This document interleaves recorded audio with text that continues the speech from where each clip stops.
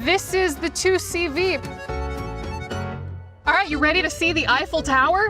Do you know where you're going? I feel confident that we are going to see the outside of the Eiffel Tower. I'm ready. I would like to see it. We're just gonna have to go by smell. Have you ever navigated by smell before? No, can't say I have. You just have to smell The Eiffel Tower? Le Tour de Eiffel.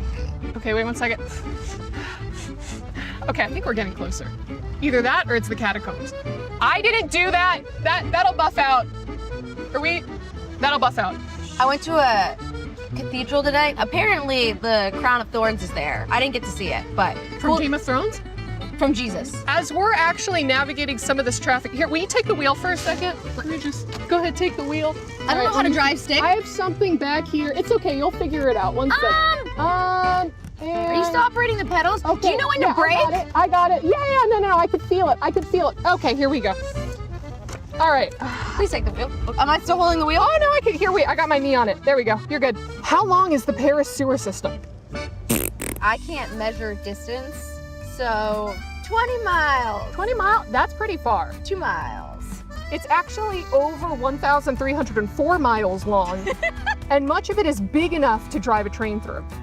Whoa, it's a lot of It is. It's quite That's literally crazy. a lot of The Eiffel Tower is 330 meters tall, or 1,083 feet if you're American. How much does it grow or shrink based on the temperature? This thing's growing? I mean, we know that things tend to grow or shrink based on temperature.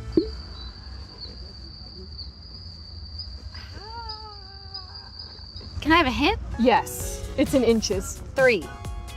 Double it. 6. 6 inches. First try, again. 6 inches? I mean, that's kind of crazy. That is crazy. Yes, I'm there's gonna- a band that did a JoJo opening. I'm gonna think that you don't know Round so much about Paris, so... I'm an expert in Paris. I've been here for like 2 weeks now at this point. well, what can... Regardez la rue! That means watch the road. Where's the part? There we go. Is that le? Just that le. True or false? There are no stop signs in Paris. Haha, true, because I'm just going. That is so true. Actually true, the city uses yields, traffic lights, and right-of-way, all of which have been disregarded on this drive. Bonjour, bonjour. We... Oh, Wait. She did not like. She Wait. did not like it. Oh, wait. Oh, wait. Wait. Bonjour. Bonjour. Excuse me, should we a gauche? Should we? Well, I think we're a droite. No, wait, I need to a gauche this. We did a droite. Let me a gauche this. Let me a gauche this. Ah, so cute! Oh. Très belle, Sean. Hey, watch the road! What? Oh. Okay, that was their fault. We only need a couple more gauches and we're there. Maybe I should just take an Uber or like a taxi. Well, no. That's me. I am your Uber and taxi. I've got a lot of student loan debt. Another one. No! Well, I'm the safest Uber or taxi that you could ask for. Sure. Check out my 5-star rating. Is that the Eiffel Tower? I think That's not the Eiffel Tower. No, That's a crane. I think maybe you can't see the Eiffel Tower because it shrunk 6 inches. Ah, right. That must be it. But also because this freaking grandpa is on the road in front of me. Oh my God, he dropped his croissant. I have GPS built into my brain. You know, like those pigeons? Those pigeons that always know how to go home? Yes. I know how to Homing go to the pigeons. Eiffel Tower. Do you? We're still making the... What's the other one? A droite? A droite. We're droiting. That was pretty a gauche. We're droiting. We're droiting? We're droiting. We're droiting. You know, maybe I should walk. I'm just gonna get out here. You're just gonna... I'm just gonna get out. Right here? Yeah, just, What- I just it's not...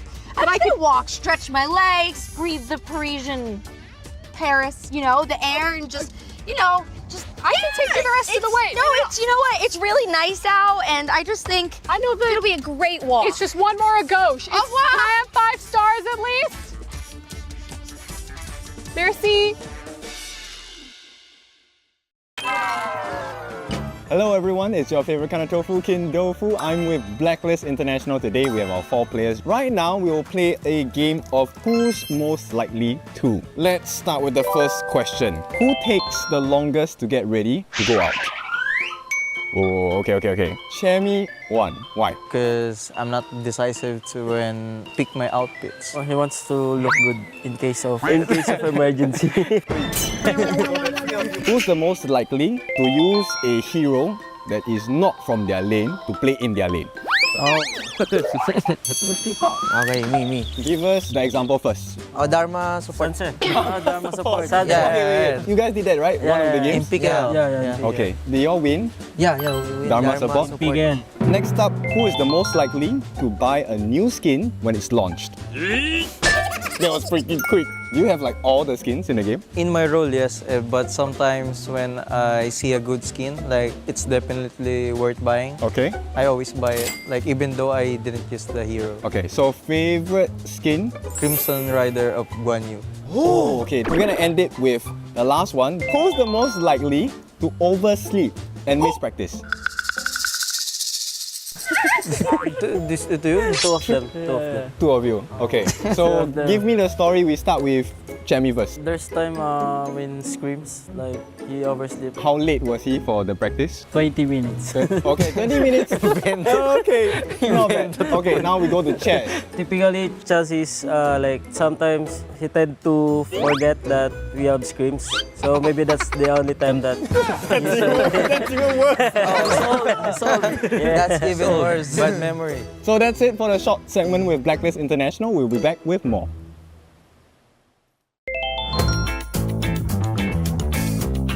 Hi everyone, welcome to Who Said, where we will put teamwork to the test. There are 3 players and here are the rules. First, only the player who can see can touch the board and show one answer. And only the player who can hear can see and communicate the hints. And only the player who can speak has the answer and can use gestures. They only have 90 seconds for this. Will they succeed? Let's find out. ยากปะโอ้โหยากมากเฮียแล้ว ไม่รู้เลยเฮียแล้วเป็นยังไงถือดาบมีผ้าปิดตาไหมถือธนูไม่มีถือดาบมันจะไม่ถือดาบหน้าต้องเป็นไฟเตอร์ชุดดำไหมชุดดำไม่ใช่ชุดดำด้วยไม่ใช่ชุดดำเอาแถวแรกออกไปก่อนเลยแถวแรกแถว4อะลงไปอีกแถวหนึ่งลงไปอีกแถวหนึ่งเนี่ย1เอาไป1 2 3อันนี้ผู้ชายอันนี้ผู้หญิงผู้ชายหรือผู้หญิงผู้ชายเอาตัวผู้หญิงออกไปก่อนเอาแถวหนึ่งลงไปเลยแถวหนึ่งลงให้หมดเลยแถว1 2 ตัวลงไปให้หมดเลยปึ๊บถือดาบข้างไหนซ้ายหรือขวานาฬิกาจะหมดแล้วเลือกแล้วว่าตัวนี้แถว2ตัวแรกที่เหลือหุบให้หมดเลยกูเดาแล้วแถว2ตัวแรกถือไม่ใช่ไม่ถือดาบไม่ถือดาบเอาไม่รู้ผมต้องมันถือดาบข้างเนี่ยไอ้เนี่ย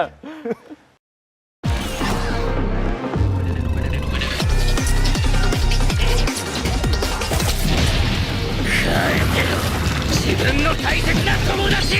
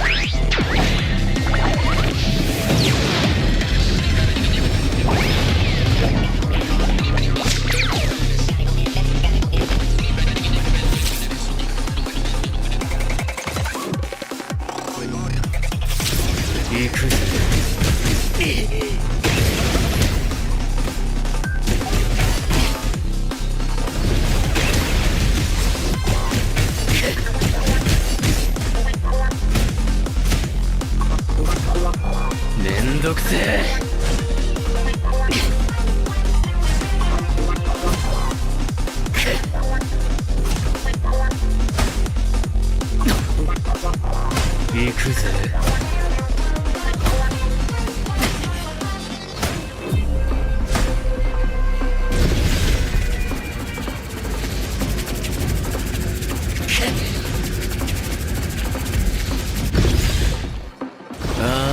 やだこれがターボババアの力かよなえるぜ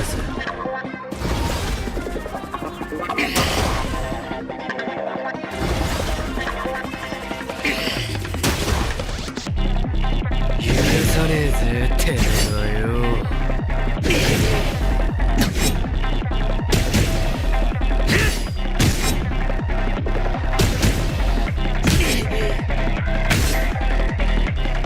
やれやれ本気出すぜ。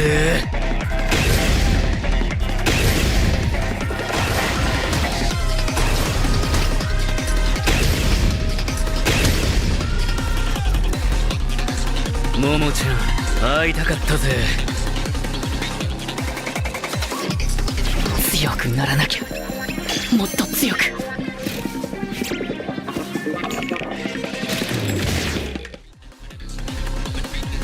そういうことかよ。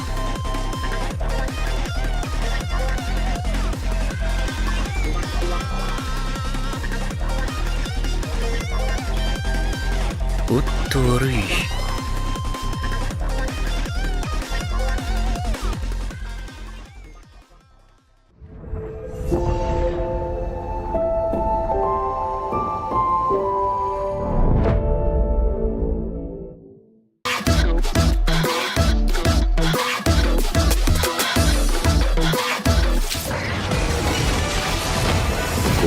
器は我のものじゃ。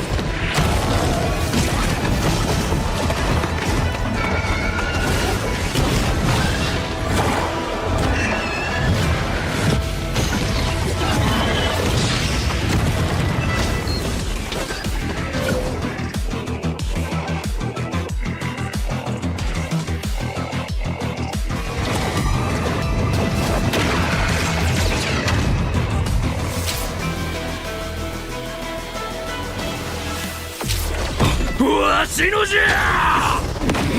つよい。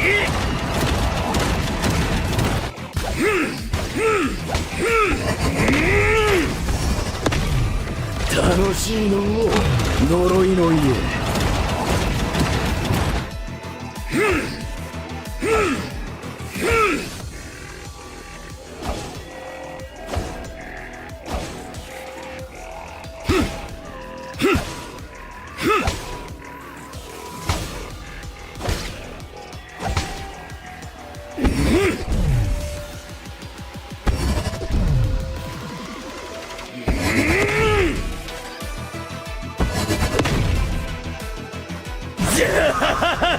爽快じゃの。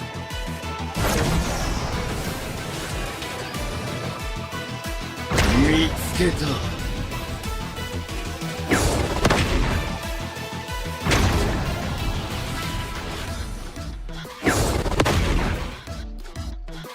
わしのじゃ。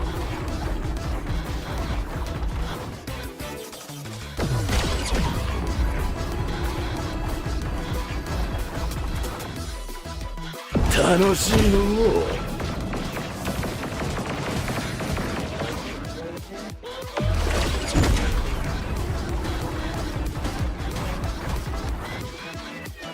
つよ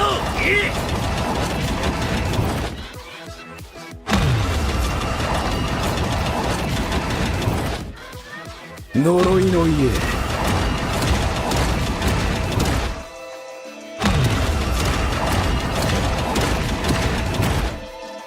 早く戦うぞ。待ちくたびれたわ。無駄じゃ。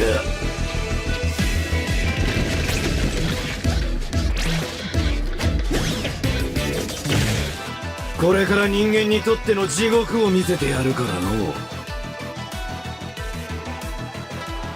早くしろ。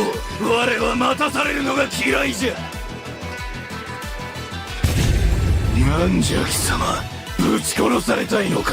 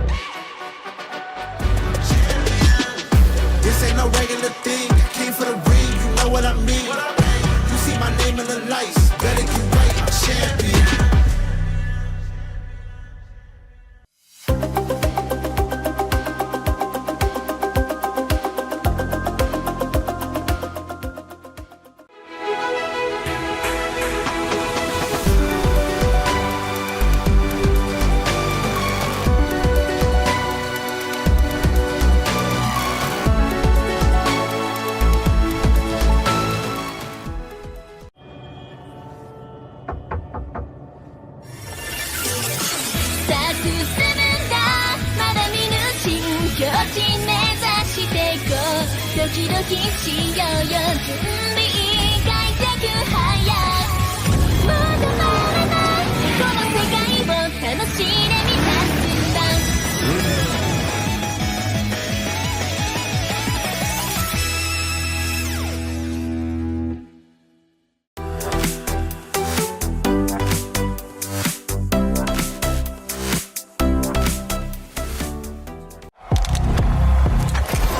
He thinks he can come in here and play my game.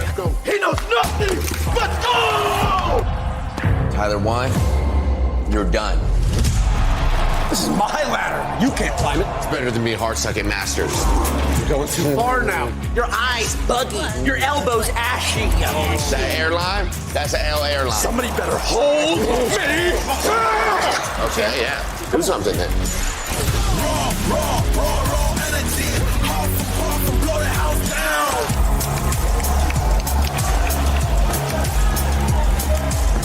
You look nervous. You look short. Everything's good? Mm-hmm. Fight.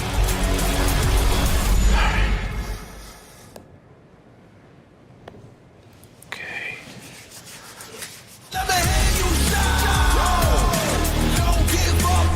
Do you really need the wraps?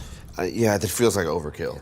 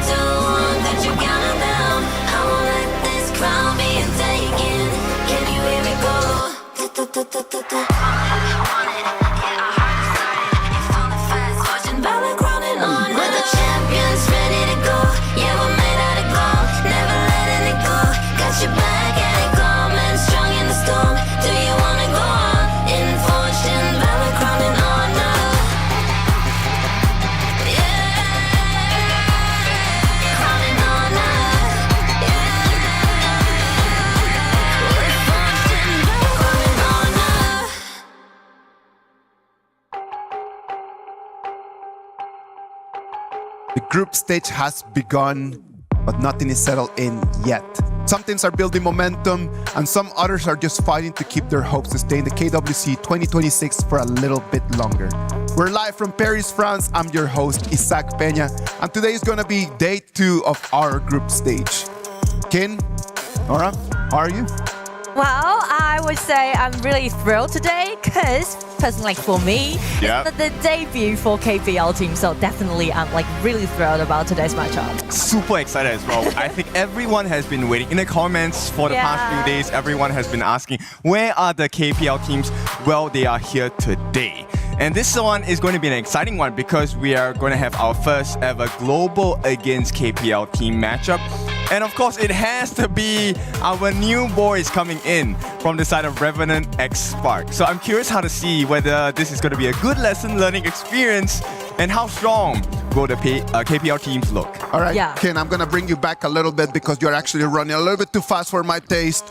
We need to talk a little bit about what happened yesterday. Yesterday, we had the group stage day 1. The highlights are right over here. We've had amazing performances. We got over there top of the top. Break it down for us.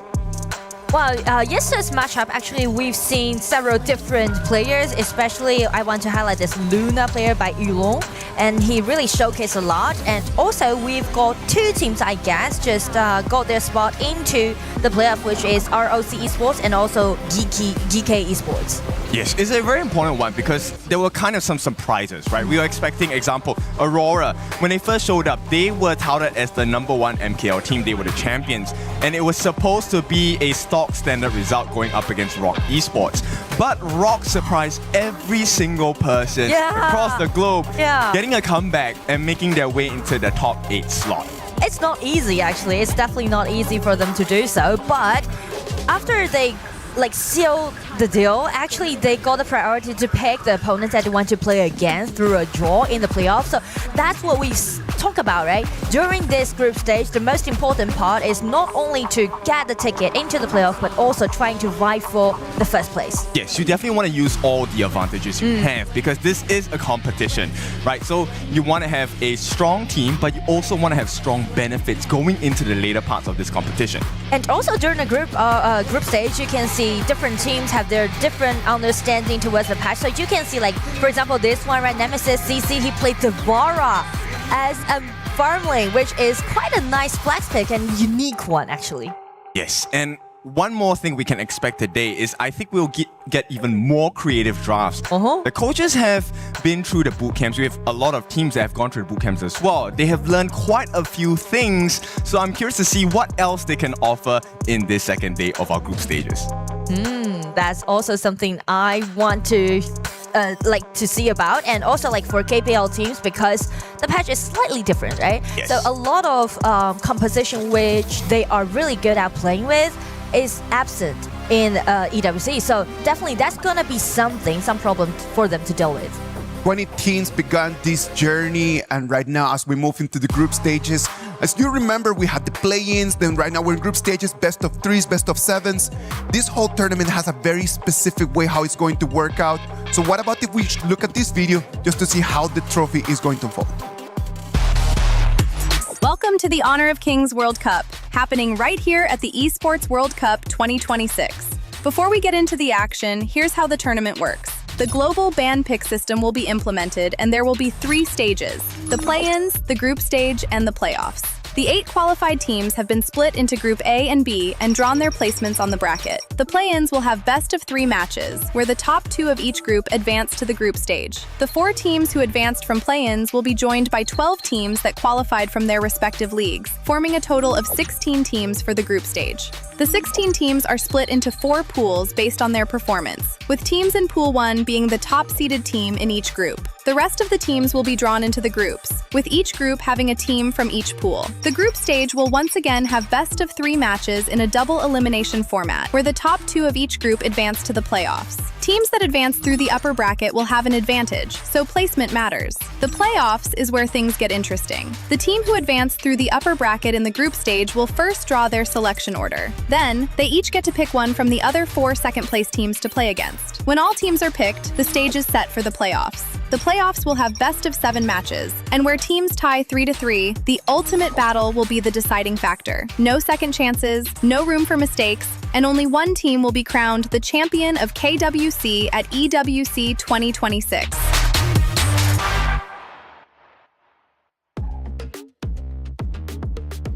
There you have it. You already saw that group stages started yesterday. Rock Esports took in the first place, sending Aurora Gaming down to the lower bracket. And on the other side, GK Esports sold the ticket by just taking 2 very dominant victories yesterday. Yes, and as a common denominator, these are our MKL representatives, right? One of the strongest regions in the other parts of the world. Now, today, we're going to see what else they have to offer to us on the other sides of the groups and the players. Well, what about if we take a look at the brackets? Bracket A is going to be in action today. For this Group A, we're going to have 2 matches, AG.AL against Team Vitality, MIBR loss against Blacklist International. And AG.AL being the champion of KWC 2025. So I would say they definitely want to grant their title this time as well. So it's going to be a tough game for Team Vitality for today. I mean, the story of this is so funny because last year at KWC, when we did the draw, Vitality went up against AG. You know, their jungler, their captain, Zhang Q, was kind of in a different state after knowing of the result. But this year, they get to go up against them again. So this will be very exciting. But heading into Group B, this is where the story has unfolded yesterday, right? Aurora Gaming against Rock Esports. Rock Esports made it all the way to the playoffs. Titan Esports Club will have to go against Influence Rage. This one will define the history for the year because they will be going up against Aurora Gaming. And it's not going to be an easy one. It's a difficult journey, but this is what the tournament is supposed to be like. So Group C as well, we have our first matchup today. That's going to be Quaisho Gaming going up against Revenant X Spark. This one, I think we're going to see some interesting thought processes from the coaches and also the players in the game as well. And because of the features that both teams share, which is their playstyle, is very aggressive. So I'm looking for a very head-to-head matchup for today's day one. Yeah, and following that, we have the Virtus Pro against Buriram United Esports. HOK and AOV once again share the stage. This one is another banger to watch out for as we progress throughout the games of the day. Now let's head over to Group D. This one, we already have our winners, which is going to be GK Esports heading to the playoffs from their performance yesterday, beating Team Nemesis. And if you voted, right, in-game, for the longest time of the game itself, more than 25 minutes, you won. High five, because it was 28 minutes. But here's one more thing that I want to highlight about our schedule, right? Because it's quite tight, and which also means if you can win game one, 2 wins in a row, then you can seal the spot into the playoffs. So you can finish all your schedule in one day, which Rock and also GK did yesterday. So that's the thing. If you can save one more day for yourself, you can actually get well prepared for your playoffs. And then just standing there for a little bit longer not only is going to make their way in the KWC to have a lot more meaning, in the bigger picture, in the Esports World Cup, that club championship rankings keep moving and moving and moving. And then there's a lot of clubs that they're ranking and stacking up a lot more points. Yes, this one was so nice to watch. We were in the back room yesterday. Team Falcons got another trophy, meaning they got 1,000 points coming in. So this is going to be important for Team Falcons. But for the rest of us on the other side, if you take a look at the rest of the table, Nongshim as well as GK Esports, these are some of the teams that are in our roster of HOK. MIBR lost as well. So it will mean the world to them if they can win this entire segment of KWC. Exactly. I mean, overall, it's going to be a worldwide tournament. So, each game or each project matters a lot. Yes, there's a lot of money on the line. And there's something else that money rarely can buy. And that is the pride and the success, the satisfaction of having that #1 placement, along with the huge prize money that you're going to get. And actually, speak of the money, there's a unique reward in KWC, which is when you're playing up against a team from KPO, you will get extra bonus, which is the King's Moment reward. So this is for example, Revenant today, right? Yes. If you want to play up against KSG, and one match or one game for different bonus. Incentives, right? And that is important. It's not only about just being there and just the honor and the pride. Sometimes in life, you cannot just live out of honor and pride. You still need to put food on the table. And what a better way than just to keep packing up in there some of the prizes. So true. And also, just check the prize pool. It's dazzling for this project. So it's very a big achievement if you can do with this kind of prize pool. 7 figures, right? I don't think we will get to see that much money in our lives if we take it day to day. But one day, Talk about yourself. you might have 6 figures in your bank account. Top prize gets 600,000 USD. This is a lot of money. That's a lot. All right. What about if we start moving towards the games for today? Today we're going to have a packed schedule. We're going to have best of 3s. We're going to have the action of Group B and Group A and Group C. It's going to be 6 best of 3s. Yes, it is 6 a long day best of 3s. ahead. So we'll take a look. First up, we're going to be opening with the Quaisho Gaming going up against Revenant X Spark. We're going to follow that with the Virtus Pro and Buriram United Esports games as well. This is going to be really interesting. Yes, and for the rest of the game, it's going to be AG.AL play against Team Vitality, and also MIBR Lost play against Blacklist International. And just like what we said, we still have 2 more upper brackets games to go at the rest of the day. So it's going to be in favor of teams who think that they can win upper hand. I want to see how the performance of the winners bracket is going to be like, because this one defines the rest of your journey. If you win, you have a couple days rest, you also have time to prepare and take a look at the research you can do on your opponents moving towards the top 8 positions. This is very important, because the format actually had kind of like a gap between best of 3 and best of 7 because we're doing best of 7 in the playoff, right? So just think about it. If you can win the upper bracket and got your ticket, get into the playoff, you can save like at least one more day prepare for the best of 7. Yes, and 24 hours of research makes the world's difference down here. And you know what? There is more research to be done on your side because if you want to figure out how do you play Princess Frost specifically, we have a beautiful skin for you to try her with. This is our EWC special, KWC special as well. Fortune Honor, crowned by Honor, the heaven beacon for Princess Frost. Already showcased in-game, unfortunately did not get the win in the series, but nonetheless, you will lose in style. I do like it. There's a saying about every player in HOK has their own destined hero, designated hero, and for me personally, it's Princess Frost. Wow, okay. I'm a big fan of Princess Frost. I'm gonna share the stage with you on that because Princess Frost is also one of my favorite heroes. Oh. And it's something that the other talents know me as because I like to play in the mid, but she can also operate as a roam. Maybe not for professional games, but in your ranked games, you can give it a try as well. Yes, and it's stunning skin. Love it. So moving on from this is gonna be an interesting day because I think arguably our first series of the day, Kuaishou Gaming against Revenant X Spark. This is a monumentous challenge for Revenant X Spark, right? They have only been in the global space for roughly about 4 months. So this is going to be a huge lesson in HOK. I mean, definitely the experience towards global tournaments gonna matters a lot. And also actually speaking to global experience, Kuaishou is like because they are the new champion in spring season back in KPL, so this is actually their first time as well to play in such a global tournament. So these are rising stars. It's gonna be like the first time that we're gonna have KSG and the first time that we're going to have right over here Revenant X Spark. Kane, what do they bring to the table? I think they will show you how proficiency is so important in this game, but also how to handle the pressure. Because behind the scenes, Kuaishou Gaming, they're not only competing in this international tournament as well, they have their home games that they have to play. So there's a lot of pressure for them to show up. They want to impress their fans. Jumping onto that, like they have been having difficult days recently because they need to be working on so many different metas, right, Nora? Yes, at least 2 metas at the same time. So actually you can see like they had a really tight schedule. They just finished their KPL games back maybe like 2 or 3 days ago.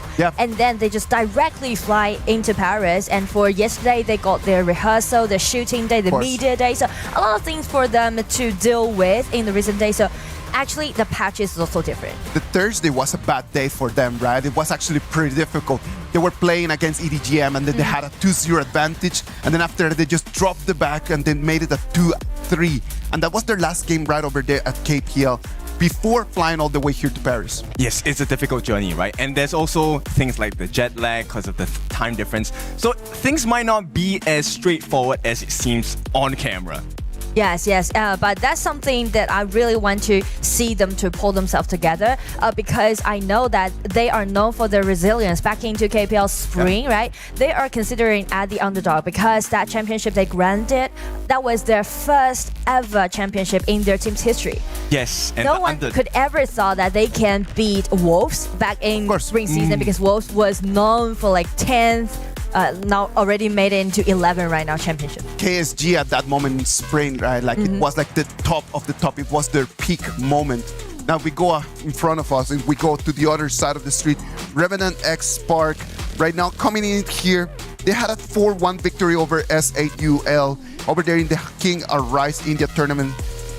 Talking a little bit about that game, Kin. How much information can we get out of that match that is going to show us something of what they can actually do today? I think the one thing we take a look at Revenant X Spark will have to be Jing Tian, right? Because he's the main core of the team. Now, the rest of the players, they have already entered the other scenes of HOK Global Esports, which is things like the ENC and the Asian Games. They have garnered quite a bit of experience. So now the big question is, how fast can you learn? Because you're going up against one of the biggest teams from KPL. Yes, this is their first time on the international stage, but they're all proficient with a lot of the heroes that are available in this patch. And I feel like it's gonna be a little bit stressed when you're putting under spotlight, right?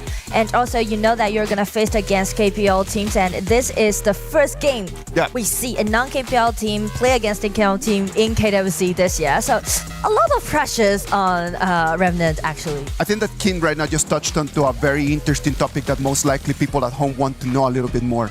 For Revenant, like they need to come up with something different. They need to come up with something nice. In terms of the hero picks, what do they have right over there in their arsenal that they could actually toss at KSG for them to catch them by surprise? I think catching them by surprise is going to be really difficult, but the usual assassin jungles are definitely what you can will be looking for, right? At the same time, now Jingtian brings something else to Revenant X Spark that I think not a lot of people might know. So he has switched up in many different teams in HOK Global. He has been in the MENA region, he has been in IKL as well. So he's taken bits and pieces of information and playstyles from these different regions and brought them over to this side of Revenant X Spark. So I want to see if that's going to be enough to compete, put a good fight against Kuaishou Gaming. But I mean, like, he's played against Zhuhao, like the jungler from KSG, and Zhuhao is like, I would say he's one of the most popular rising stars so far in KPL because he got his first championship in spring, and also when he made his debut in KPL, he was known for his like getting the first place in the boot camp and getting the first place, being the first place to be selected by the teams and started his journey in KPL.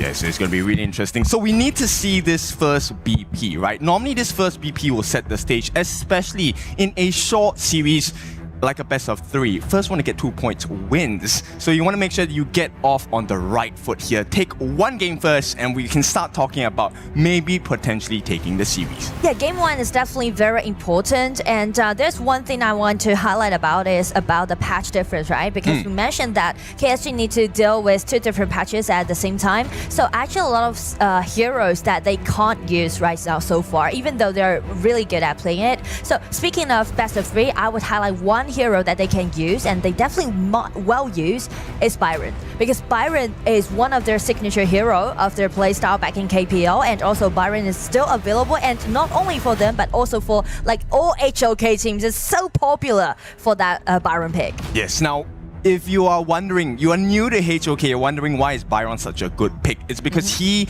has so much utility, right? With his second skill, it's a knock-up stun. With his ultimate as well, it generates a shield for him. So when that happens, he actually can put himself in situations like 1v3s, 1v4s. And that's going to be very critical when you're talking about flanks coming in from your opponents. But we'll take a look at what the idea of the BP will be like from the different coaches. The My and Pay. This has been a standard ban structure from all the different teams so far, right? Yeah. This is going to be from the side of RNT. Just trying to slow down the tempo. They're targeting at Zhuhao and also Liu Long at the same time. But on the side of KSG, they're banning away this early and also Flowborn Marksman. I feel like they're targeting at the marksman on the side of RNT, as you can see, right? Both heroes have been banned away, and just give that feeling that they won't go for the all-in pick on the side of KSG. Yeah, I mean, it feels like RNT, they're going to play a completely different game, right? They're going to put the farm lane, at least on the backseat for the start. First pick for the side of RNT is going to be the Jing. This is one of the biggest assassin heroes you can play. If you play it flawlessly, you're going to have a beautiful game. But the challenge is pretty difficult. Yeah, I mean, like, speak of flawlessly, I mean, like, confidence is what I can see on the side of RNT, right? No more operation, no more microing, just go it head to head. Yes, you definitely need to take a big step forward. This is an important milestone for you, right? So right off the bat, in the laning phase for the farm lane, I think this is pretty good from the side of RNT. They've taken up the channel going up against the AG.AL and the Long, right? Yes. So multi-targets with the Soul of the Wolves. This is going to be important to help them aid, at least to try and win that laning phase first. And here's the fun part, you know, usually when heroes, in that case, they will go for that Zhang Fei pick for the third one. But as for KSG, this time they go for this try to highlight Zhuhao in this game. So definitely Zhang Fei is going to be unavailable if RNT sees that, right? They definitely need to take Zhang Fei away. I'll be very surprised if they don't ban that. Right? right? Yeah. Because that is the 1-for-1 combination. You get a Lapu, means the opponent has to pick up a Zhangfei to balance out the ultimates when it's used. Yeah. A Bridal Outburst pushes everyone to the back, mini stun, and then you get a beautiful setup. Same could be said for the Lapu Lapu Raging Sea with the ultimate as well. But interestingly, RNT says, okay, we will allow the Zhangfei. Exactly. They just let Zhangfei as an open choice, so I guess they will just take it, easy peasy. And also, like for both mid lanes that they have banned away, this Muwa and Lorian is trying to prioritize this Haya, which I think so far it's so well rounded on the side of KSG's draft. Yes. So for the newer players, why Haya is such a prio pick is because number one, she has excellent wave clear. Very few people can win her in the laning phase. Yeah. That first wave, by the time you're done, Haya is already in another lane, putting pressure on your other teammates. And not even mentioned to actually Liu Lang was the FMVP of KPL Spring when they got the championship. Yes. So this is, difficulty added on difficulty. We'll see how RNT is going to play this one. They pick up the Garuda in the mid lane, trying to play the long range poke, as well as the Florentino. Now, Florentino, I'm kind of like on the fence because we know the hero to be really strong, right? But the win rate hasn't exactly been the most impressive so far in KWC. Yeah, I mean, people will go for Florentino all the time, like thinking that Florentino might be the hero to save, to rescue the rest of the team. But the thing is that the laning phase can be kind of decent. But the thing is that this hero needs time to scale up. But the way that how they pick this Florentino with this Jing just show like pure mechanics and pure confidence on the top side of the map. So this is looking more like an individual showcase, right? Exactly. And hopefully that comes in great synergy during the team fights. But here's one of the things they need to consider, right? A Jing as well as a Florentino. How do you beat these people? Because if you're new, you're constantly losing to these heroes in rank.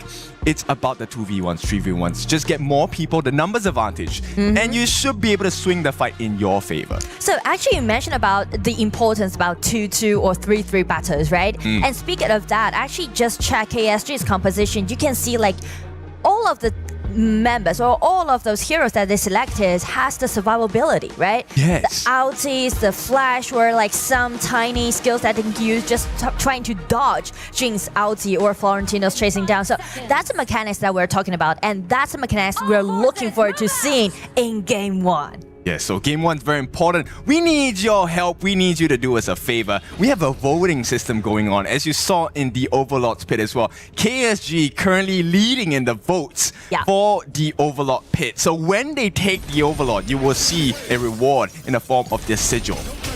Oh, Jingtian is doing something. Sneak into the red buff side, and Zhao just use his smite. Oh no. So, not looking it's good. going to be a 1-1.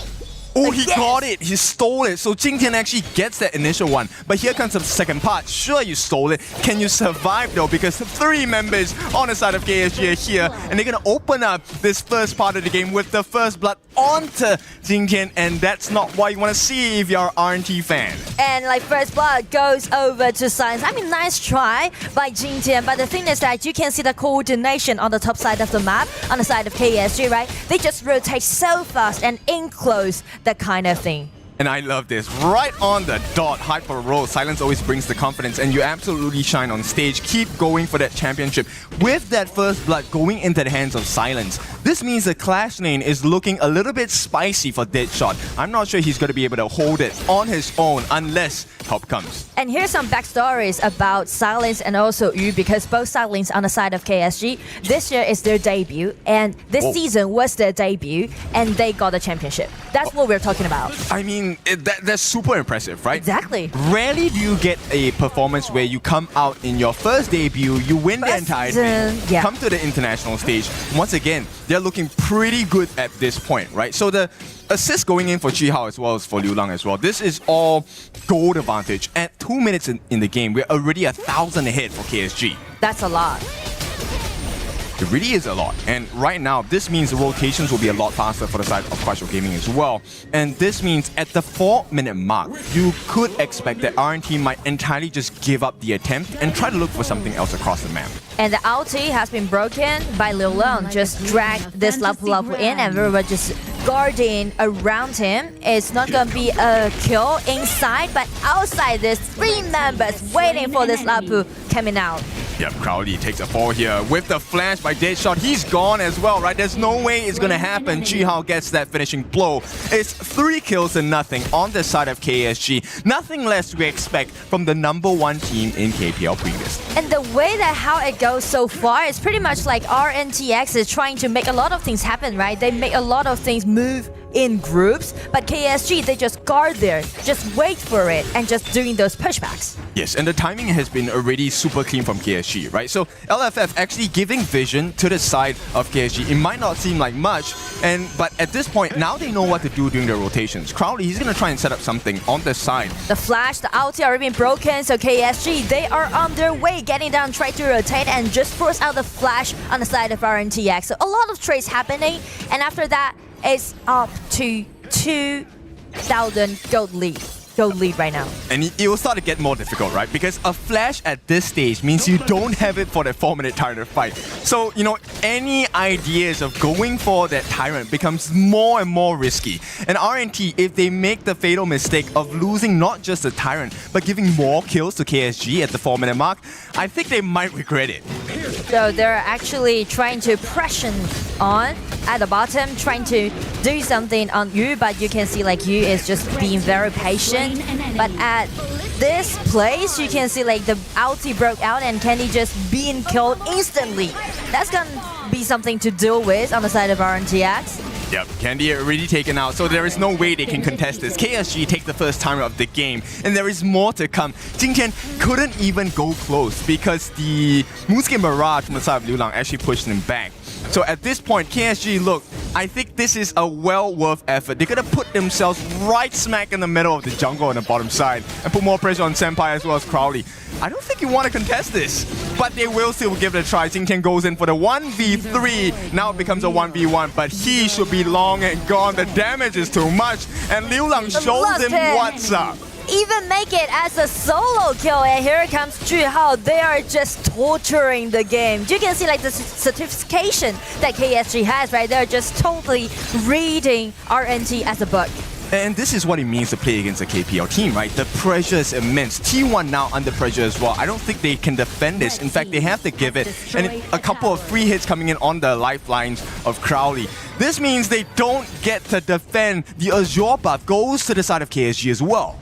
I mean, like, everything just happened so fast. Like, RNTX, they are trying to be aggressive, but the thing is that once they failed, you can see everything just collapsed after that. Yes. Like, one small mistake, the other side of the team will just make it to be a snowball.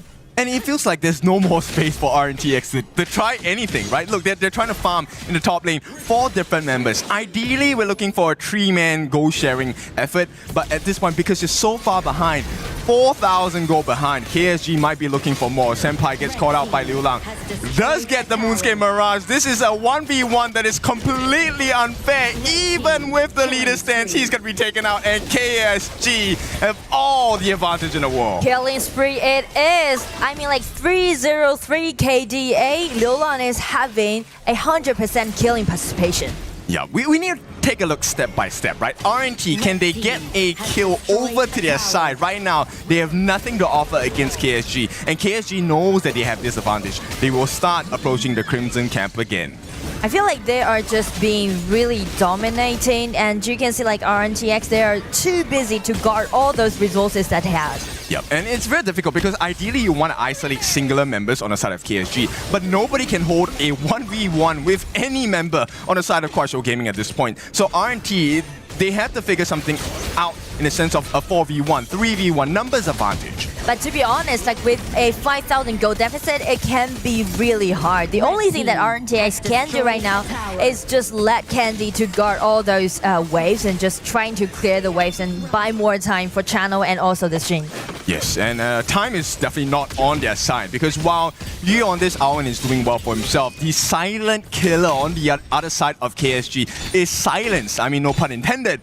But when the Devara comes online, you have essentially 2 marksmen and damage dealers, and here we go, Jingtian. He's going to be caught in the middle of no man's land. 4 different members tries for the movements with his mirror image. Not going to work out. A rampage for the side of Liu Lang. I mean, like, it's just being so devastating. They are trying to do the splat push, let Jingtian to have more gold shell. But the thing is that KSG already read that, right? So it's going to be a group movement at the bottom. Yes, and you can see Liu Lang already at 403. What's scary is not the ocean, it's the undertow. And the currents by this guy are too strong. Now the 1v1 silence against Deadshot. He's gonna give it a try. Tries to put down the pedals as well, but Yu is here to help him out. And this will be the end of Deadshot. What at the same time, we also have Crowley. The tank is gone, so the squishies are left. Just Senpai, Candy, as well as Jingtian. They can't do much here. It's 4 different members on the side of KSG, all across on the other side of the map. It hasn't been 9 minutes, but already 9 kills in favor of KSG. And you can see like they can go whatever they want, take whatever they want. It just seems like this game is already be in their hand. Yep, and if you take a look at the gold chart, Chu Hao on this Ying, close to 1,000 gold per minute at this point, 8.5 minutes. It's looking a little bit dire for the side of RNT. They're gonna have to make a last stand here. That T2 at the top is very important, but the biggest challenge is you have about 1.5 minutes left, more or less, at the 10-minute mark when the shadow variants of the objectives come out. How do you defend that? I mean, like, to be honest, it seems to be impossible for RNT to contest with this dragon at the 10 minutes mark against KSG in this kind of case. The only thing, I mean, they can do is trying to guide their high ground tower as long as possible. Yeah, because it looks pretty difficult. Okay, one more Moonscape Mirage. This one is going to catch Crowley out, which means there is potentially no more tanks for the side of RNT once the damage is done. Liu Lang will let him live, giving the last of the silence as well. They will give it a try, but this is not looking good. The Radiance comes in with the Unbridled Outburst as well. They're going to end this game with an ace at this point, just waiting for the minions to come in. A triple kill for silence. The T3 in the mid is the entry point, and KSG are looking so good. They just aced RNT, and it hasn't been 10 minutes yet. KSG looking for the victory. Everything went so optimistic to them, and game 1 goes to KSG. A very steady performance. This is what we expected. So what if there is jet lag? So what if there is 2 different patches? We have the upper hand. I feel like it's pretty solid, you know. Not only the draft that we mentioned is very well-rounded, but also the play that they did in-game. I feel like it's just being flawless. Yes, and it's quite difficult. But Isaac, what do you feel about that game number 1? I believe that RNTX came in with a clear idea of what they wanted to do. They wanted just to start the first 1 minute just making a statement, right? Like just showing that they were not gonna just stand there and just protect their base. They wanted to go and get something. The Jin comes in, tries to invade onto the red buff, does not work out, and then everything just fell apart in the 40 seconds of the game. Yes, I do like the design that they did in the early game where I tried to steal away the red buff. Yeah. Because if you want to compete KSG, you can't just go for those operations. It's impossible, right? So you need to make something like out of your expectation, and that's something they're trying to do. It's a very big gamble, right? It's like you are actually, you either you're gonna win big, or it's gonna end up just exploding in your face, and for them, just ended up just exploding in their face. Yes, it is like you said, 40 seconds, right? That's a not a lot of time, and you are forced to play this way because Kuaishou Gaming, like you said before, Nora, they are a very aggressive team. Very, These are young aggressive. and up-and-coming talents as well. Chi Hao down here, 306 with 9,000 gold in his pocket. He was far ahead on anyone else on the side of Revenant X Spark. And this is one of the cleanest gold graphs you will ever see. At the point of the 9-minute mark, they were up by 12,000. This is more than 1,000 GPM. It's pretty just go in kind of like a one-way game because like 14 against 0, and also Kuaishou Gaming just accelerating their pace. They're already being, I guess, like 2,000 goal lead being built, right? And that was 6 minutes, around 6 minutes. And this is where it gets even more terrifying, right? Because if you take a look at what the sequence of the draft is from the side of KSG, this is not even the full power of the draft yet. The composition, Silence was not 100% online. This was not a 6-slotted Liu Lang, 6-slotted Silence, 6-slotted Yu as well. And they were already struggling to keep up. So the big question here, if you're on the side of RNTX, is now we've tried the Assassin jungle. We tried the aggressive maneuvers in invading level 1. do we, number one, take a different role for the jungler now? Does Jingtian play more of a tank jungle and we try to defend against the aggression of Kuaishou Gaming, or do we try it again? I feel like try again might be better, because if you, trying to make some tankiness brought into your composition, which means you play in a passive way, I don't think play passive is going to be a good solution when you play against KSG. Okay, so they need to be cleaner, right, on the side of RNTX. I mean, to be honest, Jingtian did get like a decent start, but it was just for a moment. Right? He stole the buff. That was good. But the punish, this is KSG. This is how fast they are. At the same time, following that, Crowley not being able to follow up, and one by one, they stepped into the jaws of KSG. This gave them the best possible scenario on the side of Kuaishou Gaming. And I mean, if you want to do the invasion, you need to do it thoroughly, right? Because actually, before the 4 minutes mark, we didn't see KSG is looking for something. This is far beyond after they got those gaps about their goal difference. I mean, before 4 minutes mark, KSG is just trying to farm up in a peaceful way. But the thing is that they are just doing those pushing backs when the other team is doing the invasion. Yeah, I mean, there's a difficult position to be in, right? Because right off the bat, Liu Lang, level 1, already as a higher, has insane wave clear. So the immediate reaction towards the attempted steal on the Crimson buff, you would have to expect that Liu Lang will be able to accompany Jihao on the Gorge and, get the punish in as well. And I mean, speaking of that, if they still want Liu Lang to be the shot caller, then might well be the hero for Game 2. Well, let's wait and see what's going to happen in that Game 2. Game 1 came in, KSG took it in less than 10 minutes, sending us straight into Game 2. What about if we go for a break, and when we come back, we're going to bring you the action of Game 2 of this match number 1.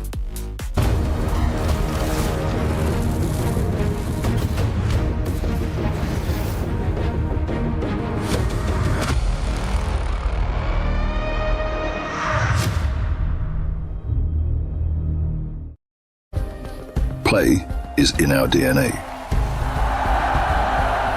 Whenever we let it out, it becomes our superpower.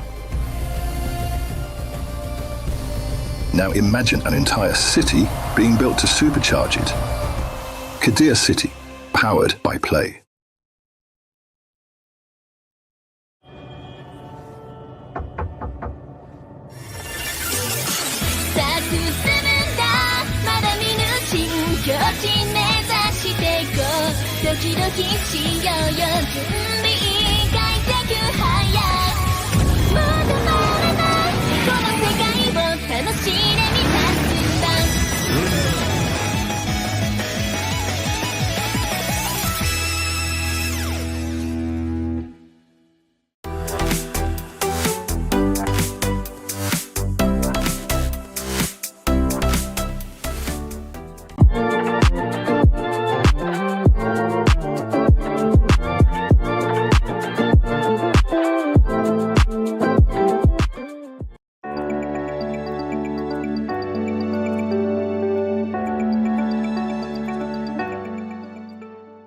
He can come in here and play my game. He knows nothing. Let's go! Tyler 1, you're done. Raw energy. Half and blow the house down.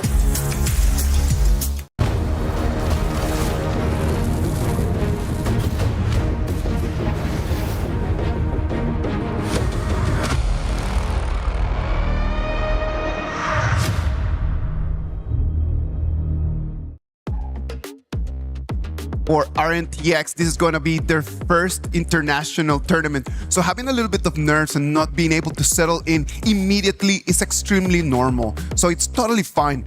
Right now, we start thinking about what they have in front. They have KSG, the KPL Spring Champions. Let's be realistic and not think about wow, let's go and try to beat them. What do you guys think is an achievable goal for RNTX in this match right now? I think let's try and get the pacing under control first, right? Yeah. I think the idea of invading is great. That's what you need to do to match against an aggressive team. Yeah. But I think they need to have a composition. We were talking about this just before we came on.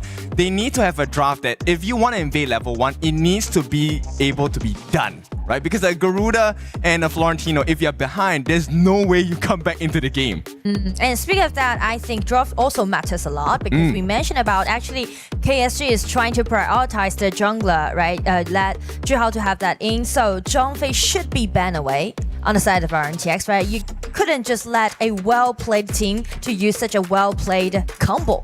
So that's the thing. And also speak of the draft, maybe it can be better for them just targeting at one row, I guess. Yeah, you know what? One row to shred down those initiations.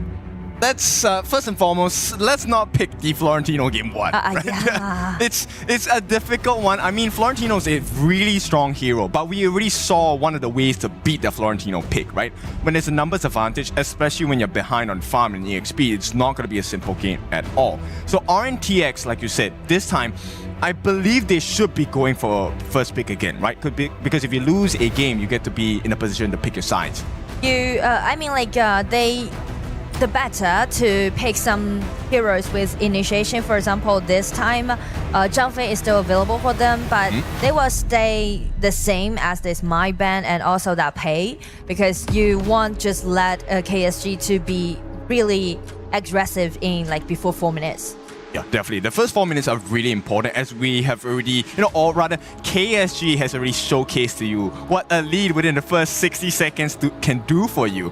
And we are going with the stock standard bans once again. No pay, no mai, coming from the side of RNT. But this time, the Guan Yu and the Chicha coming in as the bans for KSG. So they're looking for a snowball. They want to go in face first. No flanks allowed. And that kind of gives me a feeling about maybe they will go for like a Yangjin Dolia pick or like some marksman like Channel, I guess, because of this Chicha and also Guan Yu ban. Yep, and we start to see Senpai. I mean, they pick up the Arlie, and Arlie is one of the strong heroes, right? But once again, very mechanical. Very mechanical it is, and also Daidea is an open choice on the side of RNTX, right? It's gonna be quite decent, and also maybe with this Zhang Fei pick, they should just prioritize Senpai at the bottom, because you can see like how aggressively he was during the laning, right? Try to keep pressuring on you. I like that you bring that up because we never really got to see the farm lane, right? It was always action in the mid and the top, but simply because they understood that, hey, we have an advantage in the clash lane, let's push that advantage over there. Yeah. Now, RNT, they're gonna pick up the Dharma along with the Princess Frost.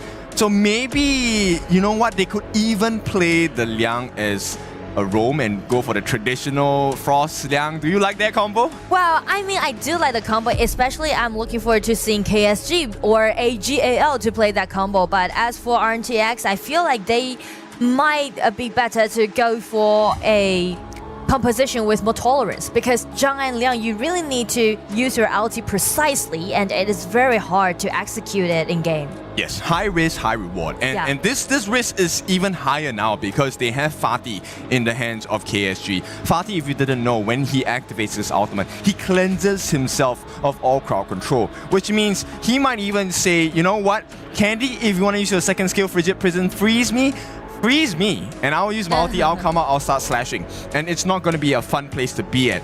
Now, on the side of KSG, we talked about the Zhang Fei roam, right? It's not going to be allowed. The KSG don't even want to give them a chance. Yeah, but as for Lapu Lapu, it's available for KSG. So this time, well, RNTX banned it away or let Zhang Fei let Lapu Lapu to be an open choice, because KSG, they are already capable of doing a lot of damage, but the thing is that their lack of controllability. Yes, and also tankiness, right? I mean, yes, they have quite a bit of lifesteal when the side of Yu as well as the side of Silence, once they get the equipment up, they do have quite a bit of lifesteal available when they land the auto attacks. Yeah. But right now, they just need a shield in front. Someone who's able to soak in all the damage, or maybe even eat all of the CC coming in from the side of RNT.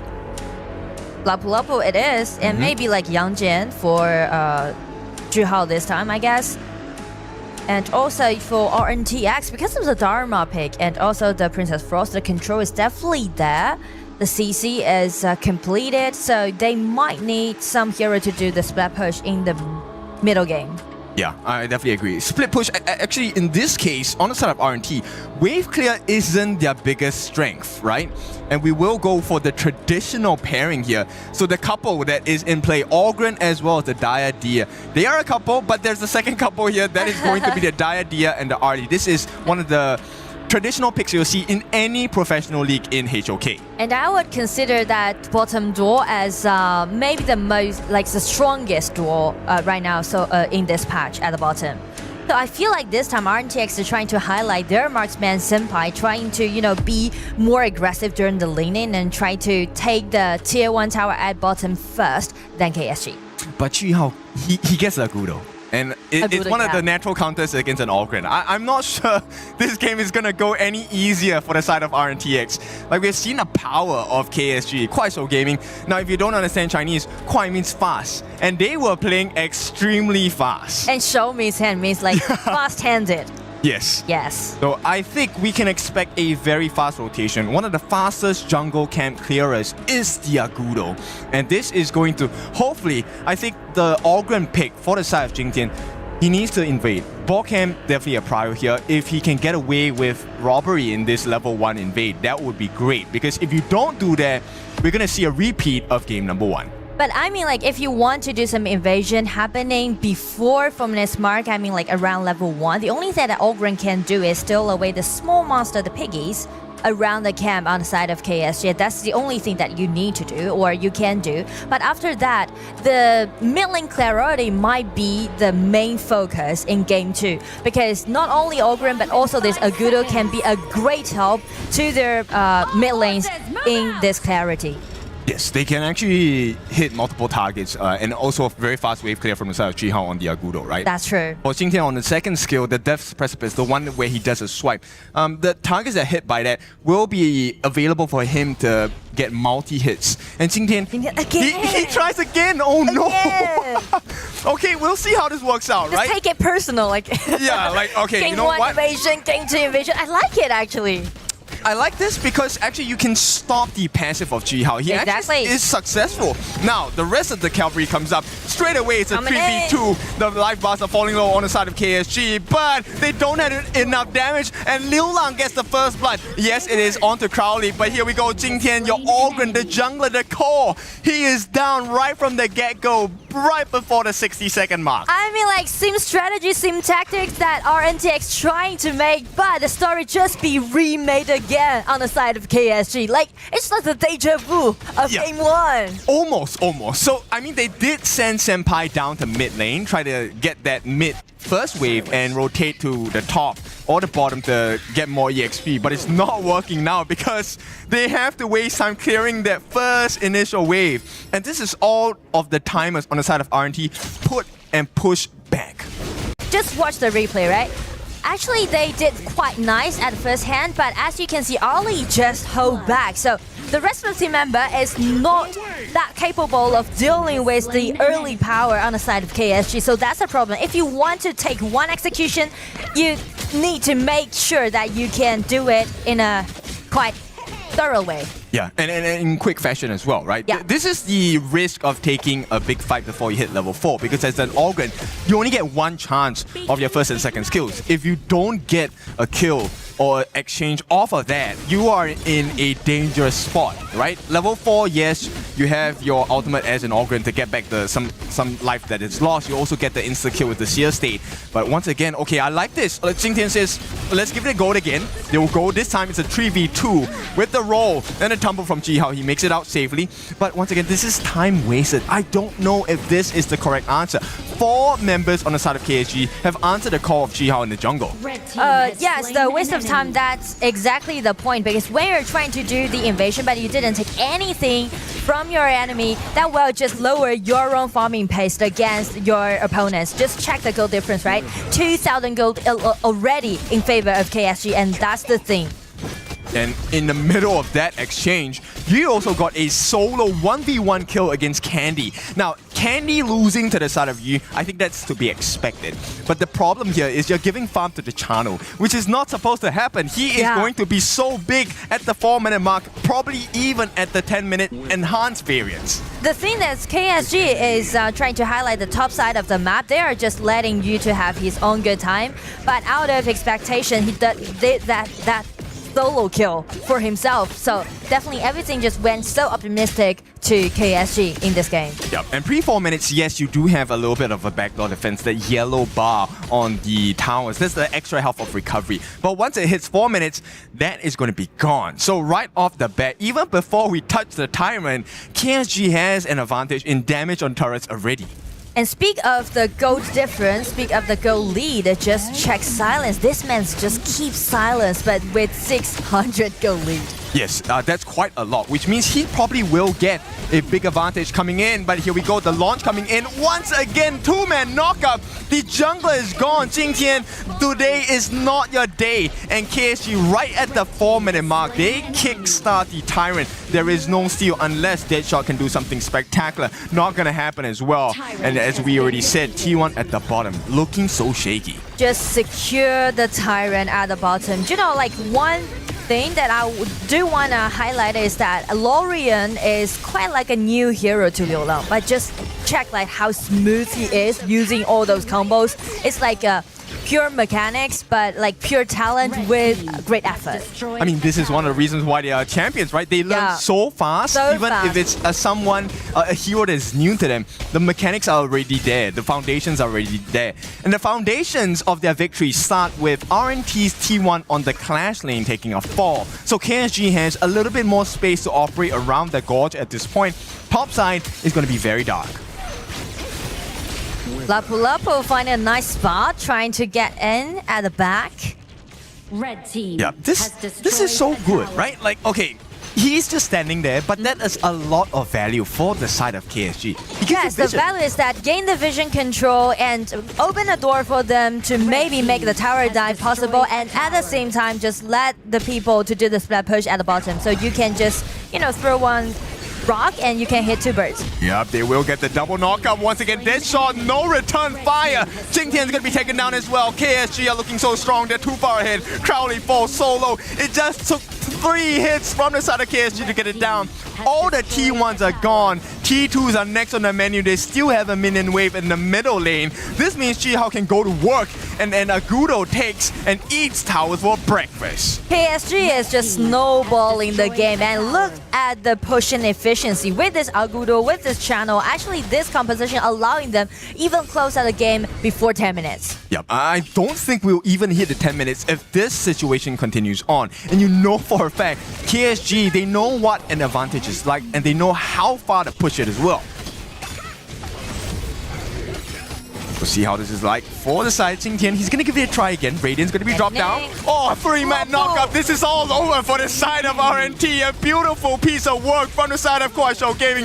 Deadshot's gonna try, but all that's left is Candy. And this truly is taking Candy from a child. He's gonna be taken out of the picture for the time being. T3 open up, and the wave is approaching KSG. They are done with this series. They want to do more research on the other teams. And with the crystal being taken down, Candy, the last one, the end is with an ace. A clean 2-0 win goes over to KSG. Just check the composure that it has, right? Just check the coordination that it has. That's what we're talking about. Everyone is amazed about the power that KPL team has, but when you're really like actually looking at it, you'll be overwhelmed by their mechanics and also certification.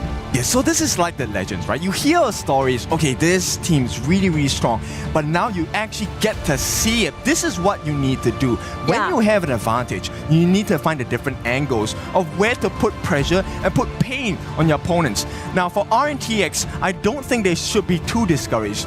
This is their first international against a KPL prodigy team. These are the strong ones. So Kuaishou Gaming will be the winners of this first series, and what a performance to start the day. And I mean, like, they can actually learn a lot from those matchups when they're playing against KSG, right? Because KSG, actually, they're pulling all their efforts in. They're not saving anything. Just whatever they can play well with, the cards, they're just taking it out, and also check out the pace. They're pulling all the things that they have to their opponents, showing their respect. That is very commendable, right? Because for KSG, they could have actually just come in and they just take this with a little bit of like more calm, right? But just out of respect to your opponents, you come in with 100%. And for RNTX, I'm telling you, I do believe that they're going to go home actually feeling like they learned something. It's not every day that you get the chance to play against the KPL champions. So they're actually very lucky that they had this opportunity. They need to go back, look at the video, and then understand exactly what they can do in order to improve. Well, I feel like they can just continuing being aggressive in the early game, but yes. Maybe we'll polish it a little bit more. For example, if you want to steal with a red buff, you need to make sure that everyone's there for you, coming up with all those damage you got. You need to have a way in, the same as you need to have a way out, right? Like, so if you understand how to come in, yeah, that's totally fine, but you need to have a plan on how you can actually go back home with the gold. Yes, safety is very important, right? The exit plan, exit strategy is definitely one thing that I think RNT is going to take away from this series. And I love that you pointed this out. Respect is shown from the side of Kuaishou Gaming. Now, RNT gets the best chance to learn because the gaps were pretty clear. They did make the right move of trying to be aggressive, but it's still not clean enough, like you guys said. Yeah. Right? And punishment will have to be dished out. This is a literal classroom. You have to take notes and you have to take the reviews. And if you take a look at the damage coming in, Liu Lang this game, once again with the Lauren, I love that he highlights this hero from AOV. I do like how Liu Lang played in this game, you know, because the first game, Haya showing his game knowledge about this game, and for game 2 with this first blood, you know, like Lauren is pretty like a new hero to KPL teams and also to Liu Lang, but just check his smooth mechanics. It's really flawless, you know. A lot of efforts that we can see back his mechanics, and also like you can see the talent from this player. Yes, and of course, across the caster desk, we all play different roles in the game. And I want to point out LFF, some of the things that he has been doing in this game, you definitely need to learn from it. Just standing in the brush is also one important factor. Giving them the information that, hey, actually, RNTX are around this area, and with a Lapu Lapu pick in a tight corner, there's no way you run away from the Raging Sea, right? Yes, you can see it, but can you run? I don't think so. I think that Kin made a very interesting and very smart comment saying that KWC is a classroom. It is out there for everyone who wants to learn to become better at what they do. So every single person that comes in all the way here to Paris, France, as long as you are willing to take in information and try to become better, we'll see you next year in KWC 2027, man. It is just a road. And it might not be right now for RNTX for them to show that they are the best of the best. But if they take the notes in, I know that one day they're going to be able to really bring it in to KSG one more time. Well, let's go on stage and let's talk to Mara to see exactly what the players have to say about this match. Here we are with Liu Lang. Congratulations on this first matchup. You came in here as a champion of KPL spring season and you showed exactly why. You finished the game very fast. It was very clean that your opponent didn't have a chance against you, basically. Do you expect all matches here in KWC to be this one-sided? 流浪，你们作为 KPL 春季赛的冠军进入到这个比赛，感觉确实也证明了你们的实力。每一场都是像刚刚那场就是完全是2比0输通了对手。你认为就是这种实力差距，你们是否后面的几场可能都会是如此碾压性的去获得胜利吗？如果自己打得没啥问题的话，应该都是这样的，输退了。 As long as we can perform at this level, I think there's no issues with crushing everyone 2-0 just like this.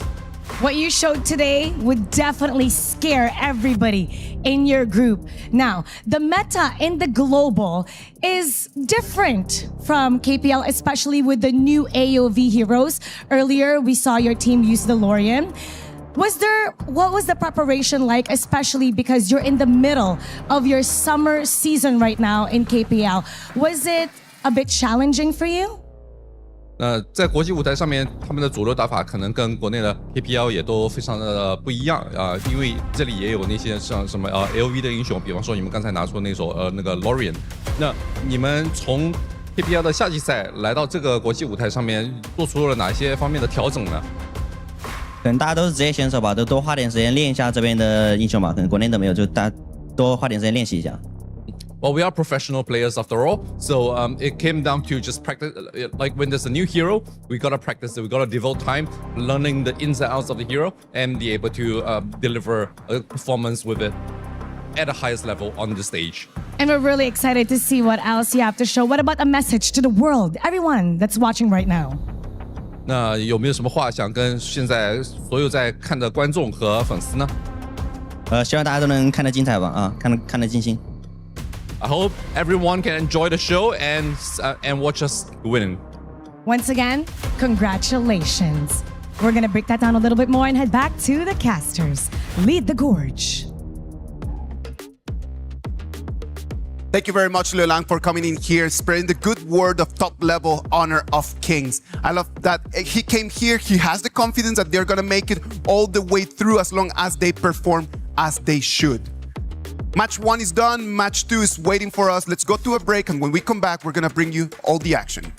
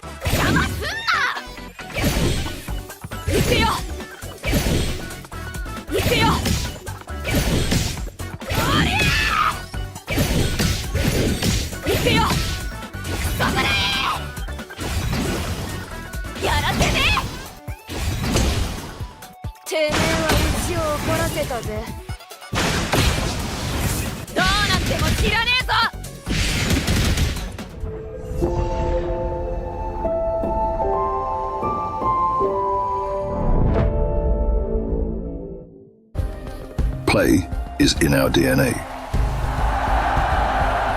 Whenever we let it out, it becomes our superpower.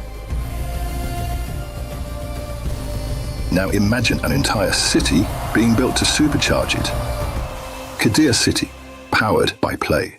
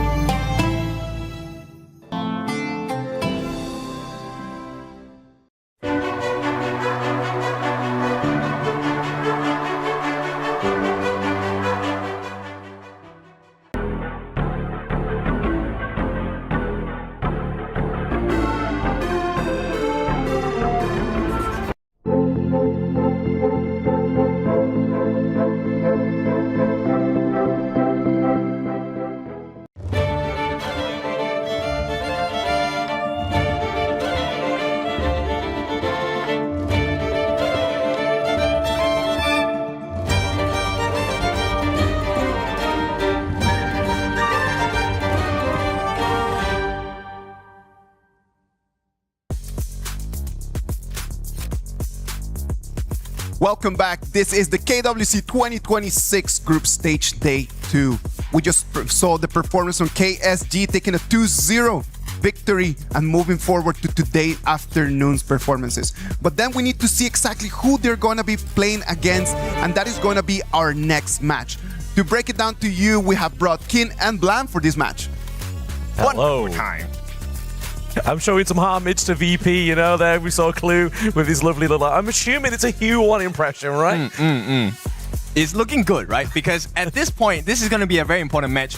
Now we shift from one side of KWC to the other side, and this time we're looking at the HOK AOV matchup. Virtus Pro going up against Buriram United Esports. This one's going to be interesting because we have quite a bit of history with VP. Oh, absolutely. KML champions against playing survivors. This is going to be Virtus Pro against Buriram United Esports. The KML Spring 2026 first place against the RPL Summer 2026 first. Blam, who's coming on top out of this one? Is that even a question? I mean, I'm a representative from the KML, man. Like, Virtus Pro has my vote all the way. I mean, Buriram United showed a very promising play-in stage, but Virtus Pro is that next notch in HOK. All right, so Virtus Pro makes it over here after winning their title. When looking at the way that they made it right over here, their destiny with Nongshim Red Force had been just intertwined in such an interesting way that they had to beat them multiple times in order to make it right over here. Blam, what happened in there? With that one, I mean, obviously, Nongshim Red Force got up against KML's champion now, Virtus Pro. Obviously, it was a bit of a tight series. Yeah. Obviously, after the reform of Nongshim Red Force, they still wasn't enough to take down this VP, this new kind of like all-star roster within Europe. It went all the way until 4-3 in that grand final of the KML, the Spring 2026, man. So we can see a lot of the people that you can see on the screens. These are not new faces for anyone. These are players that have been with us through these years. They have been carrying the flag of different teams. They are experienced. Blam, what are the best moments that you remember from Highland, from 90, from Clue in the road to KWC 2026? I mean, for KWC 2026, obviously, we saw that Highlang has kind of been shifting since 2024's EWC, right? Obviously, this is a guy that kind of left the composition very early, very emotional, but now, last year, he got top 4, and that's what they're going to be going towards now. Top 4 is always in the past because we know that they did really well in the past, but what they have today is going to be a completely new challenge. Buriram United Esports, since play-ins in day 1 up until right now, they have been doing really well. We've already had a lot of performances by them. We already know exactly what they can bring to the table, as we're always saying. Is that going to work in their favor because they already know the stage? Or that's going to be a disadvantage since for Virtus Pro, they already know what they can do? It's going to work in my favor because I love this mid lane matchup. I like that you highlight the Highlang from the side of Virtus Pro, right? Because coming in, we get to see this comparison between him and Nunu. Nunu is this all-star player coming in from the side of Buriram United Esports. And Highlang is also a decorated player from the side of HOK. I think that that's going to be one of the best matchups in this game, right? Like just the mid lane fight. Nunu, we've been talking about Nunu so much in these days just because he has been setting the real standard for DeLorean, right? He is the gold star, right? If you think of Lorion, you think of Nunu right at this stage of KWC. And this is going to be a very interesting matchup because the wave clear ability from both sides is equivalent at this point before we start the performance, right? Highlang is also known as one of those very flashy mid lane players. We might see, I mean, we probably wouldn't see it today, but Shangguan and Mai, these are two of his favorite heroes in the mid lane as well. We haven't seen Nunu move away from too much from the Lorion pick because he has found so much success that, to be honest, I don't think Buriram United has been tested yet. But well, if he's already been given this option so many times and we already know that this is going to be one of his main picks, Blam, would you use one of the bans just to say like, okay, we're not allowing Nunu for that Lorion pick? No, you know what? If I'm Virtus Pro, I'm going to be like, you know what? I want to take that challenge in game number 1 because it's something you don't allow in maybe like game 2 or game 3, right? Because that could be the potential turnaround and loss of the series for VP. So for me, I feel like you test it in game number 1. If you beat it, that's even better for Virtus Pro. I like the idea of that, right? Because this is something that you can expect. This is something we have seen before, and this is something you might have done homework before, right? So if you are able to use that information to your advantage, get the win, right now that will kind of shake the confidence of Buriram United Esports. At the same time, it also opens up the questions, what more do you have? Exactly. I think that's the obviously question we're going to be seeing here as well, right? But I mean, I want to go and harp back onto that Lorian point as well. Like, I feel like with a team like Virtus Pro, going up against Buriram United, you have to play, you have to be on the front foot, right? Like, you have to be leading that game for Lorien to have the impact that he needs. You can't play Lorien from behind. That's a very difficult hero to play when you are 2K, 3K gold. Okay, so I'm going to put you in the camp of Virtus Pro. I'm going to be on the side of Buriram United. And it's looking good, right? So the rotations are going to be very important. But we have to talk about the synergy of the teams as well. And the two players I want to add on in this scuffle are the roamers. Tao's going up against Clue. Yes. Clue's one of my favorite players. I mean, he is a lot of fun. And he is one of the most consistent players throughout the history of HOK. But going up against Tao's has been really consistent so far. Very consistent, but I mean, Clue has home ground buff. Okay, true. You know, true. like, he is from France. He is here to be like, you know what, I can't lose at home. Like, any football team that loses at home, it's even a sorer loss here. So I feel like for Clue, he has something not only to prove to, obviously, his teammates, 90 in Highland that got to top 4, but he also needs to prove it at home that he is the top dog in that roam. Well, I like this struggle because both roamers, they play really well in the setup roam, right? The Changpeis, the Lapu Lapus, even the Lianpos. These are the heroes that we're very well versed with. On the other hand, if we are talking about the utility roams where the Diadias, the Sakias coming in, it might be a slightly different story because we have not explored that concept with either of these teams right yet. Correct. And then, you know, that growth will then go into the goal lane. For you, T-Gold, for me, Licky, what do you think? I mean, T-Gold, I feel like he's still one of like the newer players onto the Gorge here for the side of Virtus Pro, right? Obviously, it's somebody that was a little bit newer to the roster. Yep. Had a bit of a promising start, promising performance within KML. I feel like maybe from KML, because we haven't seen them play since then, there's got to be a clear shift in how his performance is now.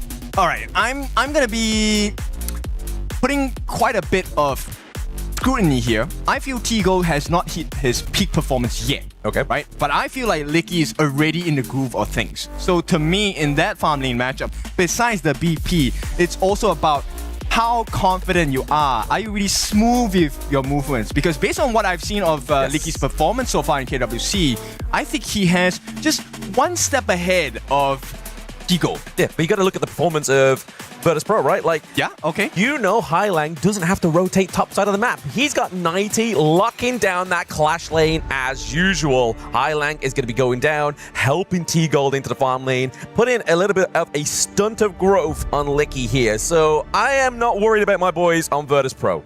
Okay, I like the confidence, and I hold the same confidence for the side of Buriram United Esports as well. I'm curious to see how this first exchange is going to be like, because normally in a best of 3, the first game sets the tone, right? Yes. If you get a win, there's a lot less pressure coming into the second game of the series.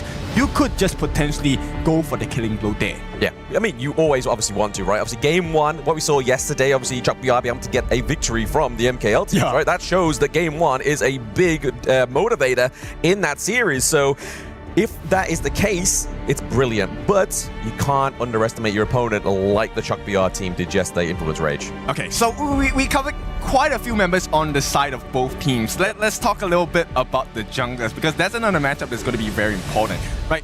In the previous series we were watching, we saw that a good jungler really defines a game, right? And the mistakes of a jungler could also define how the rest of the game goes from the get-go. But before we jump into that, I mean, we'll take a look at the BP. Jiabao is new. He is on your side, Virtus Pro. He's taking over Rock. Yes. And I don't know how I feel about it, because this guy, he is also decorated. This guy started from what do we call it? Started from the bottom.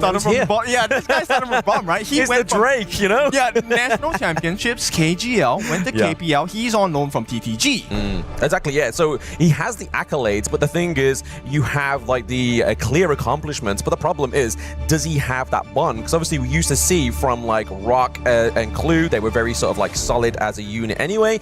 So it's going to be seeing if that identity has been formed here for Virtus Pro. Because I think for me, if I was kind of like on the opposite side of this argument, it'd be like, what is the identity for Virtus Pro? Because it's not going to be the same as the one from KML. For sure. The synergy is definitely something that we need to talk about for both of these teams. And you know what? I was so surprised at the Buriram interview the other day, because they said they formed this team in, what, 5 days? They have like 5 days of experience together, but it doesn't feel like they're playing as though they've practiced for 5 days only. This guy seems pretty in sync with each other. So I'm curious to see if VP has this same formula in their bag. And as well, like obviously back to that interview point that he was making when there was on about obviously Yu Sung being put into the clash lane as well. It's just like, oh, if he wants to play, he wants to play. But they can't have that mistake. They can't underestimate 90 into the clash lane, right? That's where I feel like if Buriram United kind of go for that blasé kind of attitude, it could mean the downfall of this series for them, right? I mean, if you're new to VP and new to 90, he puts you to sleep, and not in the way that you would like. If you're on if you're on the opponent's side, on the side of Buriram here, if 90 gets his way, you're not gonna have a fun time in the 1v1 in the clash lane. And he is famous in the KML for those massive flanks that have net Virtus Pro a number of big wins as well. Yeah, massive flanks, 1v1s. I mean, we go back to when obviously they were a part of Twisted Minds, right? Obviously, when we saw that massive Byron outplay from this guy, it was just like he is him with the capital H. So once again, I feel like Buriram United, that kind of clash lane matchup, they have to done some serious homework against 90 to try and kind of like dismantle this player. I mean, that's one, right? The second one I think that's really curious is how many of the AOV heroes do we get? Do we get the Florentino again? And curious point, I think yes, Lorian is a great pick. Nunu is definitely very well versed with that hero as well. But I'm thinking that Virtus Pro might not take the risk and actually ban out the Lorian. They might do. I mean, we'll have to see what obviously goes on in Game 1. I feel like if they don't ban it in Game 1 and allow it to come through, I feel like that is going to be kind of what they need to do. Obviously, it's global ban pick, right? Those at home, if they pick this hero once, if you're new to the stream, they cannot pick it again. So it's not like Buriram United can just go 3 series with this Lorian. They have to choose which game is going to be the key moment, or which draft against Virtus Pro is going to be the key moment that they lock in the Lorian pick. Because if they do the wrong one, that's one of Nunu's trump cards gone. But it's not to say that he doesn't have other great picks. We saw great performance on the Xiao Qiao as well. Yes, and so, you know, the first few bans will define the kind of the direction we're going in. So far, the stock standard bans, we have seen the Haya ban, we have seen the Pei ban, we've seen the Mai ban, maybe even the Guan Yu at some times. True. So right now, the consideration is some of the teams, they actually prior their jungler first. The rest of the usual ones, they take up the farm lane first. So Aoyan has been one of the prior picks for a lot of the teams coming in. I mean, he's not even having the recent changes that's happened, obviously, in game recently as well, right? Like, but I feel like that's the good thing about, obviously, Aoyan. He's able to just be an independent farm lane, right? He has infinite vastness. It means he's able to just kind of like, okay, if they do die for me, it's not the end of the world. But some of these teams know how to play against that hero in when they can exhaust that ultimate at the right time, right? Like if they're able to pop that off before the 4-minute mark, it makes kind of any kind of neutral objective team fight harder for you. I love that you said that, right? Because for the Aoyan, it really comes down to the 4th minute. And more or less, level 4 too. If you don't have the infinite vastness, that is the best time to catch you. And that will definitely put you in advantage, not just in lane, but for the team fight as well. So we'll see the stock standard bans coming in, at least from the side of Buriram, right? So no Mai and no Haya, but the Pei is open. It looks like Buriram wants to get that first. Oh, there we go. The Dolly getting banned out here for VP. They're really, like you said, locking down those support picks. But if we look at the meta over the past few days, were these really going to be prior picks for Buriram United? I mean, I think maybe they're scared of the Yang Jin Dolia combination, right? Okay. But the Lorian comes in. Here we go. So this is going to be the Nunu special. How special is the Lorian performance today? I'm curious because VP has been watching since day number 1, even in the play-ins. What kind of homework did you do? I don't know, but I mean, that's a meaty farm lane duo down there to the bot side of the map. We have Aoyan, as we just recently speaking about there. T-Gold does get one of, obviously, like we're saying, one of the most prestigious farm lanes there as well. So, like Clue, we know is able to be free to roam the map, help mid lane, help jungle advance, or accelerate their farm. And he knows that it's going to be T-Gold after level 4. He's going to be fine. And if there's any hero that is synonymous with Clue, it's the Zhang Fei, right? Fei, yeah. He is one of the best, most consistent Zhang Fei players out there. But here comes the pain. You know what? We're not going to split the series to give you, one by one. We're going to have both of the AOV heroes coming in. And we're going to have the Florentino come in. This is going to be in the hands of Yishong. Now, Yishong is also the secondary class player for the side of Buriram. But here is the real pain. Valdez with the Pei. I mean, that's a crazy 3 starter picks, right? Like, for the whole series, we were like, man, you got to watch out for Lorian. Man, you got to watch out for Pei. Florentino, I haven't seen the greatest performance on. No, but this team being from Arena of Valor, if there's anybody that's going to be able to pilot this, it's going to be Clash Laners from that game, you know? Whereas the Pei, that's also surprised me on teams like Buriram United. This is not a hero that has any kind of equivalent, right? It's different, but they are able to be precise with it. And we know Valdus. Valdus he loves those early to mid-game junglers, like his Pei is a Gudo. That's when he's had his best performance. Okay, so let's talk about their opponents at this point. But because we brought this up earlier, right? The Byron coming in. This is 90's bread and butter. So he has it now on the Byron, good shields, and with the pick on the Zhang Fei, one of the immediate answers we see from teams is, okay, we're gonna pick up the Lapu Lapu for the Raging Sea, but that has been banned out. No Lianpo as well. So the big three in terms of tanks for the roam, that is gone. You are forced now to consider the utility roams. Diadea, Sakir, tie-in. Oh no, Diadea is banned as well. Yeah, exactly, no. So what are you left with, man? Left with, like you said, Sakir is banned. He can't be picked, you know? Like, so when we look down to the bot side of the map, is it going to be kind of forcing them to go for something like a U1, right? Go something with a little bit more sustain there, able to obviously use him to use that AoE to obviously check rushes, do everything like that before you walk into it, but also kind of like try and stop these big engages. So obviously if Zhang Fei pops the Unbridled Outburst and you have your Unending Sorrow, you can kind of mitigate that CC at that moment in time. Okay, so they have picked up the pages from the textbook of Buriram here, right? So taking the Xiao Xiao in the mid lane for Hailang. Hailang hasn't really shown too many times of the Xiao Xiao, but you can be sure it's a guarantee that he will play well on this hero. How well, though, against Nunu on this Lauren? He is the gold star, gold standard of this mid lane hero. I'm just curious to see. They're leaving the jungler for the last counter pick against the side of Buriram. Yeah, it's going to be really interesting what these last two picks are going to be here, right? Obviously, we're looking for the jungle and we're looking for marksman. Obviously, we know that Ali has not been taken off of the Gorge here for them, but they're going to go and lock in the Chano here as well. Okay. And certain kind of flavor matchups. It is going to be the Hue-1, like I said earlier, just to give them a bit of sustainability. Because if you look at their draft, in terms of frontline, it's only going to be Hue-1 that's really going to be like a pseudo. It's not the greatest kind of substitute for a tank roam. So we'll have to see how they do. Obviously, Chano is going to be a bit of a late game assurance here for the side of Buriram United, but the Xiao Xiao, I feel like, complements Aoyin, right? Obviously, Aoyin, mid-range hero. We know that we can get the poke potential here with Xiao Xiao. It's also a good counter, not lane counter, but for the Aoyin. So I think that's a good pick here for Virtus.pro to be taken. I mean, it's a risky draft if you're looking at it from a Honor of Kings perspective, because they're so squishy on the side of Buriram.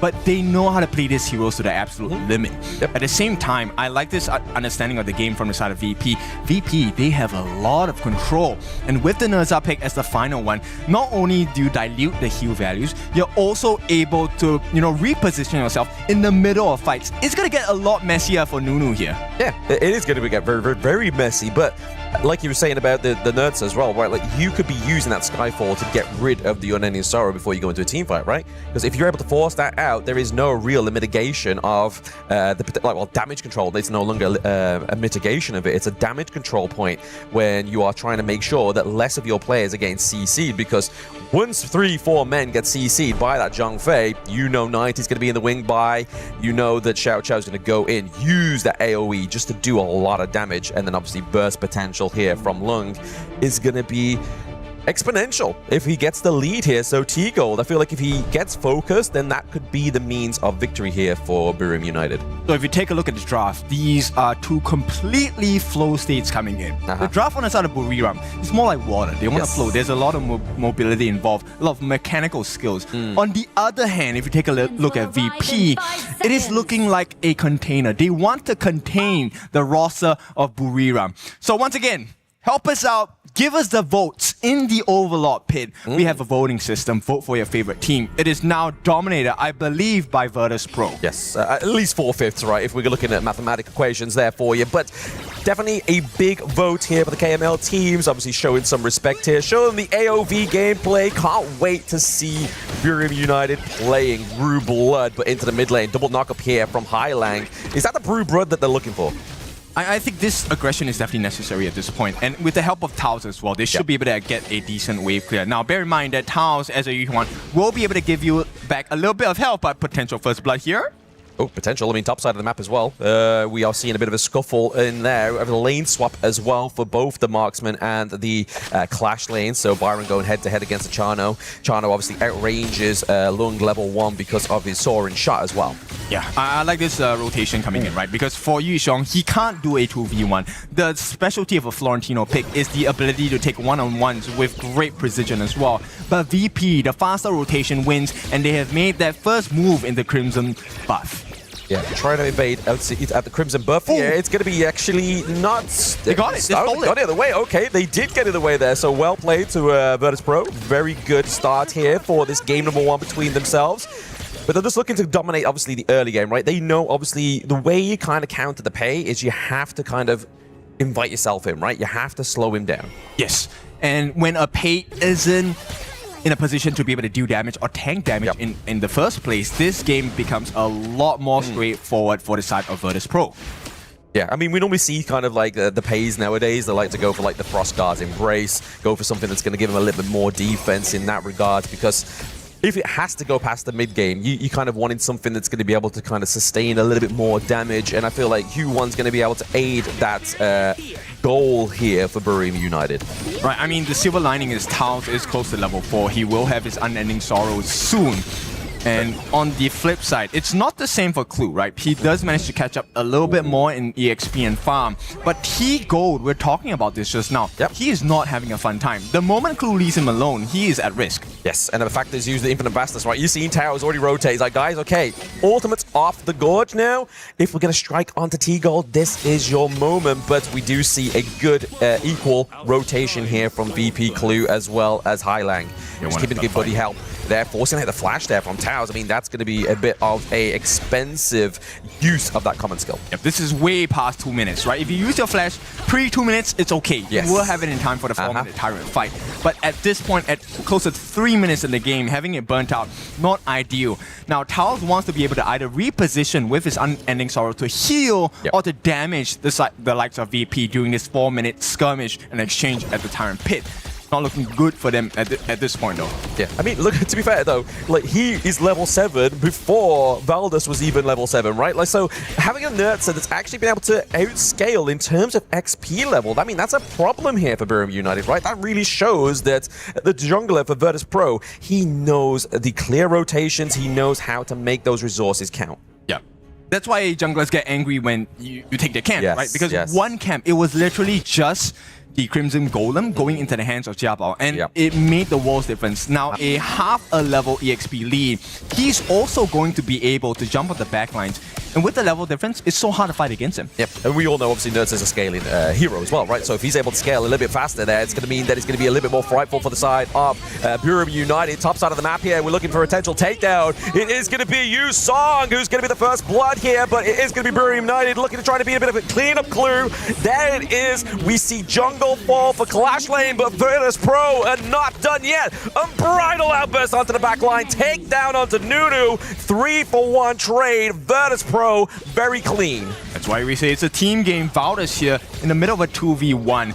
They don't really have the resources to go and wrestle for the Tyrant, and they know it on the side of VP, so they will make life difficult for Valdez. He does secure his Azure Golem at this point, but the damage has been done. This is a T1 at the top. 1,000 gold going to the side of VP. And Clue, I mean, that last Unbridled outburst to finish up, make sure they get the finishing blow as well.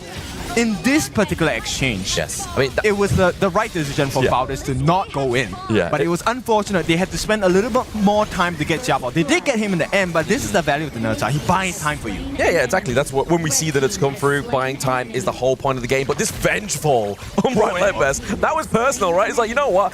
I'm not going to get everybody, but I'm going to get one person in particular, and it's Nunu that I'm going to get the takedown onto as well.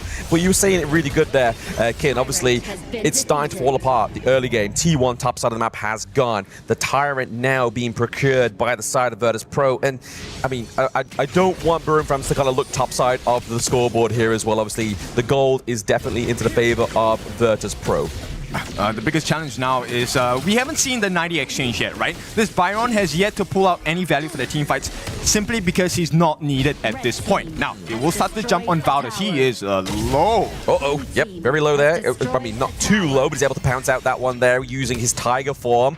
And then we see Yusung just kind of patching up the wound, saying, guys, I'm going to push him away. You can get safe. But at the same time, they're not even safe in their own jungle because that T1 takedown top side of the map means that it's easy access here for Virtus Pro. Has been replicated in bot side of the map there as well. The Lorien ult onto the backline is not going to get followed up there. The flash from Lecky is a problem. They know that Chano is a sitting duck at this point. Yo, Hailang, he's so good. That was a big save. Tigo got caught. He was open for the taking, but simply because of the knockup from Hailang, there was no other option. Now, they will try to go on 90, but he has a lot of shields to work with, and the team is backing him up. I don't think they want to do this. Yep. Buriram, this is a distraction play. They want to try and get the T1 at the bottom, but here comes a potential trade in mid.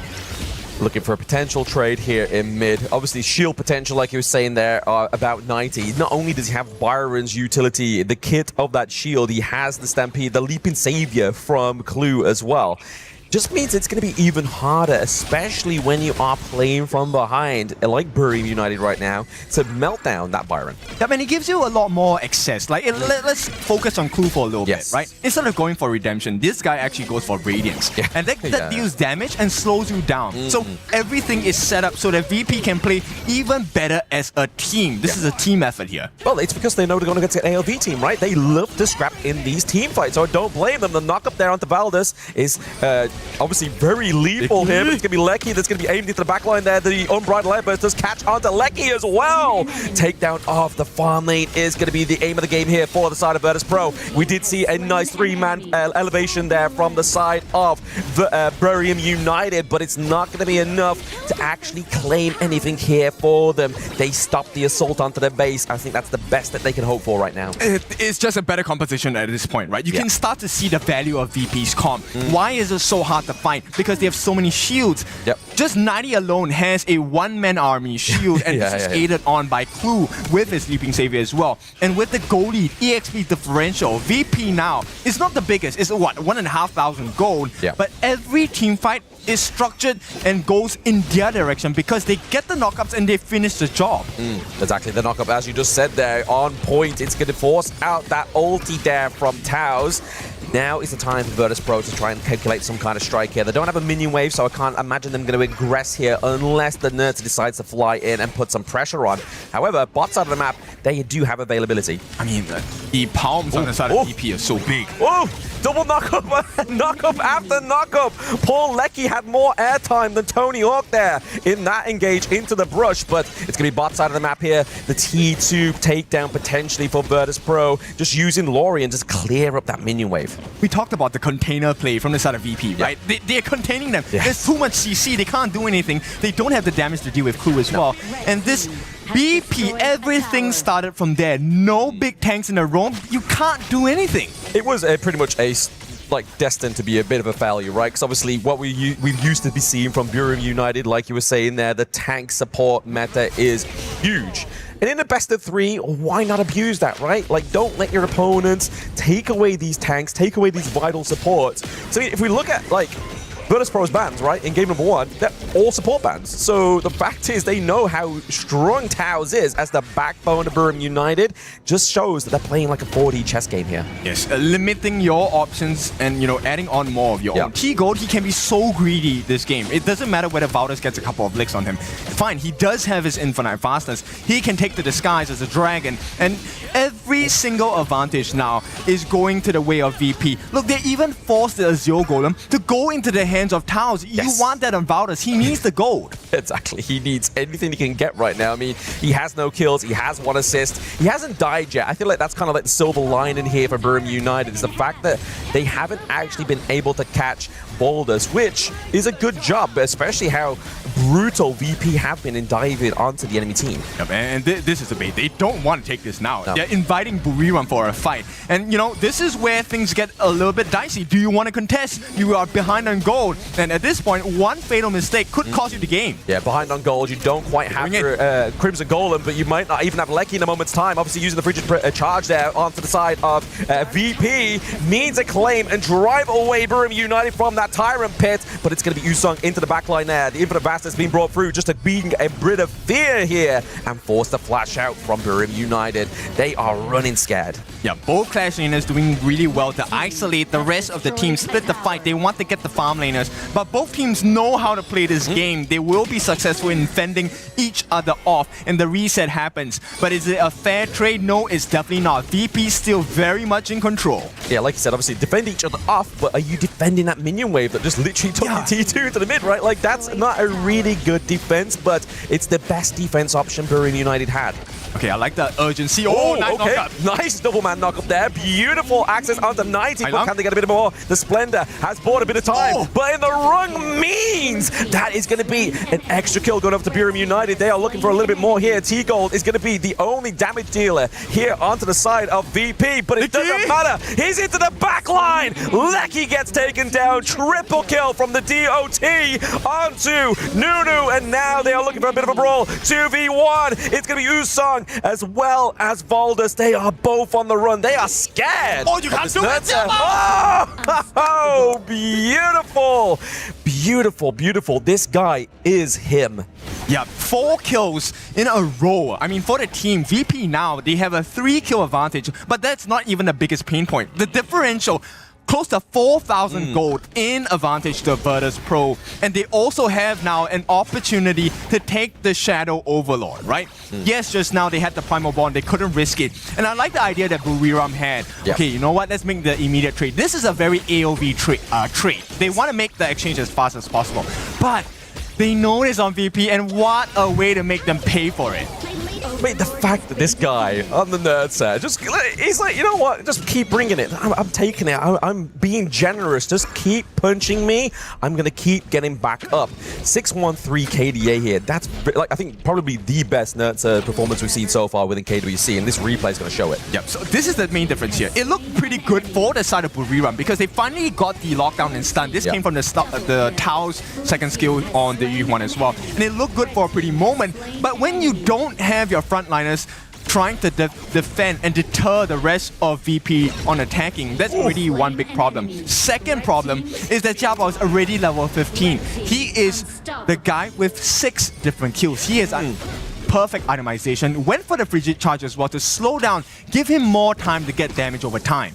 I mean, you look at here, right? Obviously, Bruce trying to be... He is levels of notches ahead about them, but what's the point having damage if you have no effect onto the enemy team fight, right? T3 down bot side of the map has been pressured and taken down here as well. We have the Vanguard slowly approaching. Buriram United trying to form some kind of defense. Yeah, they can flow like water. Water can cut through rocks, but you need a lot of time to do that. And time is something they don't have. VP already knocking on the door. They don't have to over-aggress. The Shadow Overlord has already done its job. They have opened up access into the T3 at the bottom. Mega Minions flash from Chaos. Oh my goodness, such an aggressive flash there, but Jiba was like, no, what? That's my green light onto the backline. You leave Lecky open when you flash in with 2 heroes. That is your problem. We are seeing trades across the gorge here, so this could be the saving grace for Buriram United into the backline. He's going to use Song with a triple kill, but now he has to run and hide. 90 is like the Shining. Here's Johnny. That could have been the game-saving play there. Yishong, if he did not wipe out the backline on the side of VP, this game definitely would have been over. And this is the value of the Florentino. CC immunity and huge dive. Now, Buriram, they don't really have a lot of time, but we'll take a look at this. Nice setup from the side of Nunu. But here's the big problem. AG.AL is already on your backlines. Licky, he's so used to having so much space in all the games he's played to get the free damage in.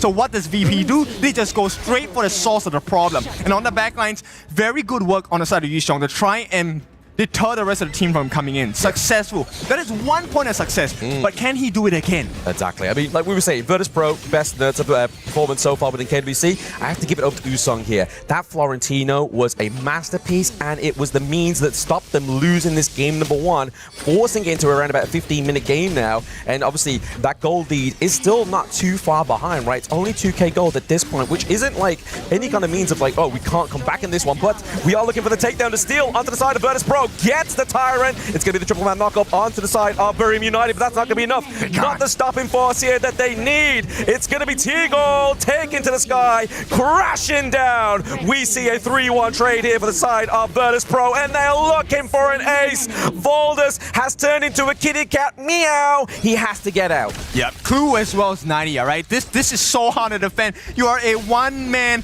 This is not even an army. This is a Tiger against the Tamers at this point, and he will be tamed. Valdez tries to push them back, but here we go. Game number 1 should go to Virtus Pro. They push him back one more time, and VP are the winners in game 1. Very well played from Virtus Pro. Did I expect anything less from KML? Nah, I don't. Yeah, I mean, okay, it was a good effort, and this is where we start to see, right, the different styles when we clash. We want a more fluid movement from the side of Buriram. It does work, yes, but it's very hard to execute, especially when you don't have the goalie, you don't have the EXP. Yep. The jungle role is so important. You need to have success within the first 4 minutes. And especially the fact, like we saw with that last player of the base, right? Obviously, Taos flashes in, Nunu flashes in. Like, he's kind of like, guys, I've got no one to protect me. Like, what's going on?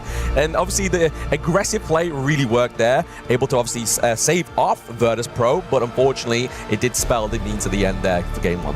Virtus Pro takes 1-0 lead on top of Buriram United Esports. That was a very leveled match. It was not those one-sided. It was just coming and going. The beautiful thing about just having teams with different understanding of the patch. The Florentinos coming in, the Lorians coming in. That is the main idea about our KWC 2026, man. Just the variety. How can we make the ecosystem so much stronger, so much better by just having players that know these two heroes? I mean, this is why we're sharing the stage, right, with the two different games. Yep. And at this point, this shows the understanding of Virtus Pro for the draft of Buriram United, right? This is a very scary draft, by the way. This is 3 big monsters, the Pei, Florentino, and the Lorian. This is meant to create space for Licky so he can get the free hits in. But here's what's lacking, the stun. And Taos only can offer you that stun every couple seconds. So VP said, you know what, let me make life difficult for you. With the Nerza pick, I'm gonna split the fight in half. Who are you going to choose to defend? And I think that is the main idea of what Virtus Pro, why they're the champions of their whole region, right? Because they see these openings and they can really just capitalize from the hero picks. Yeah, make Buriram United choose what are you? Are you a top bun kind of guy or a bottom bun kind of guy? Because it was just completely split.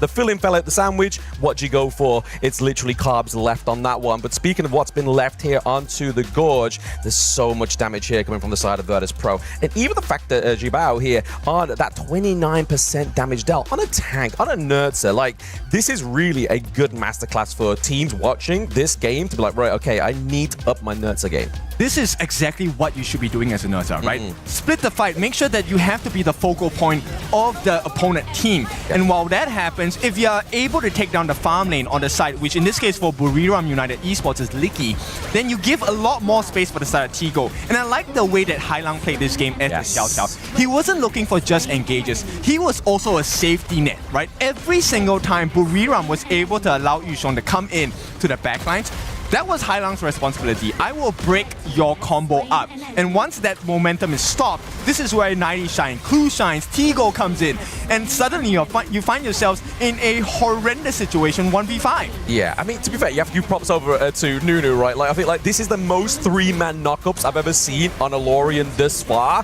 and it's very impressive, but it's also a good counter towards, obviously, the way that Virtus Pro is playing. When you've got so many players, so many heroes diving in on you, Lorian CC Ultimate is going to be the best means to kind of just drive them away.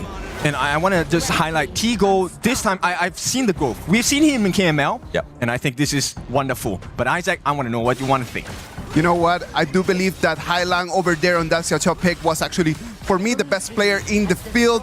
We saw him the last Tyrant fight. They already, like Buriram United already started the Tyrant. And it's Hailang, the one that through his stun allows his team to come in and just claim that one. We're going to give you more action of these two teams after this short break. Don't go anywhere. We'll be right back.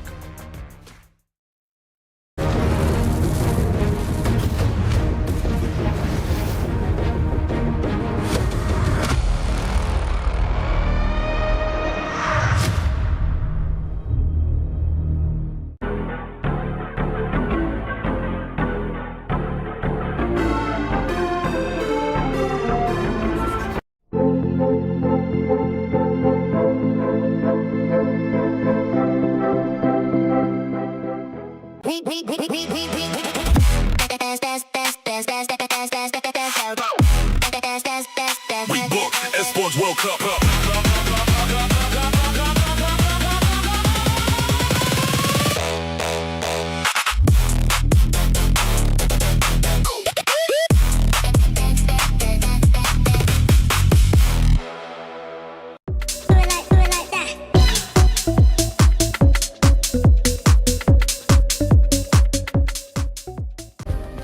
Play is in our DNA.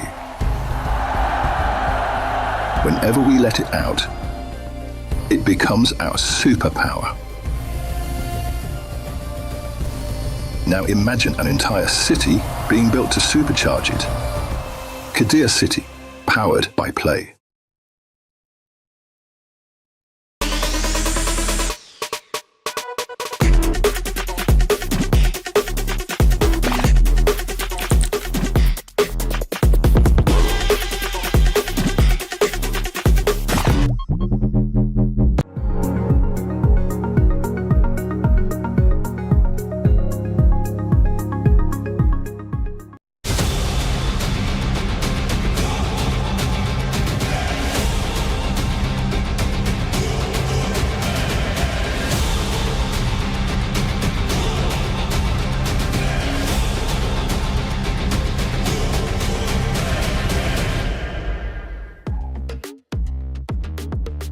Virtus Pro 1-0 on top of Buriram United Esports. Right over here, if they win their next game, they're going to seal their ticket to today's upper bracket final against KSG. But before we can start thinking about this afternoon, we need to think about the game in front of us. Because Buriram United already spent the Florentino, already spent the Lorion, two of the picks that might have given them an advantage. Are we gonna see a weaker or stronger BRU coming in? Okay, so this is what I like about this stage of the competition. Every team that has made it here is a champion. Yep. So this is where champions are forged. Now you're in a very difficult position. Like you said, the big picks are gone. What else do you have to offer? Are you going to go for Assassin Jungle once again? And Valdez, yes, he is good. He has come from the experience of PKL. Now, mixing the two games together where we have the AOV heroes now taken out of the picture, what else does Valdez bring to the table, right? I think that one of the beautiful things that Valdez did right over there was the fact that he's always trying to jump in and try to find the jungle, but VP, they have already done their homework, man. Like, they came in, the first thing they did was to protect the resources, not allowing Valdez. When Valdez jumped into the jungle, there was nothing for him to take. Yes, and I will bring this point over to you, Blam. Yep. Remember when we were watching the East versus West battle? This is exactly what they did to Haku, right? They didn't allow him to play in the game. He was either the isolated target or he was the last one to join the fight, of which neither ones were the proper position he wanted to be in. Yeah, exactly. I mean, we've always been discussing this since the play-ins, right? Obviously, some of these matchups where it becomes like, who is the main composure of the teams? And a lot of the times it's the jungle, right? And obviously, like you said there, they kind of forced Valdez to kind of play a kitty cat kind of strat, right? Like, he was always on the run, barely had any kills. He was 0-0-1 for Lord knows how long. And the fact is, back to the point that all those AOV heroes have gone. Obviously, they do have a net if they really want to go for that one, but really, has it been a playstyle of Buriram United? Unless they get forced into the same situation when they have no tank, maybe the net does come out. They can consider the butterfly as well. This is one of the AOV specialties, right? At the same time. But it's also a very high risk, high reward hero because if you don't get the assist, you don't get the kills, it's very hard to get your damage reduction on point. And that's the whole point of playing a butterfly, to reset, go into the fight once again. And VP now, this is another one of the specialties of Clue. Not, to me, his best, but it's something that he has provided with consistency. The Dire Deer. So do we see a potential Ogren pick or the early pick coming in for the side of VP? I think I'm edging more towards the early pick, right? Because obviously here with the first 2 picks, we do have Boom United. They could have gone for the Lung actually, but they surprised me. They're going to go for the Flowborn Marksman here for Lecky. I mean, it does kind of give you a little bit more of extra space, right? The Arrow Storm is going to cover a little bit more range for you than what Lung could ever actually do, but it's actually going to be the Chano here they're going to pick up, and then they're going to go for the Angela here into the mid lane, anti-tank specialist. Yes, lesson number 2, anti-tank. I love the Angela pick. It's one of the most straightforward heroes in the mid lane, able to shred the towers and shred the life points and shield points of your tank roams or even your tank clash laners, junglers, whatsoever. Biggest thing you will pick up is that when you use her ultimate, Blazing Brilliance, you also are CC immune until your shield value falls. So this is something that I think they will play really focus on the side of VP. Yeah, and it also means that you got to kind of like check those brushes, right? Like if you are somebody that's going to be solo rotating, right? Especially if they go for something like, I don't know, an assassin hero that's going to be particularly squishy. If Highling's in the right bush at the right time and gets that 2-1-3 combo, he's going to get annihilated. But I feel like the Angela against the Guan Yu, if you're using the Blazing Brilliance, to your point, he's not going to be able to kind of bully this this hero around. So really, the focus for Guan Yu, I think, is still yet to be seen onto the side of Virtus Pro. I mean, we've seen so many great Guan Yu plays in the past few days, right?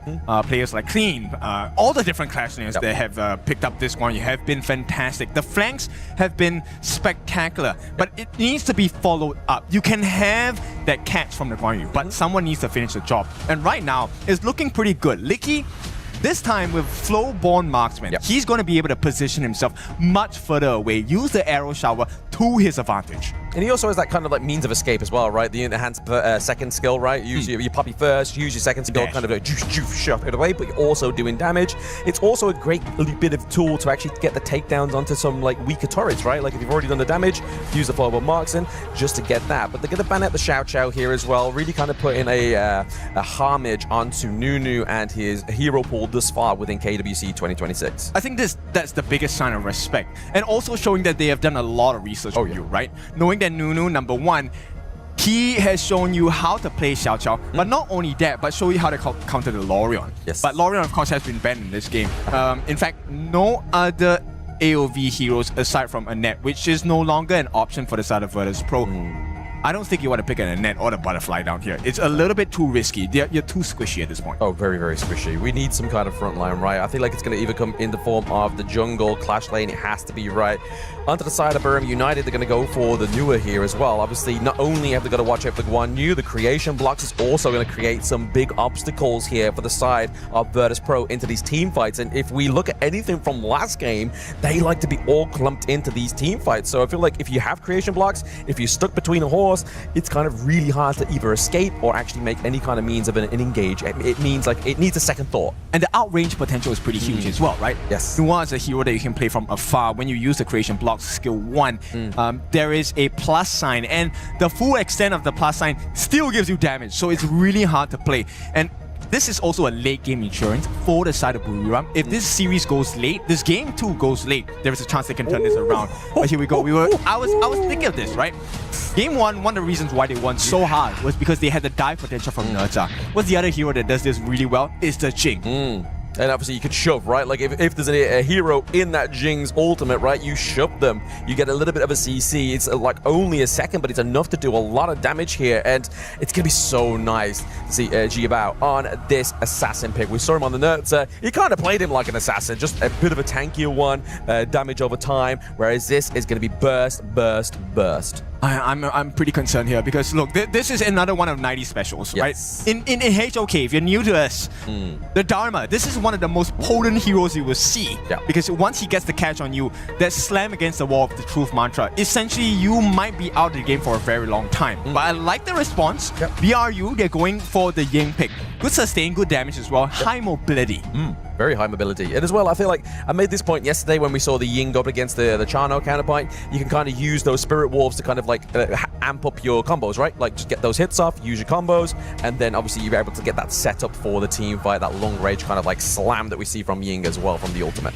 So does this Chano pick aid VP, or does it inevitably aid the Ying in the team fights? That's something that we need to really take a closer look at as we head into the second game. Now this ladies and gentlemen, is series point. Who is it for? It's for Virtus Pro. Yep. It is for Virtus Pro, but it means this is the pinnacle point for, or especially the penultimate point for Burium United to come back, right? Like, if they don't do it here, then sorry, you go to the lower bracket. You go and meet Revenant Esports, right? Like, that's going to be a potential matchup there. Well, I think for BRU, the concern isn't about the later parts of the stages of this tournament. Right now, it's in their face. They want to come back. They want to show the resilience. They are champions of their own league for a reason, and champions never shy away from a challenge. They never shy away, absolutely not. But the votes are definitely going over to the side of VP once again into that Overlord pit. The confidence of the online community is with the KML. Yeah, and I like this idea coming in from this side of Buriram. You know what? Let's not care about the mid lane. The wave clear is pretty slow. Ooh, house though. Wow, that's a lot of damage right from the get-go. It's like, guys, you know what? I've missed playing a tank. Okay, nice takeaway there for Highlang into the mid lane. He's able to steer away those pits away from Buriram, but he's got to be careful. He doesn't quite have level 4 yet. He does have a flash. He's able to get out of there. The creation blocks are a little bit too slow from Nunu. How important was that second skill stun coming in from the side of Highline, man? If he did not, he was going to be first blood. I don't think VP would have been too happy with that. Neither would Highlang. Highlang, we know, is a very emotional player. Keeps himself to high standards. And I mean, that kind of pays off with the attitude that he has, because he has reached incredible heights within KWC alone, right? Yes, and this is going to be a very important portion, right? Yep. Keeping calm, keeping your composure. Yes, this is an ideal situation for VP, where you're leading the series 1-0 in a best of 3, but you don't count out BRU. Now, they're going to start looking for an opening here. Valdes does have his 4, but this is a potential 2v3. I don't think they want to fight this yet. No, absolutely not. Using the space right there just to make the rotation a bit faster and a bit more safe here for Jiabao as well. Oh, okay. Burium is actually taking the lead in the votes here. It seems like their region's got online and for, we can't have that. We can't have that disrespect. Let's blow some points into that one. Let's give the boys a bit of influence with On the Gorge. They are not at home. They are in a different destination. Yeah, they definitely need all the support they can get, right? At this point, this is one of the more stressful situations to be in. Yes, you have the lower bracket as a safety net, but ideally you want to be in position 1. You want to be top of the group so that you get to choose your opponents in the next stage of this game. Now, with that being said, Buriram, I think they've been holding on well. They're keeping close in the gold department. About 300 gold that sets them apart. I think this will be the chance. First Blood is definitely going to be the one that swings things in favor.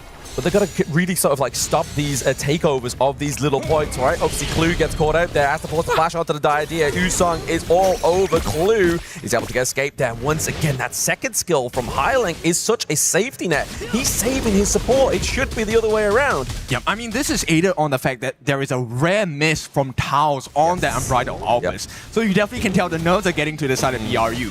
Absolutely. Because, I mean, realistically, this could be a matchup in the lower brackets finals, right? Like, we have KSG within this one. It's going to be a scary, hairy group to actually ride that upper bracket here for any team.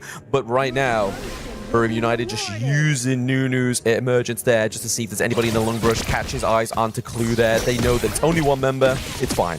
It is very important because finally on this time, in this second game of the series, BRU actually have some decent CC. So they won't be able to be contained as they were in game number 1. But right now, Clue, he's going to be very important. They catch out Towns. It's not the biggest moment just yet. He does have the Unbridled Albus. Game plan probably is, can we get him to waste it? I love how they're playing the idea here, though, right? They're always going to have somebody nearby so we can use the heart link to get out. I feel like a lot of teams, they never really use that mechanic to the way it should be.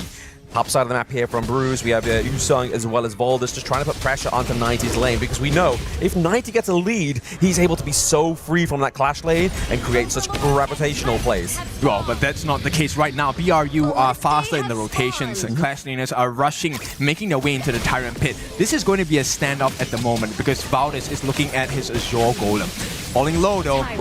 I mean, how can you outsmite a Jing? You basically have 2 smites into the backline. It's going to be the Mirror Domain as well. We see Valdez looking low. He gets taken down there. It's actually going to be Clue with the first blood there, helping Jiabao, as well as Highland getting a takedown onto Towers, but it's going to be Usong trying to dictate the flavor of Burium United into this team fight 2 for 2. Can they get a little bit more here? The emergence does come through here from Nunu. We do see the creation blocks coming through as well. Oh, forcing the flash was a lifeline for Burm United. This one has been brewing for quite a little bit, but here's the biggest exchange. Both teams, the jungle and the roam fall. This 1v1 between AG.AL as well as Valor, that was so exciting, but the heals coming in.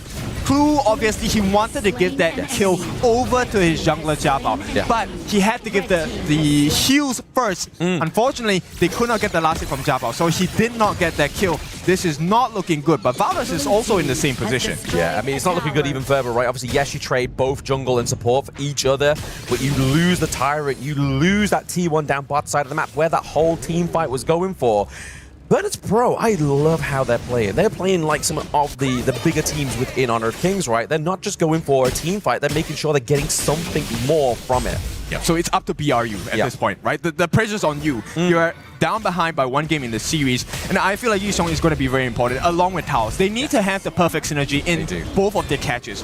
When you land the Unbridled Outburst, not just slam them against the wall, you need to fish for T-Goal or AG.AL to be singular target so that the rest of BRU can get you. Exactly. It's going to be a little bit easier to kind of fish for T-Goal as well, right? He doesn't have the infinite fastness this time around. He's really going to be kind of like holding on to that flash, the common skill here. But at the same time, Highlang with these second skills is probably been the biggest denier of any access onto T-Goal thus far. And we need to get him to the late game for him to do some real damage. This is such a different Highlang from my memory, right? Highlang has always been very aggressive, flashy plays, one-on-ones. And this time, he really has transitioned into an even stronger team player. The saves coming in, he's making sure that T-Goal gets all of the space and the safety that he needs. Not only the safety, is literally gathering like all these extra little bit of resources as well, right? Like that's slowly forming into a 2k gold lead at this moment in time. The kills are even Steven right now between these two teams, but as we know within HOK, kills aren't always the biggest metric of success, right? It's not. It definitely is not, right? It's about what you do after it. Sure, you can get the kills, but if you don't get the turrets, you don't get the neutral objectives, then all of those kills are going to waste because you're not maximizing the value. Right now, talking about value, they have got in T1 on the top. Clue is just pushing Yishong away. And I like this a lot, right? One of the biggest things that happen is when you don't have an idea where the clash is. Exactly. If you're not man-checking something like 1U, you probably set yourself for a bit of disaster there within those team fights, right? If it's not Clue, it's Jobao here as well onto the Jing. We are seeing a bit of a TP from the side of Valdez just to make sure they're able to kind of just keep away this minion. So they're not going to get that T1 takedown potentially here. But VP's like, you know what? No, we're going to go for the T2 down bot side of the map here. We're opening that pressure. We're going to create more need for them to be apart from that mid lane. It's one simple decision, right? The choice from AG.AL to actually go onto Yishong forces out the sprint as well as the charge. They're going to try. Catches onto T-Goal. Can they get that follow-up here as well? No, it's going to be into the back line. AG.AL is like, you know what? When you lead the charge, you leave your members behind. And unfortunately there for the side of Burm United, they are going to drop 3 for 1. But Valdez is looking for some more revenge here for his fallen boy. And Nunu into the back line with the emergence so well here. He's just single-handedly, with the help of Valdez, turned around that team fight. That could have gone into a disastrous moment for the side of BRU if Nunu did not get that finish there. But he did. Yes, they gave 4 lives for the cost of 3 at this point. But Valdez is still alive. And this is important in the recovery. They will manage to successfully defend the T1. But let's take a look at this fight here. Very nice catch from Taos onto the side of T-Goal. But this is where the value of a utility roam comes in. And also, that follow-up truth mantra from 90. This is why this guy is so scary in the KML. And right now, putting his talents to the KWC stage at this point of time, it is so spectacular. But Nunu, what a recovery. Did not hit the annihilation, by the way, but with that emergence, did save some time and go back into the pockets of BRU, but it's still not enough. It is not enough, though, but at the same time, you can kind of see the potential here of Burm United, right? Like, if these two teams meet in the lower bracket, there has been a lot of vital information being given over that they can work with within that meantime. But right now, that T2 top side of the map here is looking to be potentially barraged here, but it's going to be the Arrow Storm that keeps them away, which is just a beautiful use of the Flowball. Marksman, but into the backline is Valdez. He's taking the bait right now. It's going to be Angela as well as Clue here, just trying to keep T-Gold safe. It's just always so close. They get T-Goal down low, but here comes Yishong here. He wants to try and defend the T1. I don't think they will allow that to happen. T1 will go into the hands of Virtus Pro from the mid side of BRU's side of the map.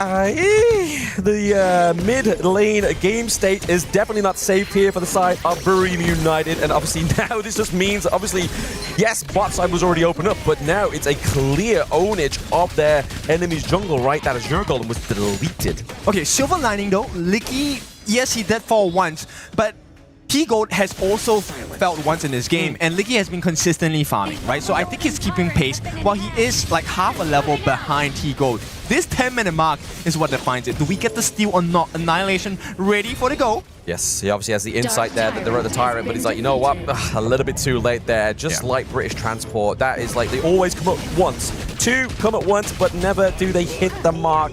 You are late for work here for the side of Burim United for that comeback. 76 seconds left on the Tyrant here. They do have a steady hand in this one, not in terms of gold, but VP have the extra damage. Oh, Hailang, what a flash! Oh my goodness, that was almost a 2-hit combo. Yeah, I mean, he did force the flash from Licky. This means they can't really defend. Licky can't come into the fight without taking a huge risk. And this is a huge play. Did not get the kill, but it's not about the kills at this point. It's about getting the resources out of their hands. There is no more common spell available. And here we go. Another quick ultimate from Hailang. Yeah. You know, when you have the Angela, maximum cooldown, she takes about 20 seconds before her ultimate comes up again. Exactly. I mean, the amount of obviously aid and support you get from the ultimate as well, just the pure rate of interest is so crazy on that hero. I don't understand why many other people don't pick it, especially when we're seeing this kind of like tank meta come through within under lately. And there it is. We do try and land the combo there. It's been enough to slow down. He's gone. But he's taking too much damage. He gets taken down by T-Gold as well. Brew are a little bit slow with that rotation to help their buddy. You can't blame them. It's so hard. I mean, they expected Yusheng to be able to survive. He does have the second skill to cleanse himself, but there's too many members on the side of VP. Too many men right now. The T3 here for the side of Burim United. That's going to be the takedown of the bot side. Mid lane has a minion wave crashing through here as well. Baldus is going to have enough minion wave clear to get that one solid. How many lives do they get? VP, look at the damage. Licky is actually doing quite a bit of damage onto the lineup, entirety of VP, but every time they fall low, one heal from Clue, one redemption from Clue as well. Yep. It's all back to gold state. And with that, Xiaobao actually secures the Shadow Overlord and Taos. Taos, he does get low. He has to force the unbridled outburst there as well just to get him to escape. And I feel like that's going to be another scary metric here for the side of Burim United, right? Like, they don't have that means of disengage for a very long time. We know that Virtus Pro has the Shadow Overlord as well. That just made securing these top two T3s left alone even harder. Yeah, I mean, if you take a look at Nunu, yes, he just got the Savant's Wrath. There is damage, there is wave clear available, and Licky actually does really well in the wave clear department as well. But right now, it's not about a wave clear, it's about the team fights, because that's what VP is fishing for. Right now, you know, 90, he's just looking for them to be close enough to the walls, but he wants as many BRU members as possible. He's looking greedy, right? He wants the full meal. He definitely doesn't want just a starter. He wants the whole course. He wants the dessert on top of that. The dessert being the crystal there at the enemy base of Burim United right now. We have the Vanguard rocking through here. Top side of the map.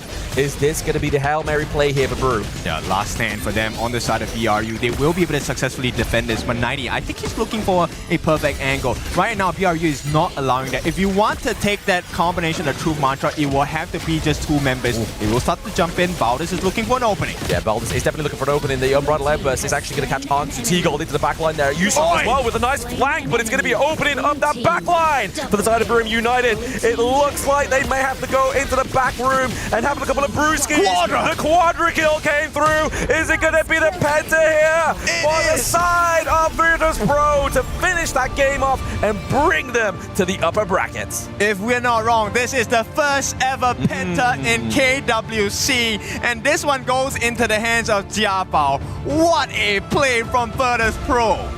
Beautiful, beautiful play there. Obviously, game number one looked like it was going to be a little bit tighter, right? But this game number two, the way that VP's draft synergized there, the capture, the securing of T-Gold was beautifully done by Highlight.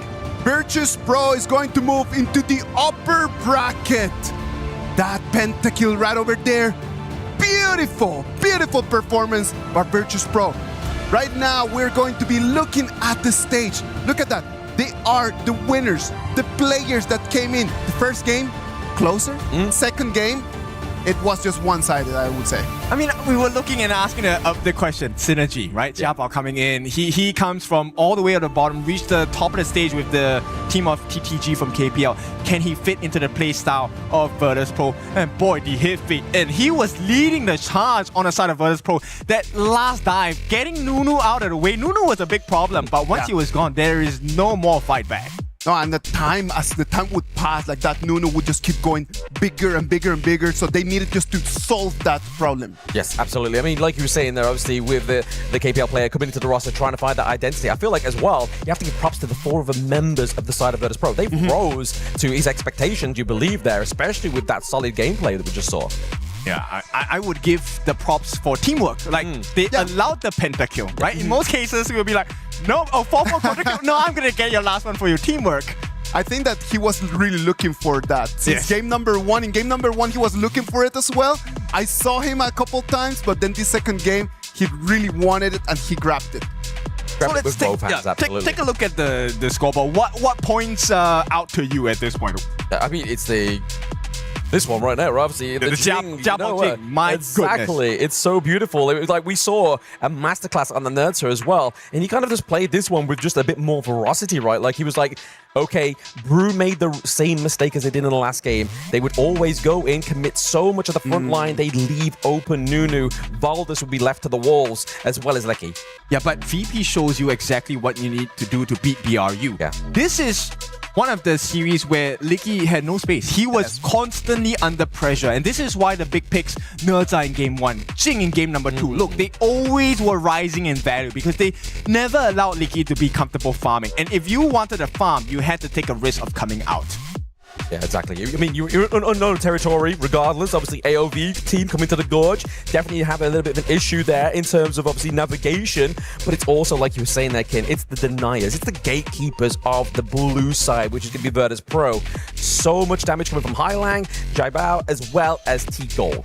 Hailang, this guy, I mean, like I said, we were talking about it in the middle of the game. Hailang is normally a flashy player. But you know what? We have more information for you.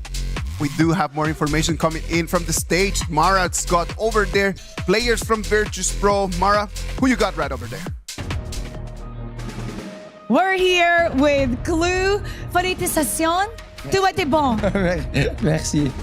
You guys did incredibly great. And what we also noticed was that your crowd control chains, perfect. Once a player goes in, everybody follows up. Is that level of coordination specifically prepared for Buriram United Esports, or is this part of the Virtus Pro's identity?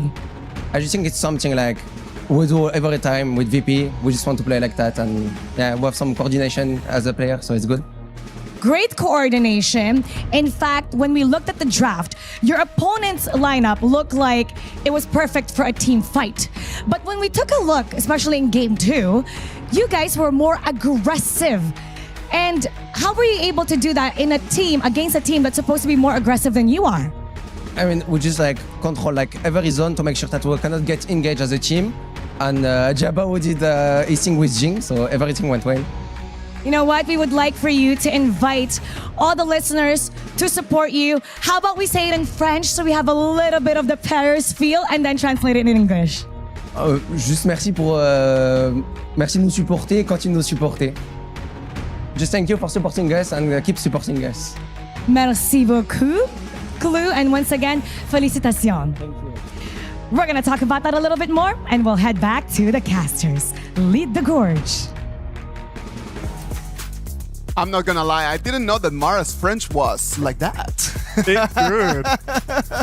It is good. That was really nice. Thank you very much, Clue, for showing us the identity of Virtus Pro. They want to come in, pass the ball to Jabba, and let Jabba on those picks just to really build the advantage. Okay, his name is no longer Jiabao, it's Jiabao at this point because we are in Paris. But, okay, just aside, we'll take a look at the highlights of this entire thing, right? Like, it's crazy because the way that he went for a 1v1, this is pretty early in the game, right? You're still level 7, level 8, but they understood the power that they needed to wrestle away from the BRU lineup. This was a lineup that if you allowed them to hit late game state, there was no team fight to be had. They would just poke you from range.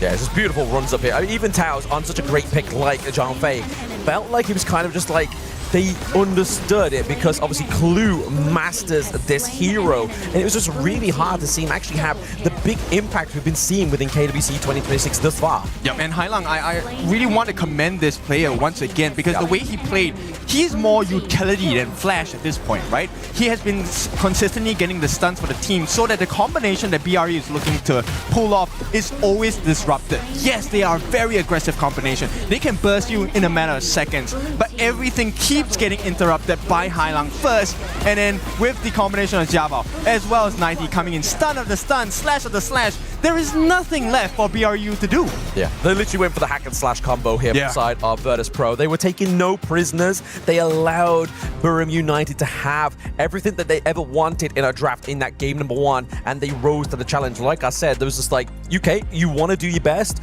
We'll give you your best in terms of that draft. And then after that point, we're going to show you our best.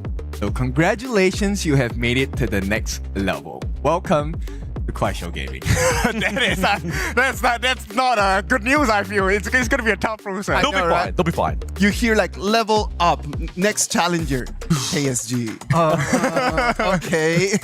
Thank you very much, everyone. KSG is going to be playing against Virtus Pro this afternoon later on. But next, we're going to have match 3. We're going to have AG.AL against Team Vitality. Let's go for a little break, and when we come back, we'll bring you the action of that match 3.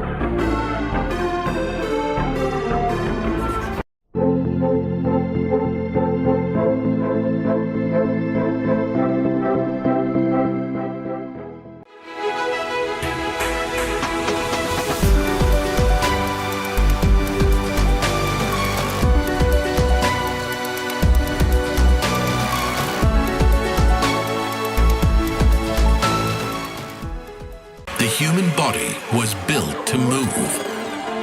Not trapped at a desk in one singular posture for 12 hours a day. It's time your chair evolved. This is Secret Lab Titan Evo. Ergonomically engineered for you, gamers, hybrid workers, artists, backing your every move. Play is in our DNA. Whenever we let it out, it becomes our superpower. Now imagine an entire city being built to supercharge it. Kadir City, powered by play.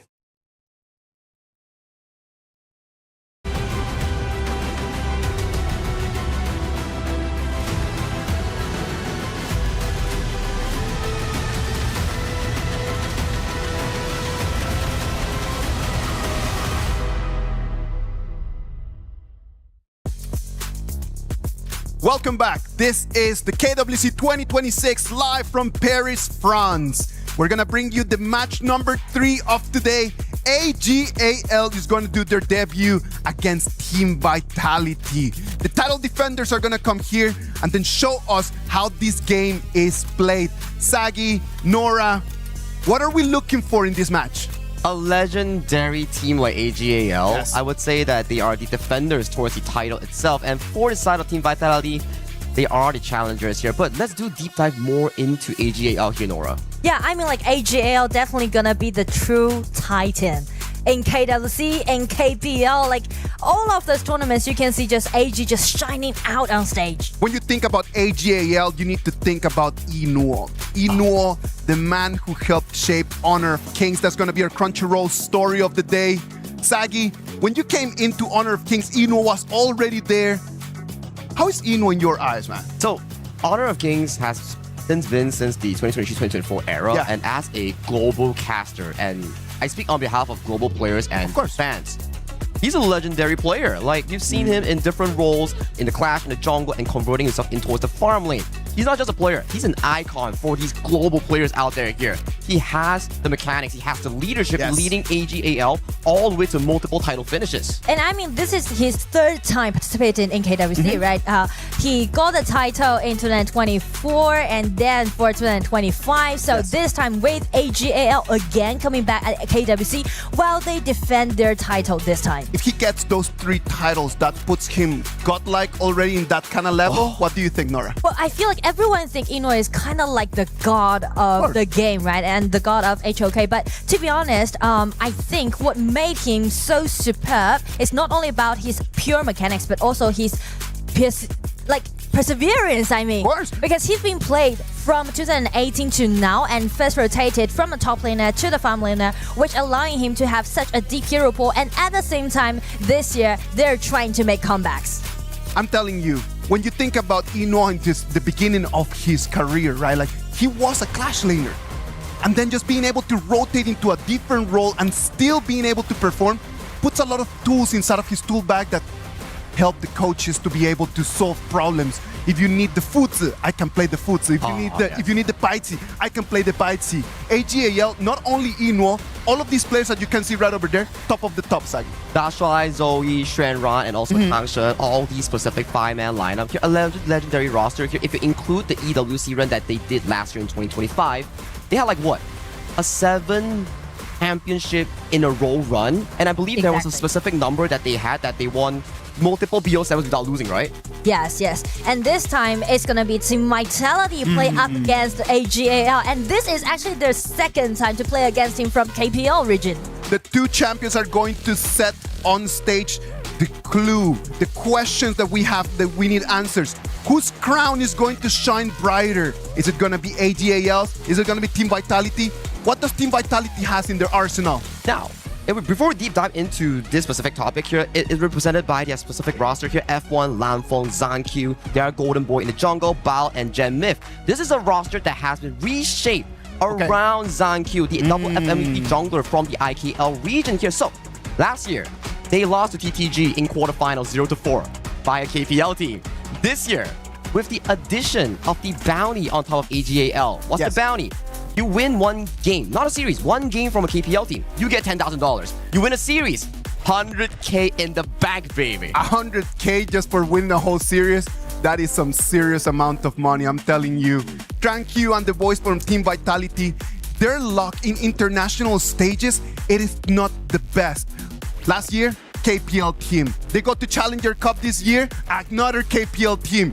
Nora, is it that they don't have the quality, or is it just that their luck is just not the best? That's really a good question to know, because actually I think they are capable enough to compete to a lot of teams actually, because they are the champion back in IKL Spring 2026, right? So this is, I think it's something to do with their fortune, I guess. It's always like throughout the draw, you're gonna play up against the team from KPL. I think it's much more of the things like you say about fortune. It's like, last year I faced TTG, and this year in the group stage specifically, yes, not knocked out yet. They have a second chance if they do lose, but it's another KPL team all around. I'm telling you, it is going to come down to Team Vitality being able to really clutch the moment. Because we know that AG.AL in this 2026, it has not been as dominant as in the past. Spring, they did not make it to the finals. And then in Challengers Cup, they lose that tournament as well. Up until right now, AG has not won a title in this 2026, Nora. That's some stories that I really want to share with you guys, because we know that in 2024, that was actually the start of AG's journey, getting those consecutive championships, and that was their first time participating in KWC. And last year, that was their heyday, right? Including that title they granted in KWC 2025, they got like 7 consecutive championships. Wow. And that just has a toll on the players, right? Because then the players are going to be tired as well. You got to remember that at the beginning of the year, a lot of rotations happen over there at AG.AL. Yes. And right now, as we come back with the top formation, does Team Vitality have a chance against the top AG.AL right now? I think the only advantage that global teams or Team Vitality actually has is the patch knowledge, right? Yes, I understand certain patches that global team has already been played were the experiences before for some of these KPL teams, but due to the fact that they practice in a different environment, maybe this is the only chance that Team Vitality has in terms of advantage. I think that Sagi just really has a very good point right over there. Team Vitality plays the one patch, right? Correct. But then for AG.AL, Nora, all of these players have to be jumping in between patches, here to there. Is that going to have a negative impact on them? Well, I feel like that might have some impact on them because they have such a tight schedule, right? They just finished their competitions back in KPL like 2 days ago, and they just directly fly here to the Paris. And yesterday they're busy with their shootings, their rehearsals, so like little time for them to get adapted to those new patches. And not even mentioned to actually for Eno and also Shy, they're trying to get adjusted to 3 different patches simultaneously. Wow. 3 different patches simultaneously. It doesn't matter how good you are. That's gonna have a negative impact on you, because then physically it's really hard for you to be able to work every day at a very high pace. Thursday, AG.AL in their last KPL game before flying to Paris has a 2-0 advantage, and then they end up losing that game 2-3. I think both of you make a very good point, right? It's not just about patches alone. It's also about conditioning yourself to the best state that you are at to actually face global opponents here, because KPL is known as a very, very strong region, and all the global teams look up to this specific region itself. And just take KSG as an example, right? Because they finished their matchup in today's first match, and they got a 2-0 clean win against Revenant. Yes. So I feel like if they just focus on themselves, they can actually do a great job. So actually this time, in 2026, I feel like KWC is pretty much more like a making comeback to AG. AG.AL, as you can see on the screens, the title defender. Team Vitality in front of them, they're the challengers. And one more time against a KPL team.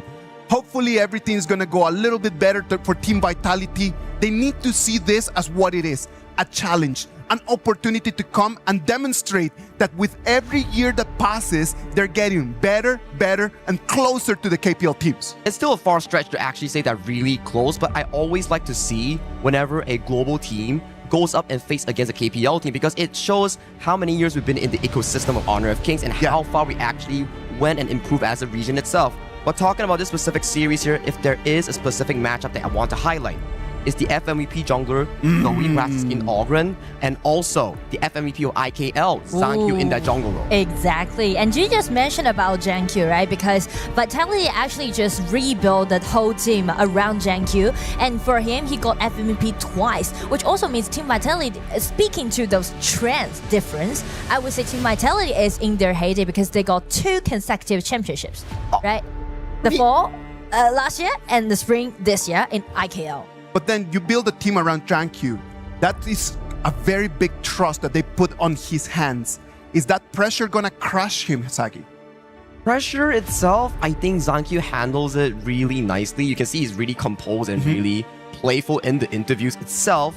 At the very least, I believe in Zankyu, and I think that this is gonna be an elevating moment for both teams as we hop straight into the draft. For the draft, we can see Game 1, Team Vitality is on the blue side and for AG.AL on the red. Well, definitely Assassin is going to be the priority, and also how they're gonna play around with their core players. Seems like Team Vitality already banned away the Zhangfei and also AL just try to shred down the power at the bottom. Now, Nora, as a KPL caster, I have a question here. Can you introduce more on AG.AL's playstyle for specifically their hero pool or their macro rotations? What do you have in mind? Well, you know, like a lot of teams prefer to play in a more aggressive way, but speak to AG.AL, they just formed a pretty unique playstyle. They are more into microing, operation, and you know what? They are the first team to discover the details about those golden share, about those waves, which made them to be so dominating in the past 2 years. We call it the AG gold sharing rotation, right? You have like 3 members going on towards the map, farming multiple waves, and then you have everybody going into the jungle sharing gold and EXP. So that's the exact playstyle here. But I'm liking what is picked up here by the side of Coach Bao for the 1-2 pickup. It's Arlie. And who's on Arlie? It's all about Arlie. Arlie is Eno's signature hero. I would put it into that. He even got an FMVP skin on that Arlie back in KPL, and also paired up with the idea, which will make them very powerful during the laning. You reckon we get an Ogren here so we can get like double FMVP skins coming in for Frost, the specific game? maybe like triple FMVP. Okay, that's a fast stretch. That's the way how they get here. Well, that's true, that's true. And we have seen global teams adapt to the Arlie Diadia playstyle plus the Ogren here, but it will be the floorborne tank here that will be picking up here from the side of AG.AL. So it's a very strong first trio here. But what I like about Team Vitality's draft, they are drafting the Xiao Qiao, which is a, I would say, pretty good counter in towards the Arlie pick.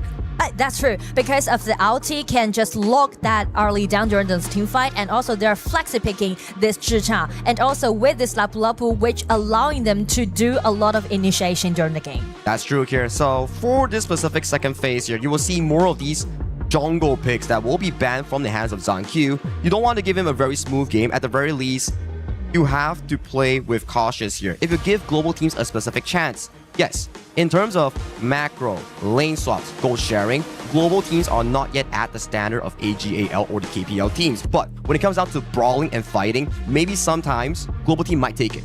And that might be the main reason why AG.AL is banning away this Ogren and also this Oguda, right? Just directly targeting on Zhang Q, the core player of Team Vitality. Interesting stuff indeed. And so far, coming in towards this specific draft here, Angela, sort of a combo with the Diadem where you have like two lock stun into the Angela full burst combo. They don't want Sheng and also the side of Shuai to have that connection here, because in Honor of Kings, it's always about the 3v3. You don't want to lose that mid game. Yes, and I mean like Nuwa is one of, I think, the best performance hero in the hand of Shen. Actually, he can do really good with this Nuwa, and also just guarantee that they still got a late game. Yeah, I think that's definitely the case here. And I'm just interested to see what kind of jungle picks are still available. You see 3 jungle picks here being locked away. It's gonna be Zhang Q's Jing. He pulled this up back in the Challengers Cup and had a pretty decent early game, but yes, he still lost, but he had some highlight reels that are going around Chinese social media. Exactly. And I mean that with this Jing pick, it shows his aggression about this whole game, but also this kind of composition just leave the door open for this fatigue pick.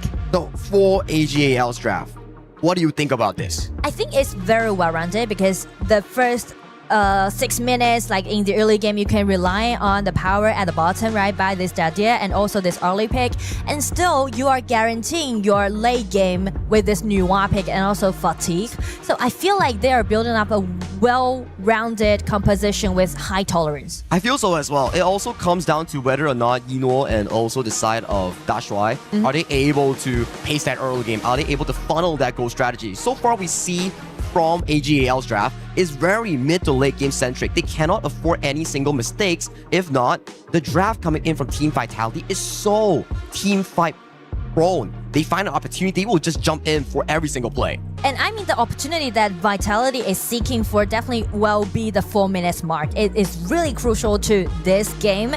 And also they actually flex pick this Chicha as the bottom laner. So actually Chicha needs some time to scale up, but they do need to, you know, highlight their top laner, guarantee that Dharma can get control of that teleportation, which allowing them to do a lot of preset for the 4 minutes mark. And I'm pretty sure that Zhang Q, yes, Jing is one of his favorite picks. picks, but when you play a Jing into a floorborne tank, and against Zoe, I feel it's so difficult because there's just so much CC galore landing on towards this Jing pick. I mean, like, so many things are happening right now in the battlefield, and I assure you guys the hype is already being there. The debut of AG.AL in KWC 2026, and also VIT make comebacks in this journey. The legendary AG.AL coming in all the way from China KPL to this specific region and coming in facing off IKL champion here. I just want to see how well Vitality fends it off, and I like the early game planning here coming from AG.AL. Immediate lane rotation. They know for a fact that the early game will be pretty tough. Wow, going dangerously low already in this early trade-off. The Fury already been triggered out. That's what we said, right? Because Vitality need to guarantee that their top laner has the upper hand. So that's the reason why AG.AL just do the swap of the lane. They're trying to use the power pike that they had with this Enor's early, try to shred down the HP on the side of VIT. Oh, Ran's going in for an early aggressive trade here. Lanfeng does get that fire beak, but laning phase-wise, I think the micro mechanics are still pretty top-notch coming in from Ran.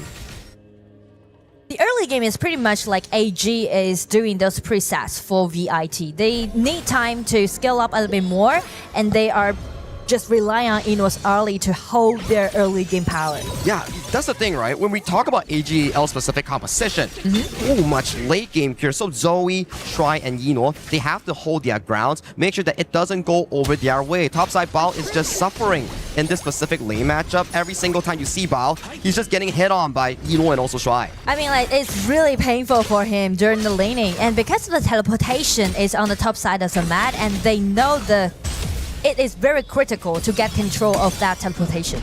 And it's a very slow and steady playstyle coming in from both teams. I think we'll see more of a aggression when the jungle is wide open, when the Tyrant starts spawning at a later 4th minute mark. And I feel like VIT is just preparing for the 4 minutes mark. Yeah, and that's the Overlord pit that you see here.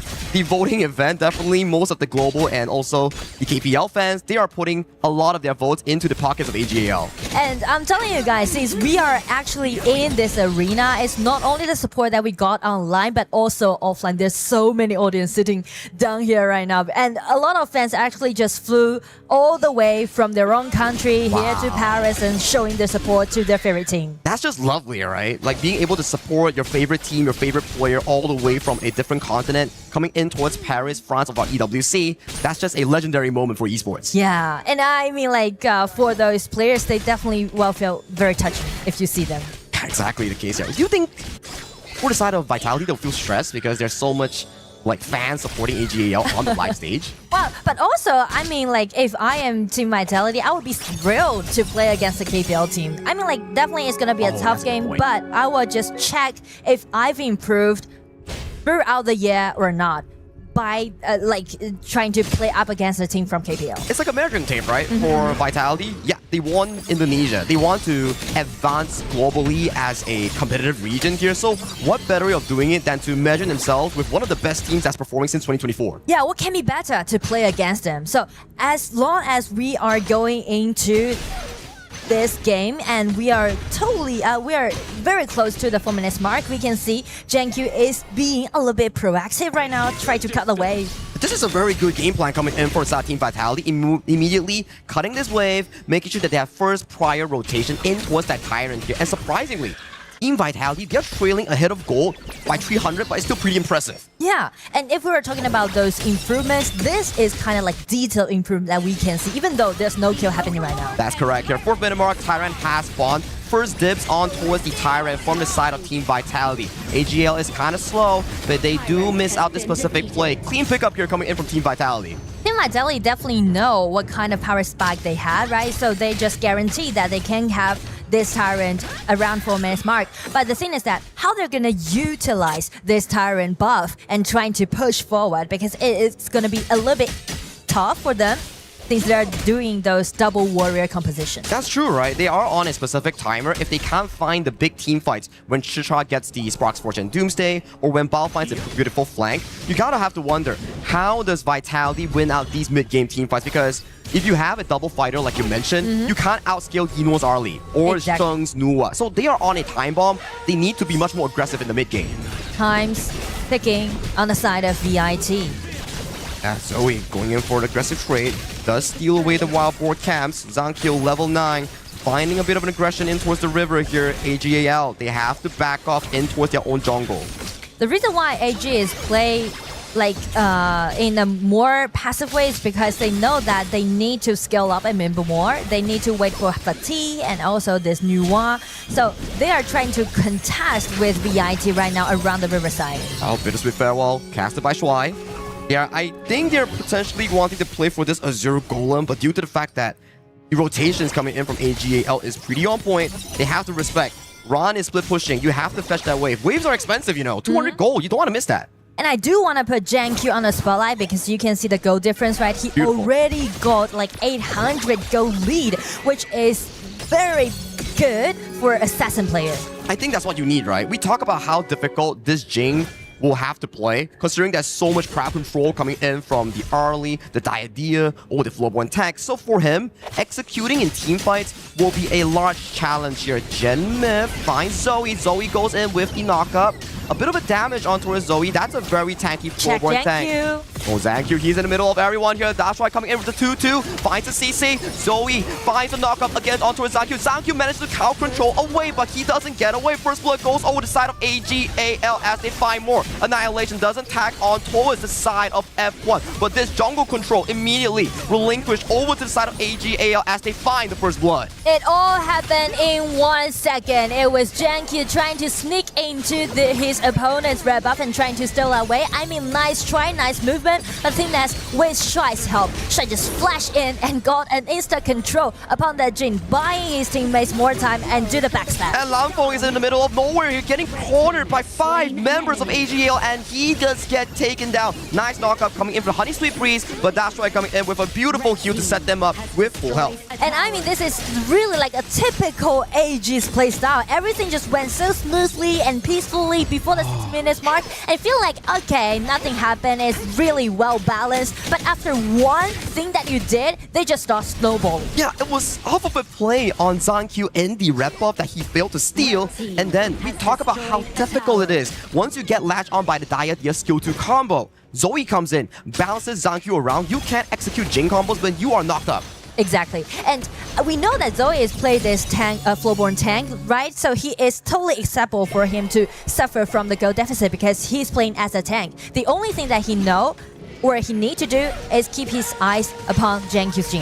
I think that's also something that global teams have to worry about is the mastery of heroes across different class. Like for Zoe, he can play the tank, he can play the assassin, the fighters here. That's just what makes it so amazing here. But Zoe, not fear of whatsoever here, poking out F1. Zankyu is really low. Can he contest for this Azure Golem here? Bao, he's looking for a flank. He's in a good position here, but due to the HB bars, 3 Azure Golem going on the side of AG.AL.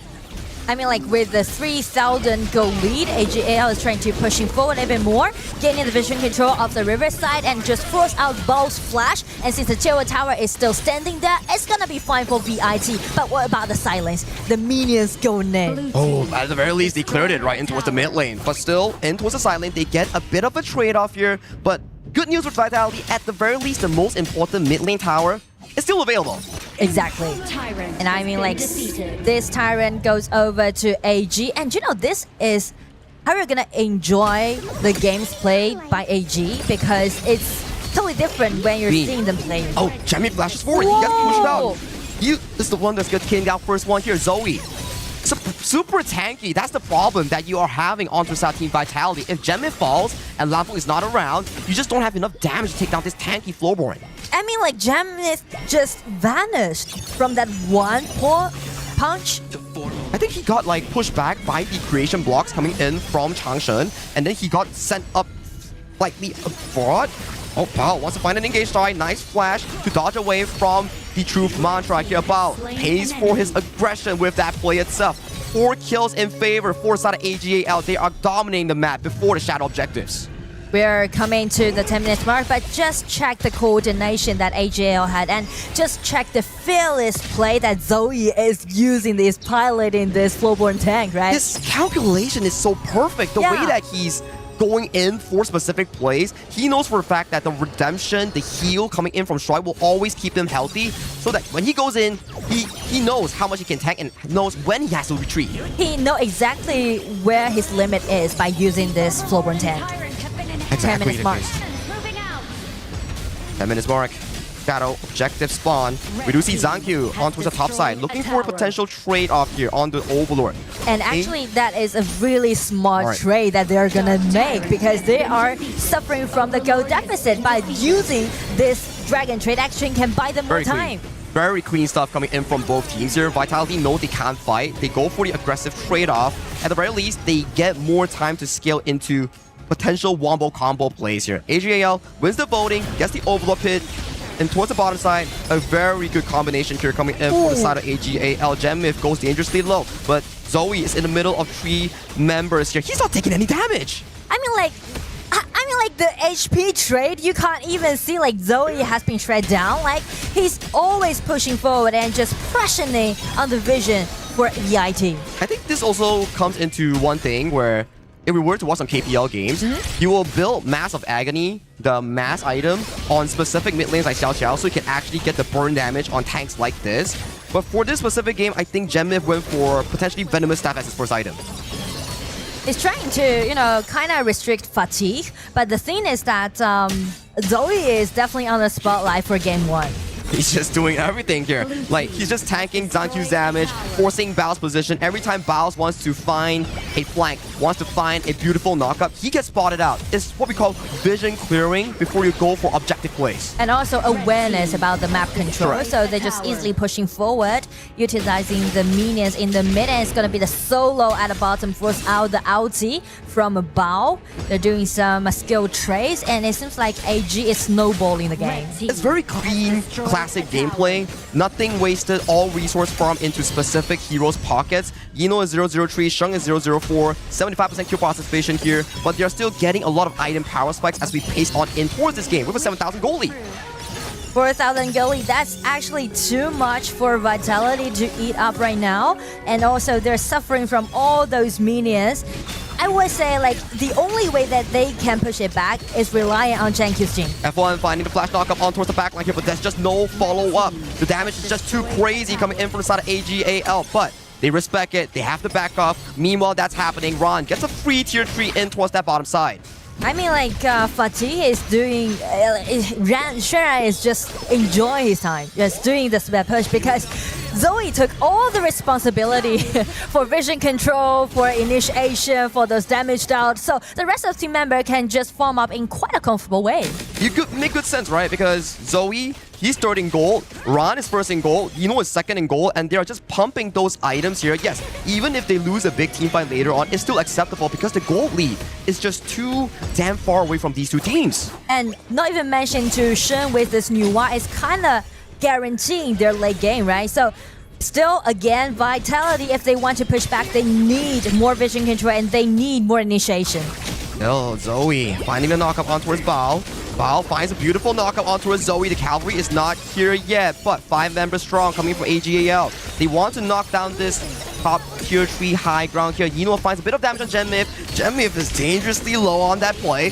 Zoe forces the mirror domain coming in from Zankyu, but that's a beautiful annihilation here. And Yino finds the pick off here amongst multiple members from the side of Team Vitality. AG is definitely not in the rush. They never took any reckless movement. Just check the layer that they used their skills putting onto Ball.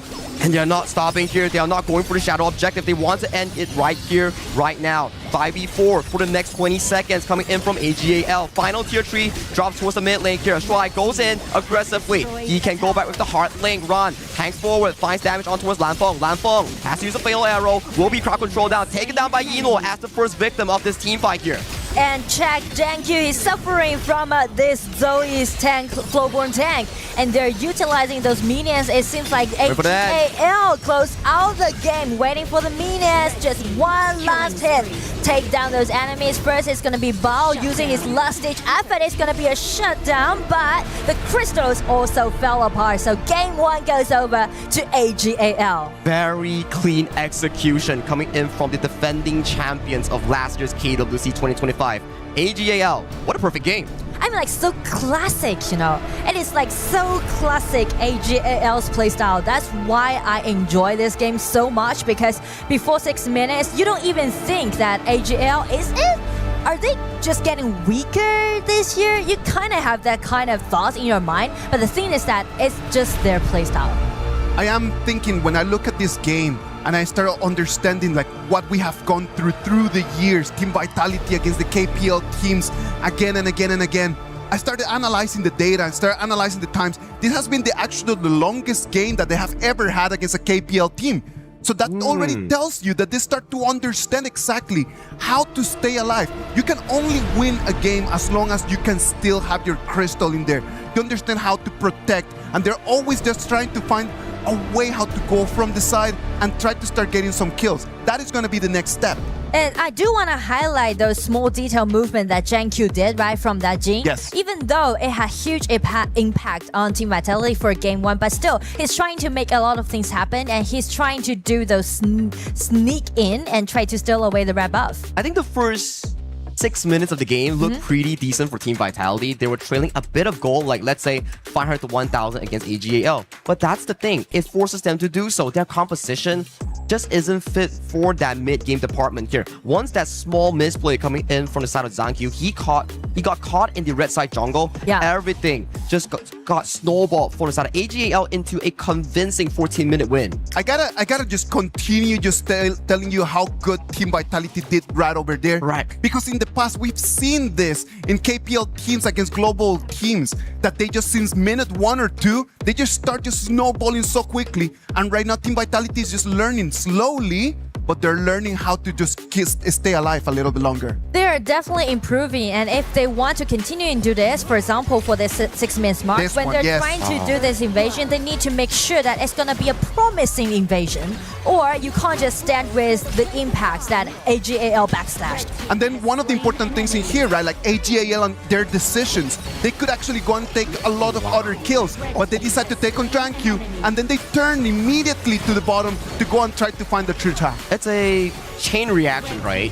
You lose ZhanQ, your most fed member, on towards the top side, and then you just open up the map for numbers advantage coming in from the side of AG. And once that snowball starts to roll, your team fighting coming in from Vitality starts to lose its shininess, because your composition builds on that one team fight at 10-minute mark. But if you're not allowed for equal grounds, this is what happens. Exactly, and just take one hero as an example. Was like in the mid game, they're too busy to deal with Zoe's slowborn tank. Like, it's too much for them to deal with, right? The vision control, the skills, the damage dealt, like everything was in control of AG.AL. It came to a moment where the Flowboard tank was just standing over there and everyone was hitting him, and the HP bar was not going down. Ladies and gentlemen, our HP bar is going down, so we need to go to a little break to recover a little bit, and then when we come back, we're gonna go to game 2 of this match number 3.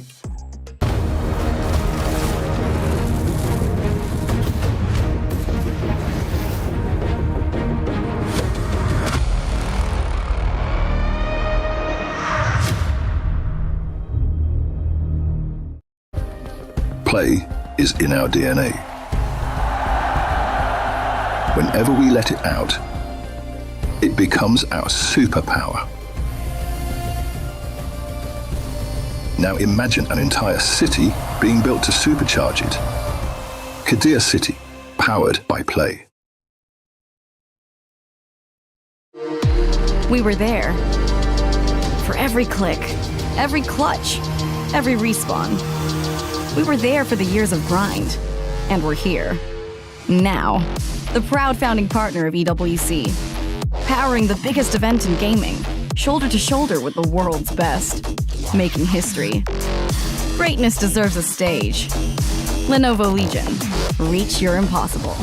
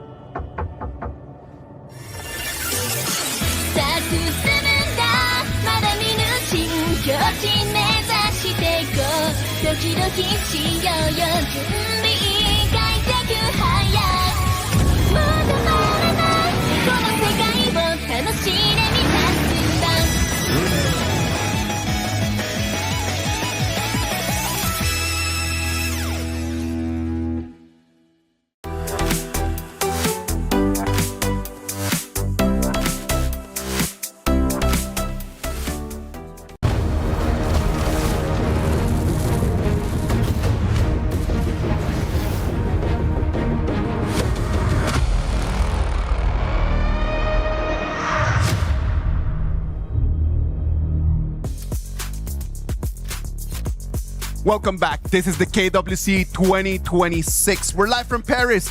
AG.AL already 1-0 advantage on top of Team Vitality. I really want Team Vitality to do good in this game. I'm telling you, they're such a nice people.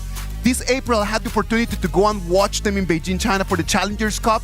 They were playing against RNGM, and then just when they're on stage, the way that they enjoy the game is something that really, like for all of us as fans and casters and analysts, this is something that we love to see. Now, before we go into the game 2, right, I want to jump on that point. Go ahead. I've been to the 2025 KPL Grand Finals at the Birdnest, and that was electrifying moment where AG won against Wolves, and it still stuck to me because that was one of the best esports event I went to.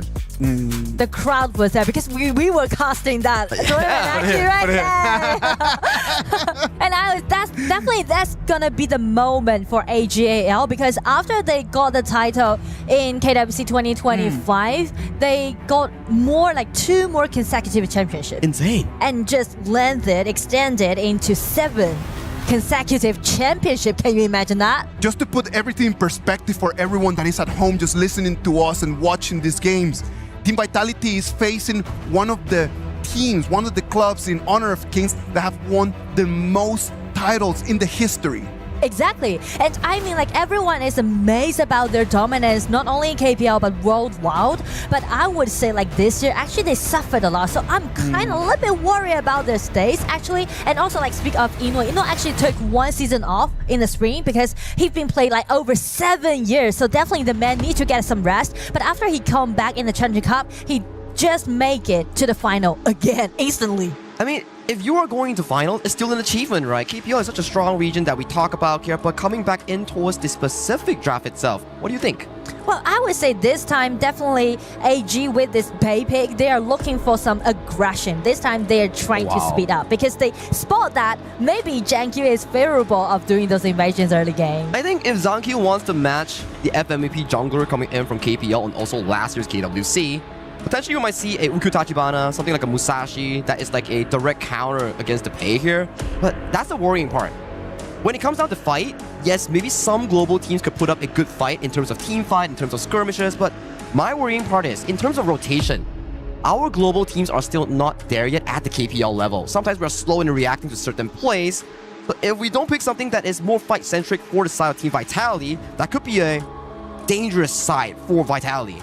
I totally agree with you. So I would think about some composition that allowing them to have multiple initiations. For example, this Zhangfei pick and also Ukyu that you just mentioned, right? Great counter-attack towards this pay. But to me personally, it's more about detail mechanics. Correct. Against like a pay with this Ukyu. But on the side of AG, they're picking out Garuda and also Mozi, just showing this kind of sense that this time we're gonna pushing forward. Now let's deep dive into the Garuda and Mozi. I feel that this mid rotation, the 3v3, is really strong from the side of AG.AL, but for the early game aggression, that Ukyu will be a strong one in countering the pace aggression. Plus, one more thing that I really like about this specific tournament patch is the combination of the Lorien plus Zhangfei.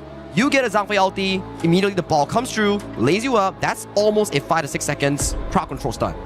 And speak of that, actually, I thought that they might try to empower their early game on the side of VIT, which Byron would be a nice choice, but actually they just banned away from themselves. So I'm wondering what kind of top laners they're going for, because just like you mentioned, they can actually do good in early games. Yeah, and there's a lot of top laners that's being banned off, like farm lanes, top lanes. I think it's like a double ban coming in towards the side of AG because Yino can play all of them. Yeah. You think we get a YT farm lane coming in from the side of AG.AL? Because I see these picks, we might be getting one. Well, it's possible. It's possible. I mean, like, definitely he had such an abundant deep hero pool. But this time, if they go for a Baichi pick, it will make them to be a little bit slow in the early game, I guess, because you can see, like, Garuda and Mods lack of controllability. Whereas the only thing that they can do is those poking damage. So I'm looking for some frontliners, tank frontliners on the top.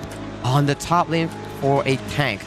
We do have Baichi and Ata that are extremely valuable in the global patch. Fatih has been used, which is a common counter into the Charlotte here. Still trying to fix up my mind what picks are still available for the side of Ran or the side of Yino. Yeah, I feel like it's going to be Baichi. It's actually the Baichi family. You're asking for it, and here we go. I was scratching my head. It's like, yeah, that Shoya is bad. Frontliner, AG.AL, Ino, Baichi, it is. He's showing off all his cards, you know. He's known for his early in the KPL, and he's also known for his Baichi farm lane, and he's just bringing it into the global scene. And you know, is still they are flexing it, right? Yeah, because Baichi can be played by Ran possibly, or Devara by Ran. We don't know yet. It Correct. just depends on them. But the thing is that actually got a nickname, you know, about like a human Baichi, because no matter what kind of hero he plays, like He will everyone's get targeted. targeting him. Yeah, exactly. I saw that meme before back online. Is that whatever he plays, whatever it is, there will be 4 people jumping on towards him. Yeah. And this is a specific matchup that I'm talking about here. We might see either Lanfeng or BL flex that Umbrosa and also the Charlotte. I think recently we've been getting a lot more double fighter compositions with Devara in the mix. Yeah. And now coming in towards this specific matchup itself, even Vitality, they are removing the farm laners. It's like, okay guys, all the farm laners are bad. Let's just whip out double fighters. But the thing is that, yeah, we are okay about like flexing the Chicha or Devara, but Umbrosa, I'm not that sure about Umbrosa flexing into a farm lane actually. Well, if you are flexing it towards the farm lane, but you're fighting another fighter, is it still farm lane? But it's just like really interesting to see like a drop like this, you know, because it's kind of showing out that this time we will see a lot of big team fights happen in game 2. I feel so as well. Usually when we play like double fighters, it's more important when we see the 6 to 8 minute mark. That's where double fighters starts coming online for both of these teams. And to your question, where is BL gonna go? Where is Lanfeng gonna go? We see the Charlotte going up against the Devara, and we see the Umbrosa going up against Yino on that Baichi. And we also see some comments right now down there because they are supporting for AG, supporting for Ino, and Ino is picking out this Baichi. So we're gonna see a Baichi play against Charlotte at bottom. Oh, what a rare occurrence here. And Zangkyu, very sneaky. He's already going for the Crimson Invade, and I think for the side of AG, they spotted already. They give up the mid priority here, so it's gonna be a Crimson Tree coming in for both junglers. You can see like the tempo is accelerating compared to game 1. Yeah, I think like game 1, it was a bit of like a back and forth coming from both teams. Are they diving the top side right now? They're trying to do the tower dive. Flash out, and everyone is aiming at this line for 1 versus 4. That's too much for him. Shen got the first bout and even got it in. Take F1 down. It's gonna be a 2-0, and we haven't even reaching to the 2 minutes mark. You were talking about like accelerating the game, and there you have it here. You pick the pick, you pick the Mozi, 2 of the most aggressive pickoffs here coming in for this draft, and they make it work flawlessly. And it was planned from start to finish. Ran gets the push, stacks the minion waves, bring up the mid priority that you want into jungle invasion, and then you come in with 4 players here. First cannon blast forces Lanfeng to flash away, and Lanfeng coming in with splash gradation here, wants to run. By the time that F1 is here, gets caught by Stride's flash knockup into death. I mean, like, the coordination is definitely out there. And also, because of the Charlotte pick at the farm lane, you can see, like, he suffered a little bit because VIT actually just swapped the lane, right? Umbrosa is at the bottom, and that's what we're talking about. Charlotte play against Devara actually while like facing deficit in the laning. Yeah, because Charlotte, yes, you're really strong in the mid to late game with those resets, with those spells fresh, and then those passive sacks. But if you can't get on laning phase, you can't achieve that. But you know, it's very interesting to see game in this way that we talk about AG's classic playstyle is kind of like operating, microwaving, but this time AG is showing their diversity about how they're gonna use their composition. It's like totally like extreme way going into. It's not only just about draft, right? It's like, oh, this is the classic one. Pei is like half a marksman, then you have Devara, half a marksman too. And you know, it's like, okay guys, you need a tank, copy. I play that tank really well. And even if they play these sort of specific matchups here, the way that they do it is very, very interesting. You have the strong side, top side, and Ino takes on the defensive side towards the bottom lane here. So it doesn't go into this balance where you need both sides, but Ino are going in for a flash engage onto the side of BL into the thing inside the box. Beautiful disengage coming from F1, but BL goes dangerously low. Gets picked off by Sheng in that exchange. The nice knockup coming in from Myth sets up the big play for Zangkyu. Zangkyu fights the trade-off here, but can Zangkyu run away? He has mobility here. It's a good trade-off coming in for both teams as it's a 1-for-1. Everyone just put all their efforts into the chaos skirmishes happening at the bottom. You can see like those control abilities that they landed upon it, and also Zangkyu used this Yukio. Yukio can be so powerful in the early game. You can just check out his burst out damage, right? It's totally sufficient. That's why it's a good counter in towards the Pei, right? Where Pei wants to jump in towards you with the Tiger form, and then Zankyu is like, okay, jump in towards me, let me drop the stun, and let me get that ultimate to really get it going. And we are fighting till 4 minutes mark, which is really rare to see when these two teams play against each other. And Ran already forcing out the flash coming in from Lanfeng. That's going to be a very important timer going into that 4th minute mark here. So far, more of the control is being relinquished over to the side of AG to prepare for this objective. And speaking of the preparation, they actually forced out the flash and also the HP on the side of VIT, on the side of Lanfeng. So they got numbers advantage. AG is preparing for the Tyrant, they're testing it, but GenQ just secure the Tyrant. I think it makes sense. You don't want to fight so early on from the side of AG. You need the item power spikes first, especially on the side of the Vara, the Pei on towards Zoe. Then at 8 minute mark is where both teams start to shine as a whole. Wings of Judgment tagging on towards the bottom lane. Genmid finds a good engage into the Unbridled Outburst, but where's the follow-up coming in from the team? It's still really far away for Zankyu to actually follow that up. Yes, the distance is a little bit longer, and upside of the map, the solo is still going on. Ron is having a fantastic time. He knows for a fact that no one can catch him. It's like, oh, you guys like to play bottom side? Lanfeng, take this punch. And also, there's a waning link between this Devara and Shadow, so definitely Ran is doing it on himself, trying to build up a really nice top side of the map for AG.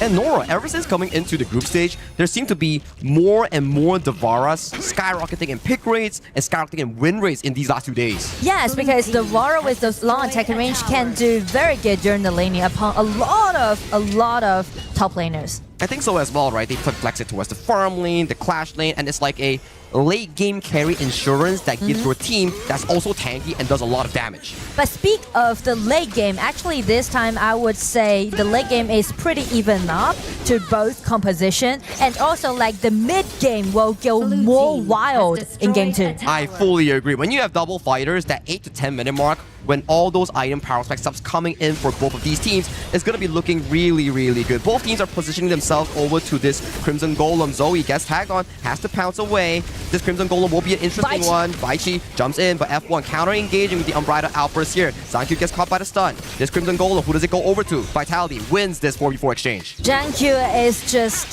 dancing around with this red buff. He's just playing in such a deft way. Topside once again. Suffering. What happened to Lanfeng's HP for him? He lost a tower, and he's about to lose another one right now. I mean, it's really painful for Lanfeng to play so, on the top side of the map. And right now, with Zoe's help, they're trying to make the power dive a possible movement. Oh, Zoe managed to escape, but the top side is gonna be an issue here. No one has been disturbing Ron's farming tempo, and when Ron starts picking up the Crimson Golem in the next few minutes here, it's gonna be a big headache for Vitality to actually figure it out. And just check the gold difference, right? Zoe got like 1,000 gold lead against GenQ. I mean, like, Yukio is doing great about those invasions, but at the same time, Zoe is farming up fastly. And Zoe is not going to be very easily to be taken down. You have the Frostguard Embrace coming in from this little Tiger pick. And if he gets even bursted down, that 300 armor, fully sufficient for this Tiger pick. And also, we can see a lot of 4-4 team fight happening at the bottom side of the map. But I'm a little bit worried about the top, because actually VIT suffered a lot on the top side of the map. I mean, Lanfeng just didn't get any help. He's 0-2. We find Unbridled Outburst on the side of Zoe here. Zoe managed to limp away towards safety here, but Zankyu dangerously low. He's finding Zoe. Zoe is going down. It's a 1-for-1 trade between the jungles coming in from both teams. The Vara coming in from Ron is landing on towards the backline here. Genmid with a beautiful CC removal gets out towards safety, but still gets caught by Ron. Ron is not finished yet. He's still punching. He's still going. Meanwhile, try 1v1 against Bao. Bao still has the Undying. Has to pop it to trade, but it's not looking good so far for Team Vitality as they're losing too much. Wings of Judgment snipes down Bao, and Bao gets taken down. Make it 1 as F1. It will be the last sacrifice coming in from Vitality. It ended up with the double kill goes over to AG, and definitely they won the upper hand from this skirmish. You can see like AG just fights fearlessly, and I do like the way how GenQ find a nice spot getting in and made that 1-1 trade directly targeting on Zoe. That was really beautiful. Now, if game 1 was about AG.AL respecting the map, playing towards power spikes, game 2 is about, you want to fight? Let's fight. Yes, and speak of the fight, because of after this 1-1 trade, right, both junglers are down, and it's gonna be the stage setting for Ran. This Devara just coming in, LT in, getting immunity. And you can see they actually waste all of their skills upon that Zoe, try to take Zoe down, so which make Ran to be just unstoppable during the whole team fight. I think this is the problem coming in from the side of Vitality's draft. There's just not enough sufficient DPS to take down the Devara. Once he pops in ultimate and you waste your burst, no one can mark this Devara coming in from Ron. Yeah. And from that team fight, you can see Ran is going to be unstoppable from now on. And that's another thing that I want to talk about AG.AL, because if you want to be dominating, we are not talking about only one person who's going to carry a team. It's about no matter what time is it, no matter what hero they're picking, there's always going to be one player who's going to standing out. Now, it goes to that point, right? Yes, drafting is really important, but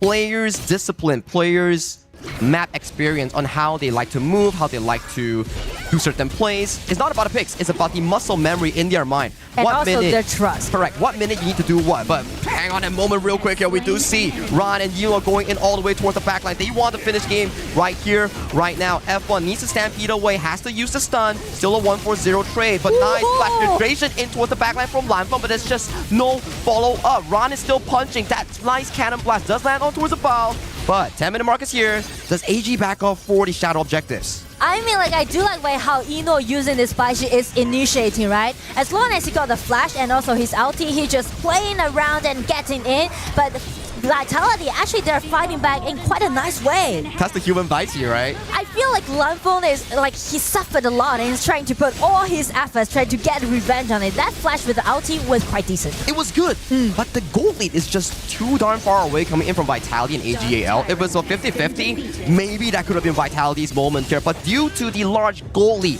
that's being held on by AG.AL, those team fights, they are not miracles. Those are just opportunities. Not even mention to the Dark Tyrant goes over to AG.AL. So I feel like it's gonna be the time for AG to slow down a bit more. They will just let Shen and Ino to be at the front line and trying to shred down the HP bar as much as they can. Just check the ulti, right? Really decent, and try to find out Jankyu sneaking at the back, trying to find that Shen, because he know that with that 401 KDA and that kind of gold lead, Shen can just easily shred down all those HP for his teammate. He needs to find some pickoff, right? If he can find a pickoff, maybe he can push the game further, get that Shadow Overlord, extend the game. But for the side of AG.AL, they are not allowing a nice ultimate flash coming in for the side of Ino on towards Zankyu. Zankyu first to fall. Ron unmarked, untouched, utilizing the Millennium Echo and Taurus, the most members here, taking them down one after another, and F1. He's gone, and with that final play, 0-5, only Sheng falls. This will be a clean, easy win for AG.AL, a dominating one in this game number 2. Triple goes over to Ran. It's gonna be the end of the game, of the matchup. It's gonna be a clean victory. Goes over to AG.AL. It's a statement match for their debut coming in for the side of AG.AL. They showcase they can play the traditional farm lane marksman style with Yino's early, and then they bring over a different style. Yino goes back in towards the Bai Chi that he has so much experience with, play the weak side, allow Ron to carry, and in the end, Ron showed up with that Devara, just punching every single member towards that game. And the story keeps riding it again and again and again. AG.AL are going to win 2-0 on top of Team Vitality, moving to this afternoon's upper bracket final. I mean, like, yeah, it's 8-2-0, right? Only 2 games has been played, but so much thing that we've seen from these 2 games. We see the experience from the team, we see the history, and also we see the capable enough, the capacity of all 5 members, all 5 players. I think that one of the beautiful things in here is just how different people can just carry the team at different moments. Everyone is just looking at the junglers and everything. If you look at Sheng with the Garuda, just to be able to have the reach, the poke, he actually ends up with a very beautiful KDA. And not only that, he was the key damage dealer in all of these fights before Ran just pop off at the end. And the early game planning coming in from the side of AG.AL is fantastic, where, yes, when you lock in the draft, you need to have an early game plan in mind. They cleared up mid with the side of Zoe on that play, then convert it into jungle invasion. Then that's where Devara pushing the wave. They go for that dive, and ever since that, the Charlotte coming in from Lanfeng, he's just suffering. he suffered a lot during the laning. And Poor also, Lanfeng, like he was just on his own the whole day. And he's just taking this 1v1 against Ran, and then Ran is just bullying him again and again and again, like almost sending him back home.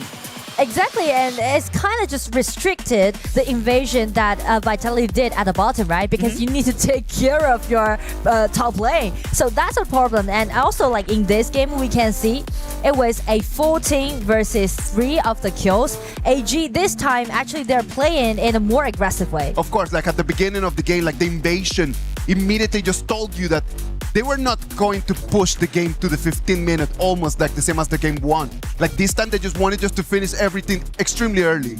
Yeah, the game plan is what makes it so important. If you have a game plan like that, it's not like, okay guys, we're gonna do this when we are in the game. The coaches are like, okay guys, this is the picks, this is the game plan. The VAR is gonna do this to shove in the wave, and then when everybody comes towards the top side, we make it work. So these are pre-planned, not only from the draft, but also experience from these players. I totally agree with you. And that's something I really like about this matchup. Even though it closed out with a 2-0, but we see all those experience pull out by AG.AL, and From also there, we see look at the that. improvements done by VIT. I mean, VIT did some pretty good plays coming in for the specific early game where Zangq stole with the Crimson Golem, but just due to the fact that the mid 2v2 matchup coming in for Sheng and Shuai, they can outpush them. That's why every single play, they can move faster compared to Gen Myth and also F1.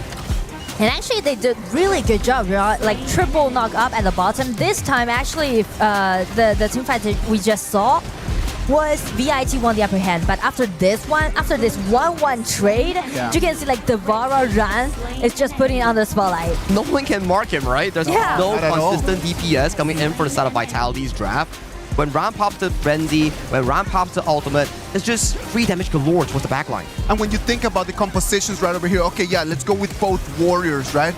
But then AG has the pay, and the pay can just destroy turrets, so that already gives them an advantage. Who's supposed to be taking down the turrets for Team Vitality, though? Good point. That's Good point. really good point. And also, I do admire the accuracy that Eno has using his ulti and just drag Gen back for the last team fight. I think the ultimate flash has been really consistent coming in from Eno. Yes, you're a Baiti, you don't have carry probabilities, but the way that you set up team fights coming in for this TAM pick is exactly what AG needs in this specific hero lineup. All right. What about if we go and hear it from Eno? Mara has Eno over there on stage. Let's go and hear exactly what Eno wants to share to us in this KWC 2026. Here with the legend, Inyo, congratulations. Masterful performance as expected. But you know, there is a challenge happening right now with an incredible reward. If any of the team beats a KPL team, they will get 100,000 USD. Now, in terms of percentages, how possible do you think that the other teams can claim this? Eno，首先恭喜你们在这一场当中获胜，你们的发挥也非常非常亮眼。你知道现在在比赛当中有这么一个大挑战吧？就是说，如果有任何一支战队能打败一个 KPL 的战队的话，他们能立马获得一个10万美元的奖金。那你觉得这件事情能发生的概率会是多少呢？我感觉这个概率应该不会为0吧，因为今年跟很多国际队伍都交手过，跟他们打过训练，他们跟去年相比真的强了很多。我们还是会有机会输的。I'll say that the chance is definitely not going to be 0% because I've been practicing and playing against a lot of the other teams, a lot of international teams and scrims, and I have to say that overall they definitely feel a lot stronger compared to last year. So there's some potential over there and we got to be careful. What about in a single game? They can get 10,000 USD if they beat you in one game. Do you think the percentages would be more than 50% for that? 如果算单场游戏的话，如果一个国际战队能拿下哪怕单独一场的话，他们也能获得一个1万美元的一个奖金。你觉得这个事情的概率会多少呢？能不能超过50%呢？我觉得应该会超过50%啊。到8强赛之后，我觉得这个概率会变大。Yes, I do think that it might be higher than 50%, especially once we get into the playoffs where it's top 8 teams. I think the level of competition there will be definitely much higher. That is such great respect that you're giving the other teams. Now, your fellow KPL team, KSG, broke the record earlier and set the fastest time at 6 minutes and 49 seconds. If there's any record that AG.AL would like to break, what would that be? 那看得出你们也很尊重你们的对手。那在今天前面一场呢 ，KSG 战队他们创下了本届比赛当中最快的获胜时间，在6分钟49秒就碾压了对面。那你个人觉得你们战队能在比赛当中创下什么样的新纪录呢？我们之前在国内联赛已经创造了一个无人能及的记录了，希望他们能突破我们吧。是无人能及。整个概念能不能解释一下呢？就是还没有人超越过我们这个记录。Well, we have set a record in the KPL previously that no one can possibly overcome us. So I think we'll be setting that here as well. Job well done once again. Congratulations, Inuo. And let's see what the casters have to say about that. Casters, lead the gorge. Thank you very much, Inuo. Just showing exactly how professionals take their jobs. They come in, they prepare. It doesn't matter how many years, how many games you have already won. The chances of someone being better than you are never zero. And we appreciate Inuo with those words, just setting up the stage for what the KWC 2026 actually is. Let's go for a break, and when we come back, it's going to be match 4 of this group stage.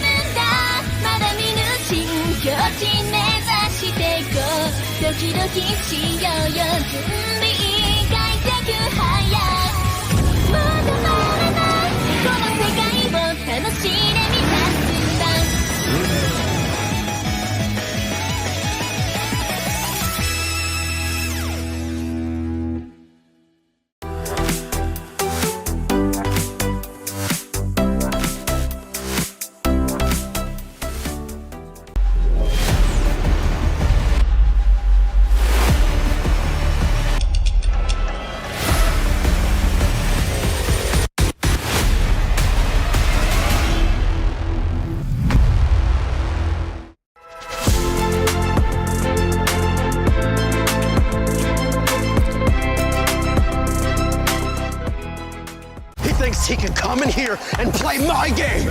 He knows nothing but go! Tyler Wine, you're done.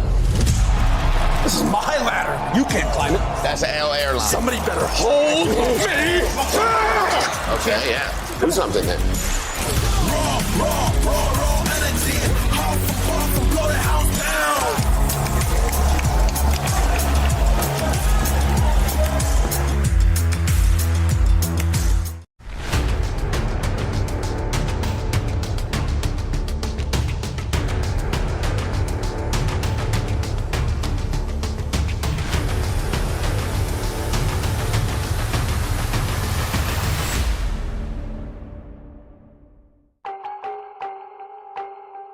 Welcome back. This is the KWC 2026 live from Paris, France. Right now, we're going to move into our match 4 of today. It's going to be MIBR Los Grandes are going to be playing against Blacklist International. Holler, Blam, what can we expect of this matchup?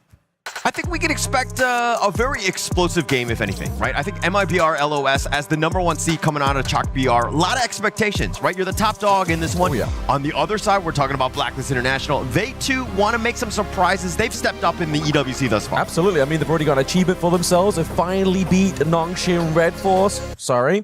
They've managed to do it. It's taken them a very long time, but it means it mattered the most. They did it when it mattered the most. They get into the group stage of KWC. But then we have them right now playing against the Chalk BR champions, man.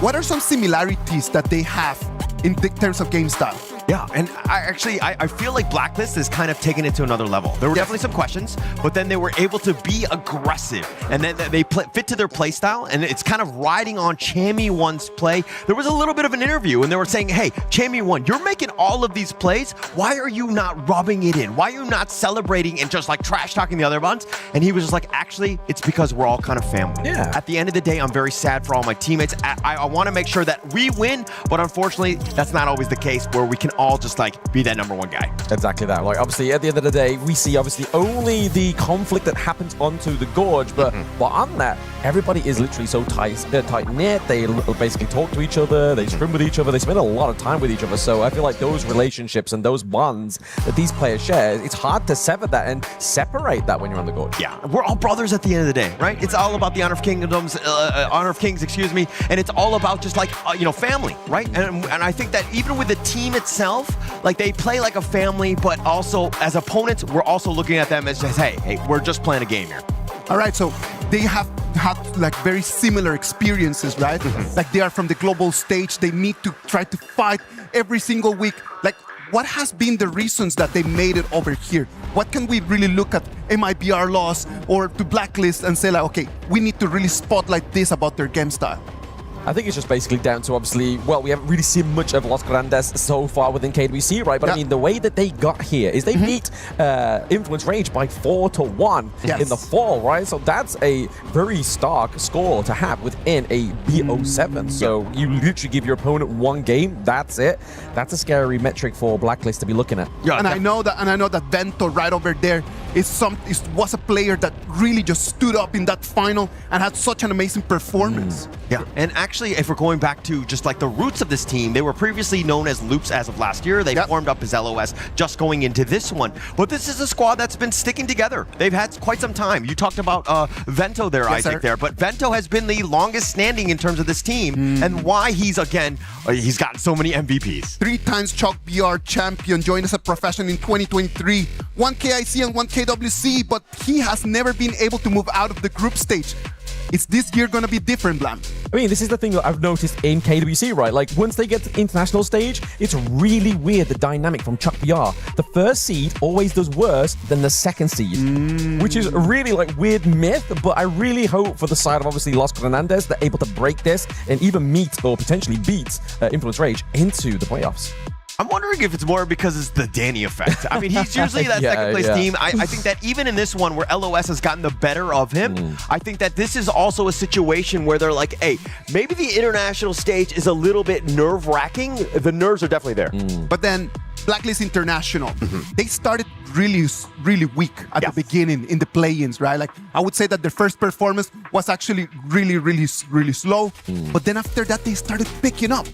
They really started picking up. The way that they played in the last match makes me feel like they might be able to make it out of group stage. I think that that's going to be the momentum that we've been talking about, right? I think that there were questions, and at the same time, they're like, actually, we've got all the answers for this one. We just need to play within ourselves. And when they do, they are really top level. They are top level, and they've already beaten, obviously, past KWC experience and the way their journey so far, right? Obviously, Blacklist International finally actually getting a series win for themselves, and even in from the play-ins into the group stage. So they've already kind of like beat their last year's selves, but now they've got to kind of aim for further. You can't just be like, right, okay, I'm done, I'm tapped out, we've won, right? We won ourselves. We need to go further. Of course. So I'm kind of thinking that, like, hey, they've exercised the demons that is Nongshin Red Force. Yes. I mean, that who's always gatekeeping them. Oh, yeah. But now they need to continue on. I think that the door is wide open for this team to make a potential run here. Well, like they have had so many different things that they have shown us in these already 4 days of the KWC, right?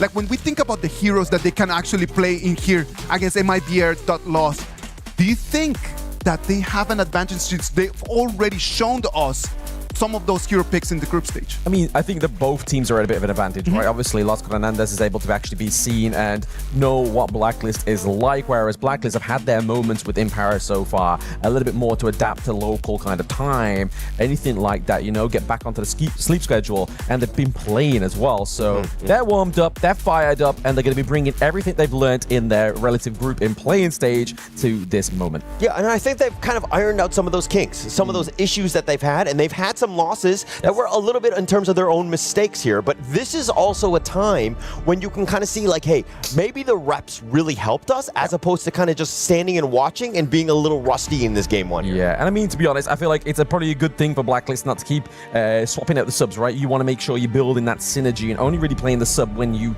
really need to. If it's like a niche reason why they bring in Ismora, is it because of a pick that potentially Golden Kite isn't quite as useful on or as good on, sort of thing. So I feel like they need to be subbing in the correct situation. Yes, for sure. And for that situation, as we're going to go into the draft soon, I think that, I mean, Isaac had brought up the point that they showed their picks in terms of the draft. But, I mean, we're talking just best of threes. Yeah. This is nothing at the end of the day. This is just the surface. Yeah. And then to survive this stage and to get into the playoffs where there's best of sevens, you got to have really deep hero pools. I think that this team is not going to worry about, again, just showing some of those heroes. Yeah, I mean, as soon as like the inception of Blacklist into the international stage, right, they seem to thrive further in the higher formats, right? Best of fives, best of sevens, thanks to Coach TG, right? The mastermind behind Blacklist International. So best of three should be a doozy for them, but it always seems to be a little bit of a blunder, right? There's so many choices you can have in such a small amount of games. It kind of throws you, it gives you that illusion of choice, right? You're like, what do I go for? But I feel like going for the tanks down to the bot side of the map is something that a lot of these teams are comfortably going for, and it's something that really kind of helps you get a little bit further into the game state. Right. And I mean, these best of threes are what kind of throw a spanner in the works, right? Because it could be, there's so many different heroes available. Yes, we have global ban picks, so it's a little bit more strategic in that sense, where you're not spamming the same cheesy strategy. But I do feel like, again, anything could happen. You might have that pocket strat that's just ready and available, and I do think it's important, especially in a best of three here. It's very important, but it looks like Los Hernandez are looking to go for completely counter to my argument there. They're going to go for the Diadea, just like we saw for VP in their first game. They're going to go for the Ali, obviously great counter against Ayin in lane here. Motsu as well is also a very good setup call as well.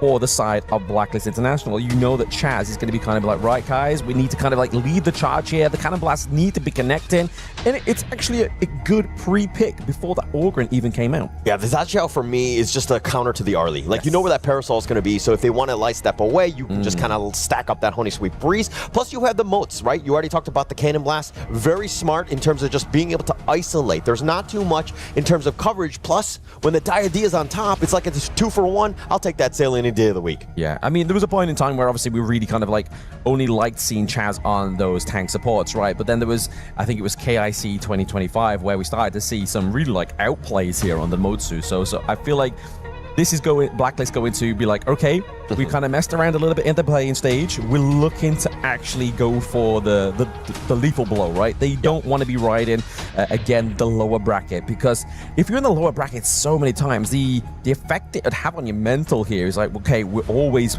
coming back down. We need to ride back up. They really want to be riding that high wave in the top side of the bracket. Yes, I mean, that would be best case scenario. Takes away a lot of the pressure. I mean, it's one of those things where you actually play less games if you were able to win this one. You avoid that potential 3-4 game, and you're able to kind of skip at least one team, right? Which is like best case scenario. Playing less, you show less, and also less stress. I mean, there's a lot of good things out of just winning here. Exactly. Sometimes less is more within that case, right? But if you're looking at, obviously, Las Granada's draft here so far, they have a lot of late game scaling, right? Obviously, they've got the Orgren here as well as the Charlotte. So really, for Blacklist International, we're looking at we need either a little bit more late game or we need something that's going to dictate the tempo in their favor in the early to mid. But the fact that the Pei and the Agudo and the Yu-Gi-Oh has been taken away, in terms of jungle, it feels like the only route that could potentially go here is, again, late game. The Monkey. Yeah. Protecting, I mean, you got to protect the Ogren here, right? All of those picks were just like, hey, limiting Justy as much as possible. It's kind of hard because Blacklist International, they have, I would say, 3 main stars at any moment. I mean, you're seeing Golden Kite, who's really stepped up since that initial sub. Then you're talking about Justy, and of course, Chammy1, always looking there to just set the tone of this game. Yeah, Chammy1's always one to watch out for. For those, obviously, new to join in, or even just kind of like glazing over the Honor of Kings experience here within EWC. Obviously, there's going to be a lot of new people on their channels checking this out as well. Chammy1 is definitely a player to be keeping your eyes on here. He gets a lot of props from a lot of his peers as well. Yeah, it's just because he has the plays that he makes are just so clutch, and the timing that it happens. They can literally win games based on his play. And it's not easy to do as a Clash laner because you're setting it up, but you're also, everybody's there on the same page with you getting those kills. Yeah, you almost feel isolated, right? You're at the top side of the map, you've been forgotten about, you've basically been baby put in the corner. Just making sure the plug sockets are covered though, so you're not actually doing any harm to yourself. You're just trying to make that 1v1 matchup go into your favor, and then you can influence the rest of the Gorge, right? Like you said, try and find those flanks. When he's playing a hero like the Vati here, you know he's going to be trying to dive on top of that Ali. Yeah, so this is a really nice pick in terms of the Fatih, the last pick. The Menki, very tanky. He's going to be obviously soaking a lot of damage, but you need more damage. The Loom was the only one, and adding this the Fatih there, you can rely on old Chammy1 to ensure that he's got that farm to be essentially a carry late game. Yeah, I mean, to be honest, they got Angela into the mid lane, right? Obviously, Xiao Qiao, she's going to be able to get a lot of poke damage in the early game as well. That's going to only naturally scale into the late game. So you are right, and obviously pointing out Golden Kite there being the mage denominator in terms of damage. Yeah. But it's all going to be coming down to how tanky they can get this Monkey, right? Obviously, early game, you generally go for a bit of attack speed boost just to make you clear a little bit faster into the jungle. But after that point, you need to be really prioritizing those kind of like tankier items, like obviously your plate mail and stuff like that. Yeah, and going into this draft where, again, game 1 is so key in a best of 3, right? Winning that tempo dictates like everything in terms of how this series will go out. Put a lot of pressure on, of course, the opposing teams. So I would say going in, if we're talking about the drafts alone, they're coming out firing. And I think that both sides have really got the comfort picks, if you will. Yeah, both side lanes are looking very strong matchups here. Obviously, 1-to-1. Obviously, Charlotte has a little bit more harder time in the level 1 game state here against the party because obviously no dashes away, stuff like that. And then bot side of the map, obviously, Flaming Palms isn't always going to be your favorite friend because obviously you can cancel that out here with Vento's Ali. But game state into the mid lane here, they're just looking to try and feed as much gold as possible into the Ali pick to get it online a little bit faster. Yeah, and while Vento is definitely the win condition, gets a ton of MVPs on MIBR LOS's left side, but ABH is, again, when you have an Ogren, he is definitely the guy. He's going to get you to that mid game. You can only hope so, right? But I feel like there has been Ogren performances within this one where it's kind of just like, it's shied away from its true potential. Like, you aren't able to kind of soak in and do the damage because you're going in a bit too early. You're kind of taking on too much more than you can chew before your moment comes into the Gorge. But into the back line here, it's going to be Chammy with a pick off of the Vento already. This is already a scrappy game for the side of Blacklist International. Dragon completely set that one up. Nice two-man Honey Sweet Breeze. You were not going anywhere. And once they were locked in, you knew that things were going to be rough. Terrible start for Vento as well as MIBR LOS as Blacklist Blacklist International just got the better of them now. They did get really good better of them as well, right? But I mean, it just goes back to the point we was talking about before you get to level 4 with the Charlotte, right? Right. It becomes very hard to kind of keep yourself alive in that 1v1. When you've got a 3v1 taking place top side of the map, it's even more difficult. Yeah, and also another piece is that, you know, MIBR LOS, they kind of revolve around Freaks as well to kind of create some sort of space, and that's kind of why they were kind of putting that, you know, pressure in that top lane so that they, you know, limit Freaks as much as possible. Once Champion 1 gets going with a snowball, it's going to be very scary. Yeah, you don't want that to be taking place right now. Obviously, the kills did go over to the side of a Dragon, so obviously scaling onto the mid lane is going to be something that's scary, but a loss of the support in this early game is not too bad. The Dream Roam is coming in. It did connect. We lost signal for a moment there, but it's going to be the Blazing Brilliance that drives Just G away.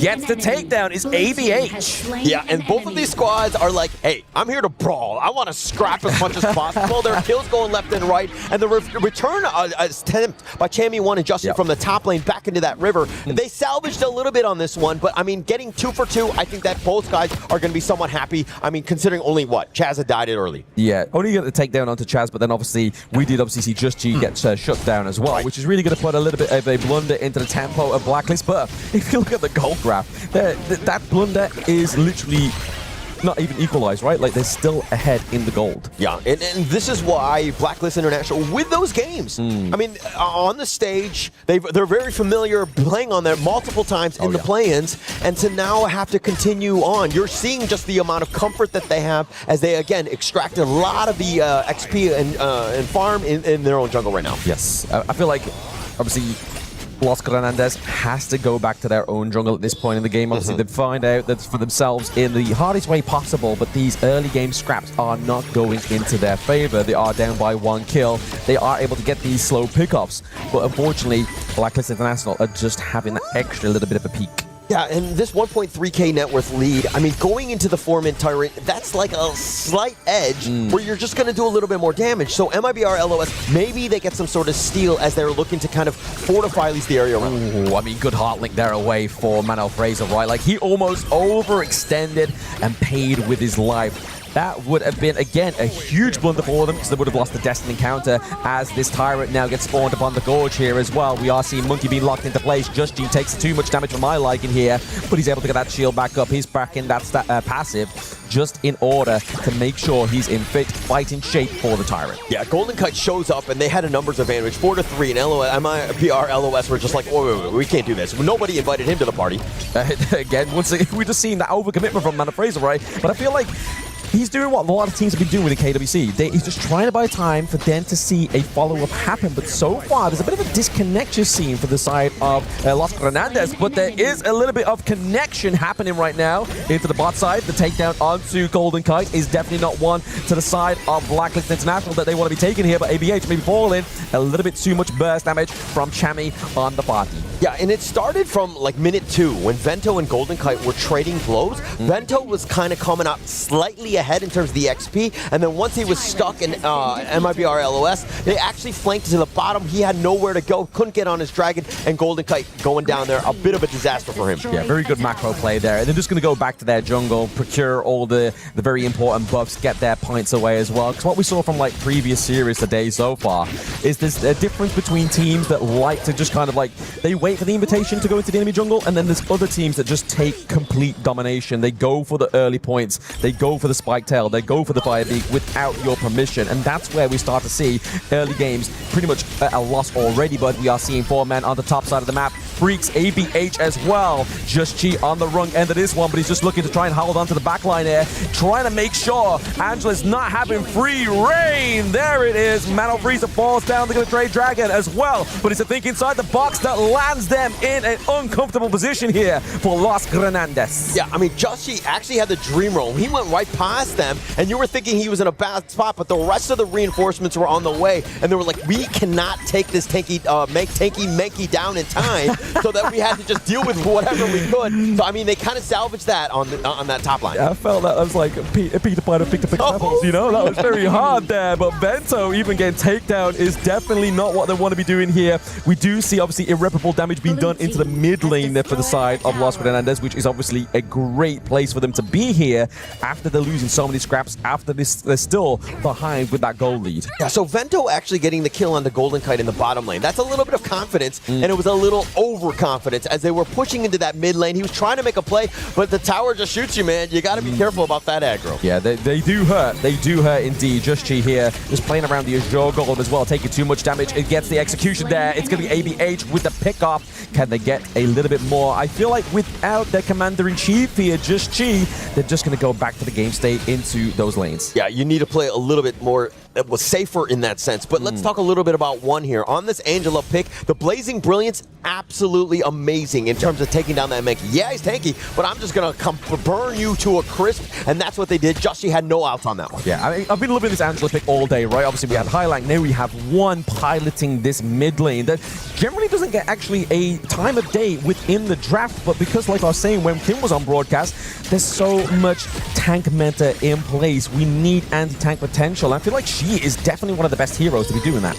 And I mean, if you're able to do that with some sort of other stuns, I mean, it's so much. And plus, she can tank a little bit on her own, so it's not the worst thing in the world here, but it looks like MIBR are going to just head on out and take the mid lane instead. Yeah, I think this is going to be the part of the stemming the bleeding, right, for the side of Blacklist International. They've got to make sure they're playing the macro a little bit better here and making sure they're not taking just so much unnecessary damage. The brush checks here from the side of Los Hernandez is definitely a problem for Blacklist International. And just like that, MIBR, they're back into this one. I mean, if we're talking about net worth, it's about 800 or so gold. Yeah. Nothing at this point. ABH, though, has been carrying them. They have done a great job because of the fact that he's getting his space and farm, and now looking to contest. Oh no, they don't get the invite, but it's going to be Mana Frieza. He is looking low. He's able to just chunk that damage in the early part of the team fight, so ABH is not going to take the brunt of it, but it's going to be Freaks into the backline, getting a bit freaking naughty. He goes down, though. It is a 1-to-1 trade. Clash lane for mid.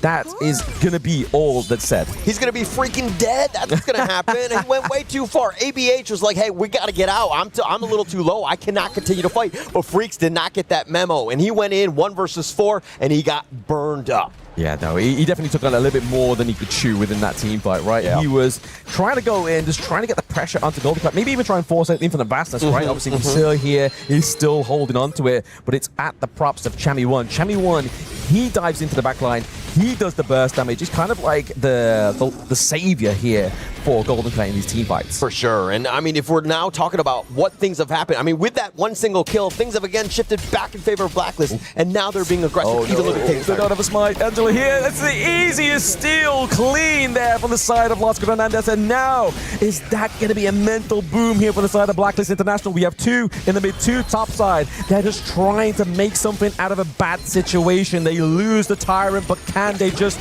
equalize the game state? Yeah, but now they have to run. Look at the flank is actually perfect, but MIBR, but they go the right way. Can they get anything? They are trying. The path passing being used here as well. They try to got Monkey into the pit there. Just Chi would definitely be free food in that scenario, but I feel like good rotation for the side of Blacklist. Obviously, we did see top side there. Golden Kite was ready. They were leading them to Golden Kite, the main proprietor of damage. Yeah, and going back to that last one, Chami1, they're going to go back to the drawing board, be like, hey, why were you trying to solo it all by yourself? Nobody was there. He was literally trying to sneak it under. It was not going to happen. And I mean, Chami1, again, a big mistake by him. Yeah, leading the charge here, ABH. Obviously, he has the Destiny counter as well. For a brief moment, the Blade Brilliance does come through once again, but the Tyrant is not low enough for that to get that seal now. Freaks is into the backline just to try and kind of keep Chami1 in place here before he tries to go in. The Dream Roam with the think inside the box. Huge setup here for the Blacklist International boys. They look to team and take that Tyrant as well as Freaks and look to go for the mid lane. A perfect play there by Blacklist International. The 1-2 timing in terms of the stunts, stacking them up. And you know why Chaz loves this most. Even in the Ultimate Battles, if we're talking about the KIC 2025, he will pick that hero even in an Ultimate Battle. He is so comfortable with it. Absolutely. I mean, when you've got something like, obviously, Angela, before she pops that ultimate, she can still get hit with that CC.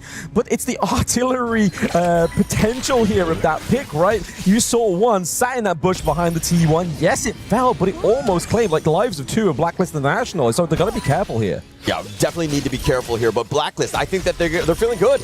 I mean, they have the lead. They understand that they have momentum. Now it's a matter of taking some of these towers down. On the other side, MIBR, LOS, they need to, again, they feel the pressure. They're trying to push something down. They're looking for some sort of gank in this mid lane. Yeah, waiting in the long bush here, just hoping that one of the members of Blacklist International kind of just stop by at the Rung pit stop. But down to the bot side here, we are seeing Freaks trying to go for a push.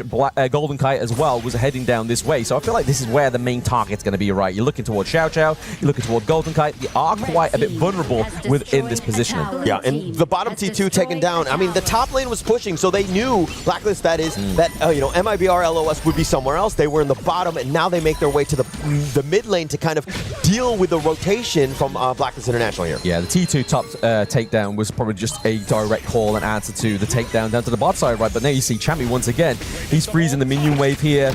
That minion wave is going to caught that one up, but into the mid lane here, we do see this just trying to get the game state into the favor of Blacklist International. They do get a few hits here, a few knockups coming in. The Ride the Wind is going to be put in ABH, like Kylie Minogue spinning around. There is the Dream Realm onto the backline as well. Vento's going to be careful. The Parasol is into the middle part of the fight as well. Here for the Bastards onto the backline. It's going to be the pickoff here as well. Vento down, one down, ABH down, Man-O Freezer. We are in the chiller. Chammy1 with an angle, completely jumping the back line, caught and catching everyone off guard. Vento thought he was safe, but they were going northwest. They need to go northeast to go back home. Unfortunately, not for them because Chammy1 was the bouncer and nobody was getting by him. I mean, look at this though. Like Freaks is kind of like they're keeping Freaks in place. Like he can't recall. He's just like, guys, I really want to go back and protect the base, but they're not letting me, Mom. They're not letting me. Minion wave there, down to the bot side, looking to take the crystal as well. The burst damage from Chammy, from Golden Kite. Get game number one. Hoi, Billy Beats.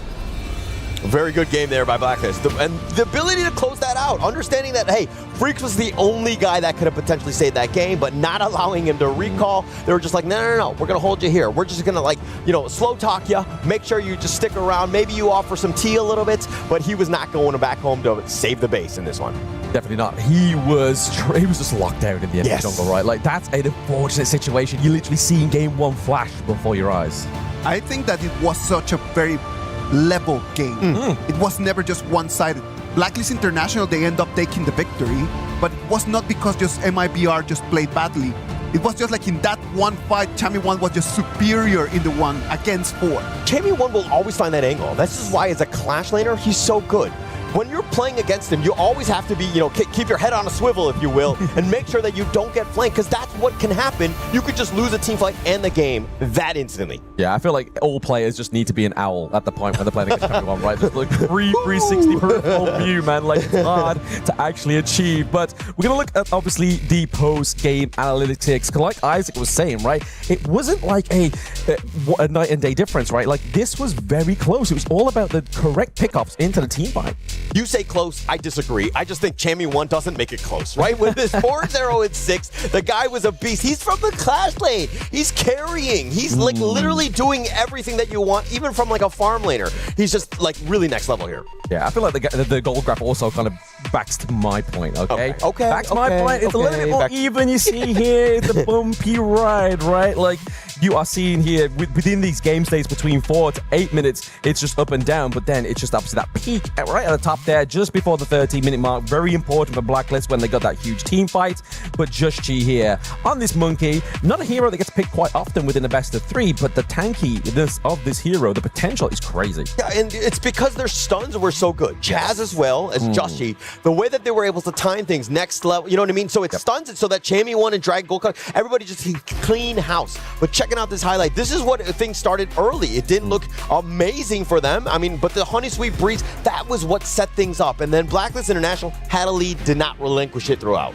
Yeah, I feel like that's probably like the biggest setup, right? The biggest like mood motivator for the side of Blacklist was that first blood. Right. It just meant that it's like, right, okay, we thought we was going to be a little bit more of an even game state here, but the fact is we got the first blood going into our favor. But these fights were just so well orchestrated in the way of, like you were saying, Hawley, like the right pickoffs, the the CC from Chaz. The think inside the boxes were just beautiful. Absolutely beautiful. And they were going for revenge. They were fighting the box from Chaz. How many good 2-man, 3-man boxes did he have throughout? We'll see them all here. A nice little dream roll there by Joshi, setting it up. Even the Overlord getting in on the action. But Vento way too low. He wants to be on the outskirts. Not going to happen. He got locked down as well. Yeah, Vento wants that venti health bar, but he just doesn't quite have it right. Like, he's not quite towards the late game. Not when you kind of build like a defensive item on early when you are ahead of the game right now. But there it is. Blacklist International do take game number 1 from Los Grandes. I think that storyline from Blacklist International, from the play-ins, the rise, how would they do? How would they play? We're seeing them level up right in front of us. They are ready to go. What a great game 1 for Blacklist to really set the tone in the series. Blacklist International, with that amazing performance, takes an advantage, and they might go all the way until the upper bracket finals if they get game number 2. Let's go to a break, and when we come back, we're going to bring you the action of our game number 2.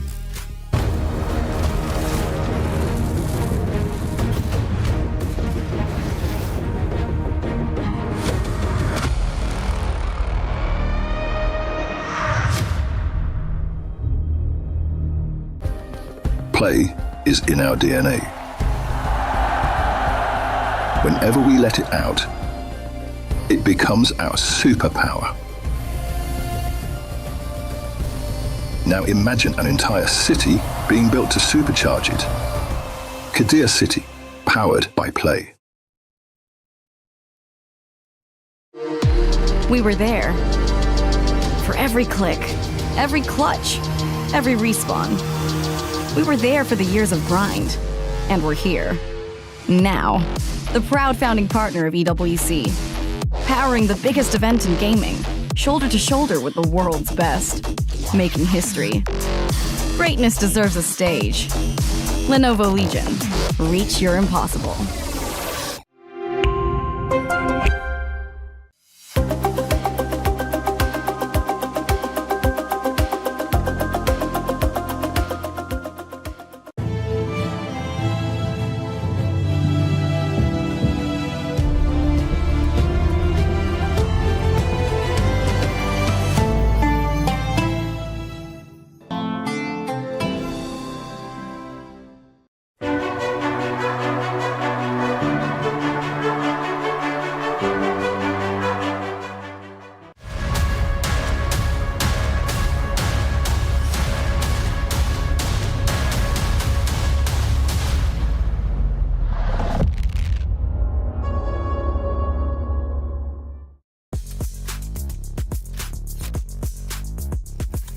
Welcome back. This is the KWC 2026. We're going to move into game 2 between Blacklist Internationals and MIBR Los Grandes. Well, let's wait and see. I am going to jump with Blam in the fact that it was a very, very, very equal, even game. I do believe, though, the Freaks and Vento kind of opened the doors for Blacklist International to take advantage of that. Sometimes they were jumping in a little bit too deep. I agree with that. I mean, I think that this is probably what you were seeing in the sense of being a little bit more competitive. I just saw Chamey won, and I was like, wait, it's not competitive, right? But I do think that those are the two that when you're talking about a team fight and how those things kind of develop, Freaks and, of course, Vento, those are the guys that need to really make things happen. It didn't seem like they were in the right spot at the right time. Oh, absolutely. I mean, you saw Chamey won in that little video there, right? He's putting the right and the left up. He's ready, man. Like, is that like just like a foreshadowing of Dharma next game, you know? Like, maybe. But, like, it was very even. Like Isaac was saying there, like Vento was able to try and maybe potentially get that victory there. I just felt like the power spike wasn't quite met as fast as possible, just because that pressure topside just really created just the fact that Los Grandes couldn't do that. You know, they weren't left alone to do that power spike and get to that level. I mean, to add on to your point, I also think that Blacklist, the way that they're understanding how to take a fight, using that vision, and they were the ones initiating on. MIBR LOS were very reactive, and that's kind of not what you want. Like, you want Ogren be the frontliner, right? He's going to provide all the vision for him, but it was the complete opposite in this game, and that's kind of a losing game in the end when you're getting constantly jumped on first. Yeah. Back to the point of obviously reactivity, right? Like, most of the time as well, with the Chalk VR, they are the kind of teams that force the reaction from the enemy team, right? So I feel like it puts them into a weird situation, kind of like, oh, we don't normally play this way.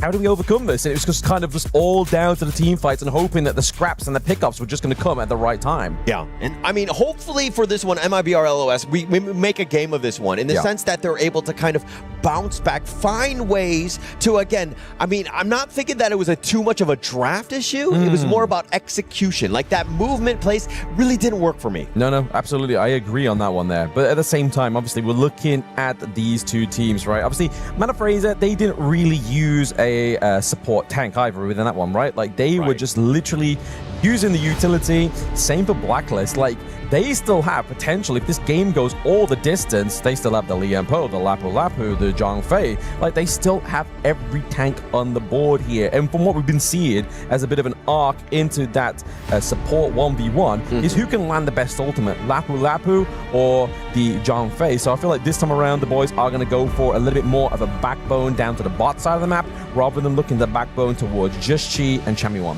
Yeah, I think that you'll kind of always revolve around that. Even the draft, execution, all those things. Joshi and Chami have definitely been the guys in terms of when that fight truly happens. But if we're, okay, MIBR LOS, like, again, let's just pretend like your Coach Blam, right? What do you need to tell them? Like, how did they get back into the series? For me, right, okay, so obviously something like the Organ, right? We didn't really see much invasions at level 1, which is obviously something that is one of the key factors that can help Organ just grow exponentially, especially if he's uncontested. But it just felt like that once the Organ came out, obviously Blacklist already called their bluff. They went for the Motsu, right? Like they didn't have to go for another counter for the Organ. They already had it with that one. And the fact is you weren't able to scale up and you've got so much burst damage. It was just, I feel like at that moment in point with that draft, it became much more difficult for them to actually navigate and compose a victory for themselves. But Blacklist actually gets side blue once again here, and they're going to go for the higher first pick. Yeah, I mean, this is a great hero to start off. I mean, we've seen it time and time again. We're in day 4 now. This Haya has just been completely dominant, right? I mean, the Lorien has also been one, but that's been banned. But Haya has been like next best. I think, I mean, I don't mean to predict here, but I do think that come Ultimate Battles, Haya will be one of the top picks for the mid lane. Yeah, absolutely. Into the mid lane with the Mai Shiranui as well. Obviously, we don't normally have the usual suspect within the game at the moment. Obviously, Yixing, he's not available for these teams for the Ultimate Battle. So you are right there. I feel like that is going to be the cause here. We're not going to get the Dharma Chami1 here. He does deny it for ourselves. But if you look over the side of Los Fernandez, they have gone for the Lapu Lapu like we were talking about before the draft here. The Chicha as well. Great second pick because it can be flexed into the farm or the clash lane. Yeah, and it looks like you were doing some predicting earlier with the Zhang Fei and the Lapu Lapu. Both of these teams picking both of them. Obviously, it's about execution and who gets the better of the two in terms of the ults. But the Aaron, this is a pick to kind of harass the Chicha as much as possible. They kind of like it going into the matchup, and they think that this Chicha will be in, of course, the farm lane. Yeah, I just love when we see Aaron and Chicha go up against each other. It's like one pops the ultimate, the other pops the ultimate. They're just going around just like bursting each other, just AoE damage. It's just like a fun little display of dancing to watch. But I feel like going over to Blacklist here, a bit more support for the boys. Chaz was able to land great cannon blasts. So I'm assuring, or at least having so much faith in him, that those unbridled outbursts are going to have even more of a great impact there. Just choosing the correct moments when to go with that massive ultimate. But we see the same kind of game state here for the side of Los Fernandez. They're looking for a little bit more early game into the jungle here because Chicha has to scale up regardless of which lane she goes into. Yeah, but you're kind of, because of the fact that you have the Agudo, this is a nice little 1-2 combination with the Chicha because the range is a bit of a problem. Yeah, she does a lot of damage. She's just mow people down. But you don't want to get outclassed in terms of the range department. But the Agudo is the type where it's like, okay, if you're going to be far away or however you're going to be, this kind of protects that. So it's like a little bit of synergy, plus you have the Lapu Lapu on top with the Raging Sea. So this is kind of how this first phase of the draft, at least for MIBR LOS, is going to go.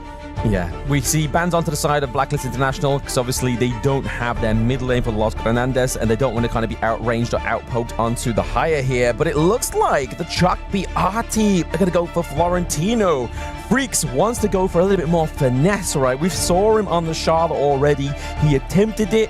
It worked. But I feel like if you are Florentino, if you get a little bit too close to the sun, you will burn. Yeah, and another one of those AOV heroes that has had quite an impact here at the EWC Honor of Kings. But this is a hero that I think that's, we've seen it shine, we've seen it fail, we've kind of, we have, again, it's not enough data in terms of where this hero truly is. But I do know in my own ranked games, this hero has been utterly dominating, and I dare I say, I kind of don't like it because of that. Yeah, exactly. It's a hard one to maneuver, right? It's very sort of flashy, highly mobile, but I feel like the one thing you're going to do to get that kind of advantage into the lane is give yourself some range. So you're seeing here for the first time for Blacklist International, they're picking up the Devara here, so they're going for the dual marksman comp, and then Blacklist is like, you know what, you denied it in game number 1. We wanted a fast game state into the jungle. We're going to pick up the Ukiyo Tachibana here. So if there ever is a game 3 and pay falls through, it's going to be hard to counter that pay. But we're now looking for that important mid-lane pick here for the side of Los Granandes, because obviously Chicha has now obviously shown its identity. It's going to be into the jungle, the farm lane here. I love this Devara pick, right? Ooh. Especially last by Blacklist, because you know that Chammy1, who's like essentially a carry in that Clash lane, but I mean, he just does so much work. The rest of them are literally just looking to just run at you, burst you down, and somehow just be able to withstand this, because it's all aggression on this lineup of Blacklist. You see that one's literally gone for another artillery style mid lane hero, right? Like he's just gone from Angela, he's now gone to the Ganon Mo, which I remember all the way back from Season 1 Invitational. Like this was his hero. Like he was able to set himself up, position himself so well into the team fights that those couple blades were always landing and always hitting super hard. And obviously the passive of Ganon Mo, you're going to be looking to get as much assist as possible to gain that extra ability power. Well, I love the Ganon Mo. He definitely needs to be careful in terms of how the sieges will start, right? If he gets caught out, I mean, by the Moonscape Mirage from the Haya, you're going to have a bad time, right? So his positioning, again, you're talking about the fact that it's going to be artillery. He needs to be in the back line. And so they need to be, again, very careful with who Dragon abducts at the end of the day. I feel like there's only 2 targets potential, right? I feel like there's either Lapu Lapu or you're going for Florentino, right? So if he's going to have a dance, why not have a solo dance? Have that dance for the wedding, right? Haya, Dragon, Freaks are just going to get Freaky Naughty 1v1 into the Moonscape Mirage, or you're going to take Mana Freezer apart, because if you take Lapu Lapu away, there's no real identity for front line here for the side of Los Granandes. All right, as somebody who's danced solo at a wedding, it's kind of depressing. I've done it. I don't like it. Hopefully they don't need to do that here, and they're able to tango with their teammates, of course, here. It definitely takes 2 to tango, right? You need that extra set of feet, but you don't want to be going with 2 left feet here as well. But you do see actually one with a very aggressive rotation here just to try and commit and take this neutral camp away from the side of Blacklist International. It does look like they're able to get the point there as well, so well played for them for that invade.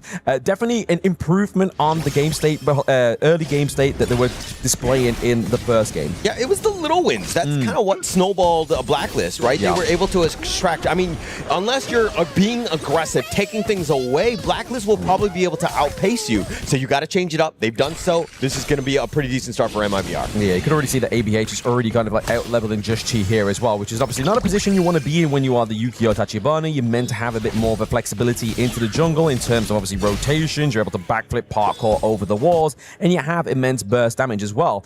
But for me, like, if we're able to get Ukiyo on top of Ganamo, it's going to be a hard task because obviously guard her grave is going to push him away. But if you can land that CC before that prime moment, I feel like that burst is going to be enough to run down one. 100% agree, right? I think that for any sort of team fight, one's positioning dictates how the entire team fight and game will go. He gets picked off, like you rightly mentioned, you know, they're going to suffer. They don't have as much damage. You have literally only Vento. I mean, Freaks to a certain degree, but a lot of the other guys are more about that control. So, again, one needs to stay alive. His positioning needs to be flawless. Yeah, and I feel like the synergy between AG.AL and one has to be good, right? Obviously, using the Gorge mobilization to then get the knock-up to get that couple blades is going to be kind of like the gateway into the team fight before it's even happened here for the side of Los Granandes. But currently at this moment in time, we've definitely seen less of a conflict in the early game. All right, so let's talk a little bit about Freaks on the Florentino, Chammy1 on the Devara. I mean, I don't even want to talk about laning. Which one of those two guys is better looking? I mean, you know what? I don't swing that way, you know? Like, hey. Well, you could just say somebody's good looking, no? No. Okay, all right. I'm the best looking man in my life. All you need is a mirror, my friend. I think it's great for them. But MIBR, I mean, for me, if we're looking at this one in terms of that top lane, Champion 1 is definitely going to carry in that late game, right? Oh, yeah. It's going to be a bit of a struggle. So MIBR LOS, in my idea, like of how they need to play this, they need to play a little bit faster so they don't get to that late game. Yes, exactly. They need to kind of bring this one off already a bit, maybe like 10, 30 minute mark, so it's not going to get too exhausting for them to kind of draw those long team fights. Because like I was saying earlier, right, like in terms of like sustainability here for the side of either of these two teams, if the team fight draws out too much, there's no healing that's going to come through here, it's going to be a lot harder. Yeah, definitely will be harder. I mean, there's a lot of sustain, right? But again, if they're able to get some sort of pick off, best case scenario, maybe one starts to kind of get those items so that he can just burst somebody down, then with this Agudo, with that Wild Growth push, it could be way too much for Blacklist. Yeah, I mean, you're trying to use it early on here as well, obviously, whilst the turret plating still have that defense. They're just trying to get the game state top side of the map so they can make an easy splice break, but it's going to be Vento, maybe potentially getting picked up here once again. His health bars are so low, so yes, they claim priority and the neutral objective top side with the Space Sprite, but down the bot side is a different story. Yeah, I mean, best case scenario, obviously getting that kill onto Vento, but you pushed him away. Now he has to recall, make the walk of shame back into the lane, and this opens things up. The Tyrant is up here for the taking of Blacklist. Yes, and it means obviously they've already started at the wrong direction, right? Obviously, red side, they're stopping at the Crimson Golem, means there's going to be no actual contestation for that Tyrant here as well. But you have to give props over to Los Grandes. They actually managed to kind of like splinter the gold lead here as well. It's only a few 400s here as well, but it's going to be Chaz getting knocked up by Mana Freezer, so the ultimate's been popped early. But Chaz is not the person you want to be running down in health bar. As soon as Unbridled Outburst comes back, he gets basically a second wind. Yeah, Chaz there, it's kind of, I mean, he's going to lap that one off, right? Yeah. I think all the stuns are being thrown at him, and he's all by himself. He's just like, I'm doing my job. I'm taking these punches. That's what Roam Lives do, right? I mean, roamers do, right? Yeah. But I think that Chaz, again, very patient, understanding that now is not the time to fight. I've got my own Unbridled Outburst. This is a huge opening for Blacklist International now. That's it. Just knowing your own limits here onto something like the John Fay is probably going to be the focal point within these team fights. We do see a bit of a dive onto Dragon here, but he gets a Moonscape Mirage. He takes away, I believe it's going to be Bento here into the Moonscape Mirage. Can they come out on top here? Everybody's waiting for their return. It's like they've just come back for the honeymoon, and there is not the meeting that they want. The X comes through the door with the Unbridled Outburst, and now they are charging for the Stampede as well. Bento down, Mana Freezer down. Chaz is like, Stampede, let's get some more. Chami 1 now picking up the kill, but it's going to be returned here, and it's an ace top side of the map. Oh, Jussie was able to clean up, but how did Dragon live? Everybody was focused on top of him, but he's just like, actually, let me abduct you, let me buy some time, and then Chaz on the return. The perfect timing, the Unbridled Outburst. So the Raging Sea wasn't on the same point, but checking out this replay exactly how. He abducts him, he's stuck in, and look at how the Raging Sea happens, but it was actually too early. Dragon backing off, the Furball was not even enough damage, and they continued to chase. They had just way too much. Jussie, not afraid of towers, if you will, but the Stampede from Chaz setting it all up, and Jussie's like, I'll take the free food to go. That's it. That's all my gold. The investment gone onto the side of Blacklist International, but we always prop up like big plays, right? But what is more important is the impact of a calculated ultimate, right? Like we saw there, that Rising Tide was just a little bit too early, and for it to just be a minuscule too early really changed the whole impact that Los Granades would have in that team fight. But they are going to make a play for the mid lane here, try and kind of like neutralize that lead into the mid. Yeah, they're going to go back to the replay after checking that one out, and they're like, oh my gosh, Mana Freezer, if his angle was a little bit different, maybe hit somebody else. If they were able to time that one properly, the internal clock was just a little too early. I mean, that doesn't really always happen, but man, if he does that, that changes the complete dynamic of that team fight. It's a different time zone. It's the French air, right? Like, you got a whiff of a baguette. You're like, oh, that smells good. Oh, yeah, I meant to press my ultimate. No, sorry, guys. Sorry for that one. We'll make up that play later on, but I feel like it's already getting a little bit too late here for the side of Los Grandes. They are behind by around about 4K gold at this moment in time. top side of the map is looking like it's starting to hemorrhage here as well. Free access to the Crimson Gold is going to be able to side of Blacklist International. He does try and get a cheeky couple blades here by the side of one, but now the Stampede has been pulled out here, just driving Mano Fraser and ABH away. An uncharacteristic mistake by Chaz there, missing the Umbrella Outburst, completely whiffing.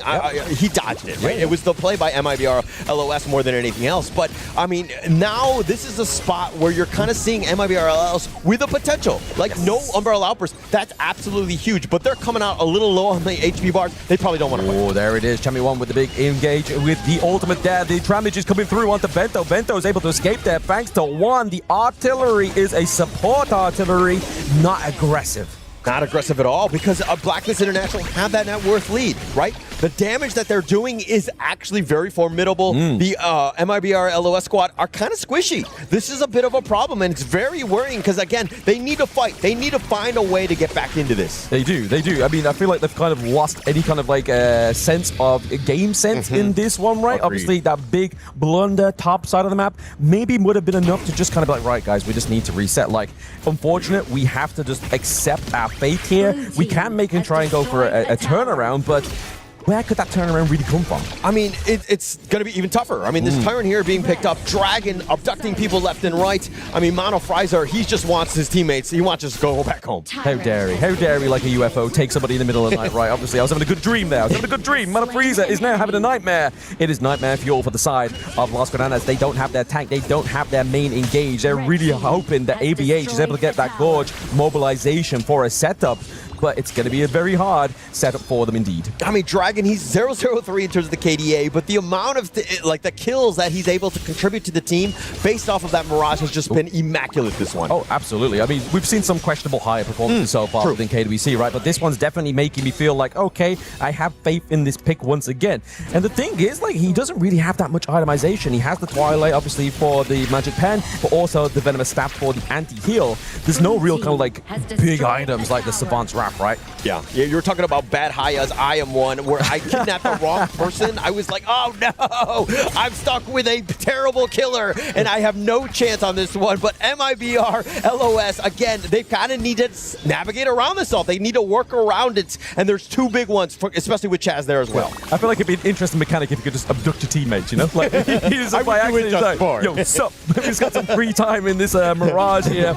Wouldn't be the greatest in terms of team fights, but we are seeing this, obviously, masterclass here from Dragon on the higher.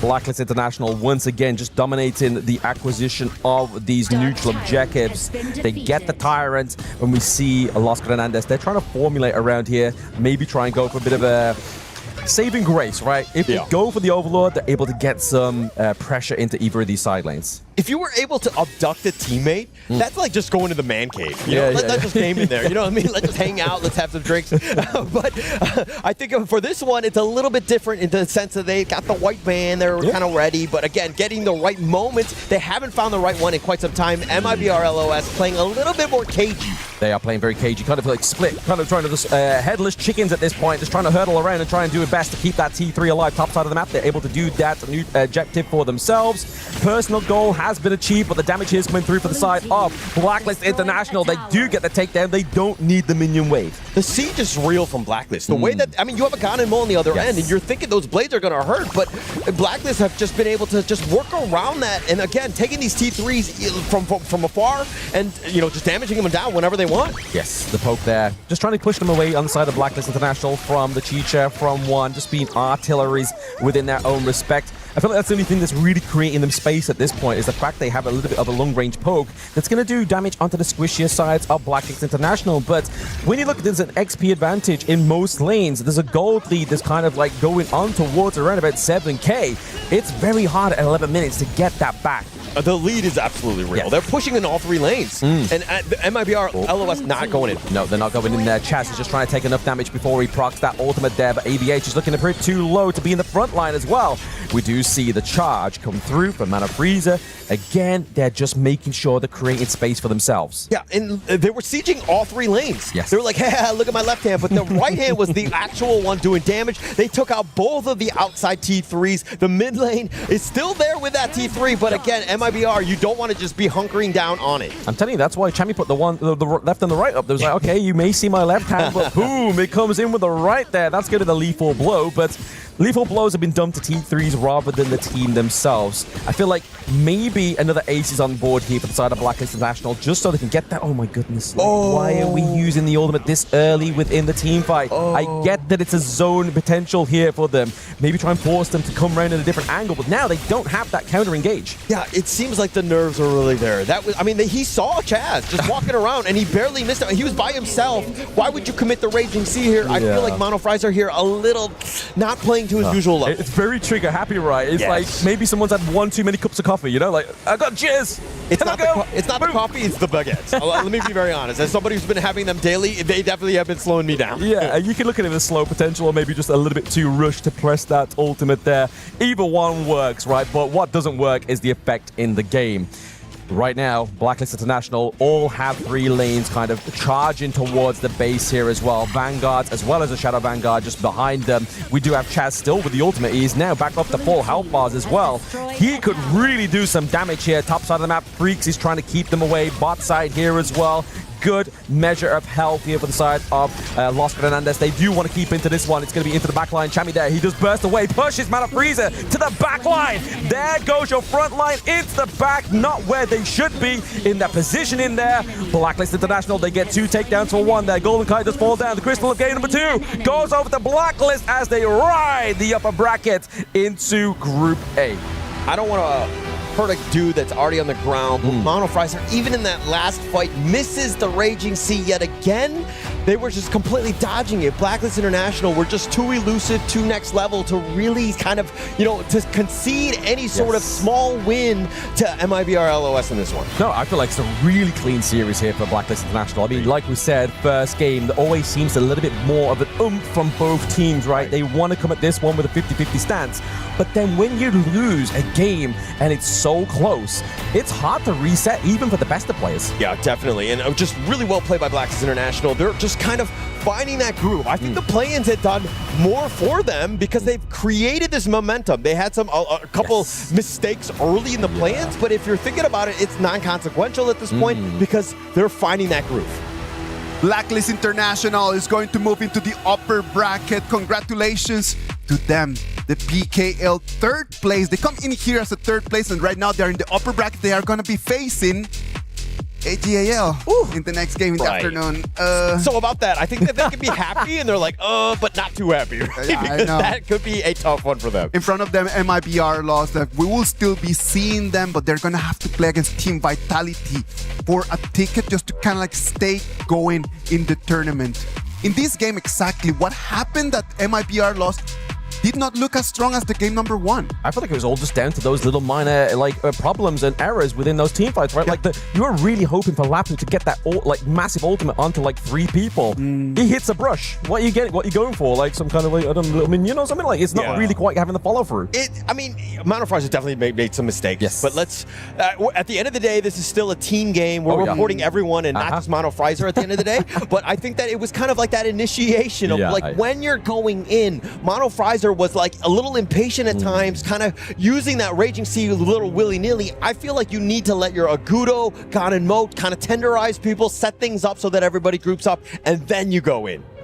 So what we're hearing here from Hauler is he likes his meat tenderized, right? Of course. Absolutely. The only way. That's the best way. A little bit of a slow roast. I mean, the game was definitely a bit of a slow roast for them, right? The game ended in around about the same kind of time frame, so it's not kind of like they weren't able to get to the late game. It's just that Blacklist had such a strong game from the word go, right? They just had Chaz on point. I don't know what it is with Chaz today, but he's been like the rising star. Obviously, Chami 1 has massive impacts into these team fights in terms of takedowns, but Chaz has been the ultimate setup here. Yeah, not only just setup, but he's been like the perfect bait. Yes. Right? Everybody's been going after him. All the guys are just like, oh, I see him, I want to go. But then they're like, okay, actually, he's just able to dodge it. He's able to survive. And again, it's just a classic game by Chaz here. Yeah. Not only Chaz, right? Like it has been the show of Chami 1 as well. because he did not only in game 1 but in game 2, in both of them, just those performances have been top of the top. Now, let's go on stage and talk to Chami 1 through Mara. Mara, take it from here. Chami, congratulations. You know, you were incredible gameplay, very superior. You're doing everything that your team needs exactly in that matchup. And it's so evident that Blacklist International has leveled up. Your first match in this tournament, it was a loss, followed by a 2-1 match, and then back-to-back sweep. What has changed in the Blacklist International in terms of closing out the games that's allowing you guys to be more dominant in every series? Malaking halaga din talaga yung sa amin yung momentum. Ever since na nanalo kami against OG, parang ayun na rin yung nag-boost sa confidence namin kasi yung team talaga namin more on like umaasa sa confidence tas yung mga momentum ganyan. So ngayong mga nakalaban namin yung mga NS and then MIBR, feel ko mas tumaas pa yung confidence namin na kalabanan yung AG, and this time feel ko kaya na namin ilaruin yung laro namin, which is good kasi we're against na sa pinakamalakas mag-HOK sa mundo, and sana mabigay namin yung best namin. And momentum is really important for them. It was really important that they had that first win and that built up their confidence going into the next matchup against Nongshim and with this matchup against Lost. So their team is all about gaining confidence from momentum. And with that, they feel more ready to face against AG.AL next. Speaking of, that's gonna be a tough matchup. But you know what? When I interviewed Inuo earlier, he says the chances of the teams beating them in the game is more than 50%. He says from previous games, previous years, now the teams have improved. Do you feel the same way, that there's 50% or more chance? And how confident are you in defeating them in the entire matchup? For me, siguro less than siguro 50% kasi nire-respect din namin talaga sila as a whole, and feel ko sobrang humble lang din ni kasi ayun nga, binibigyan nila ng chance yung mga global teams na matalo sila ganyan. And feel ko pag nalaro naman namin yung best namin, feel ko mapapatunayan na namin na 50% nga kaya na talunin yung AG. He feels, to be honest, that it's going to be less than 50%. He gives respect to Inuo that now he's giving more credit to the other teams and he's being very humble. Thank you, Inuo. But he feels that now with what they've been showing, they are ready to face them, and it might be close to 50%. Now give a shout out to everybody that's watching, because for sure they want to hear from you. Invite them for that support, because definitely you will need it for the next matchup against AG.AL. Yun guys, patuloy nyo po sana kaming supportan, and even though malakas yung kalaban namin next, sana mapakita namin yung laro ng Pinoy. And he's inviting everybody to continue to support them, that even though their next opponent is going to be really strong, he hopes that he can show you and he can make you guys proud. Thank you so much, Chami. And now we'll head back to Masters Lead the Gorge. Chami 1 should feel proud about his performances today in Game 1 and Game 2. In both of those games, he had amazing pickups. Like, he was able just to control that flash in there. And I'm glad to be able to see that Blacklist International is going to be moving forward. Yeah, I'm actually happy for them too. I think that Blacklist International have deserved this one. I mean, they were able to outclass today. I think that they were very happy with that performance, but they're not out of the woods yet. Let's be very honest. Absolutely not out of the woods, but back to the point, obviously, that Isaac was making earlier. They're the third seed going in. There seems to be a little bit of a traction here with the third seed, right? Obviously, Rocky Esports was able to topple the first seed of MKL, and now we're starting to see the third seed of PKL actually rise to the occasion here at KWC 2026 to further that positioning that they were unfortunate exit of KC 2025. Yeah, and I mean, checking out these highlights, you can kind of see, like Chaz, look at how much devastation he has. All that control, pushing down one in ABH, nobody can get into the fight, letting the rest of them, like Chami 1, clean up on the backside. This is the way that Blacklist like to play. They're just, everybody's on the same page here. Chami 1's always the first one to go in, right? Into the back line, do the absolute monster ball damage, and then after that point, the rest just get to go for the scraps, right? Yeah, actually, my handle is Chemi5 because I'm the 5th guy to go in. That's how it works. No, I don't know. I mean, you just wait. Like, okay, is everybody gone? Okay, no. yeah. I'll clean up. All right, I'm here, guys. Aisle 3. All right, I'm ready to go.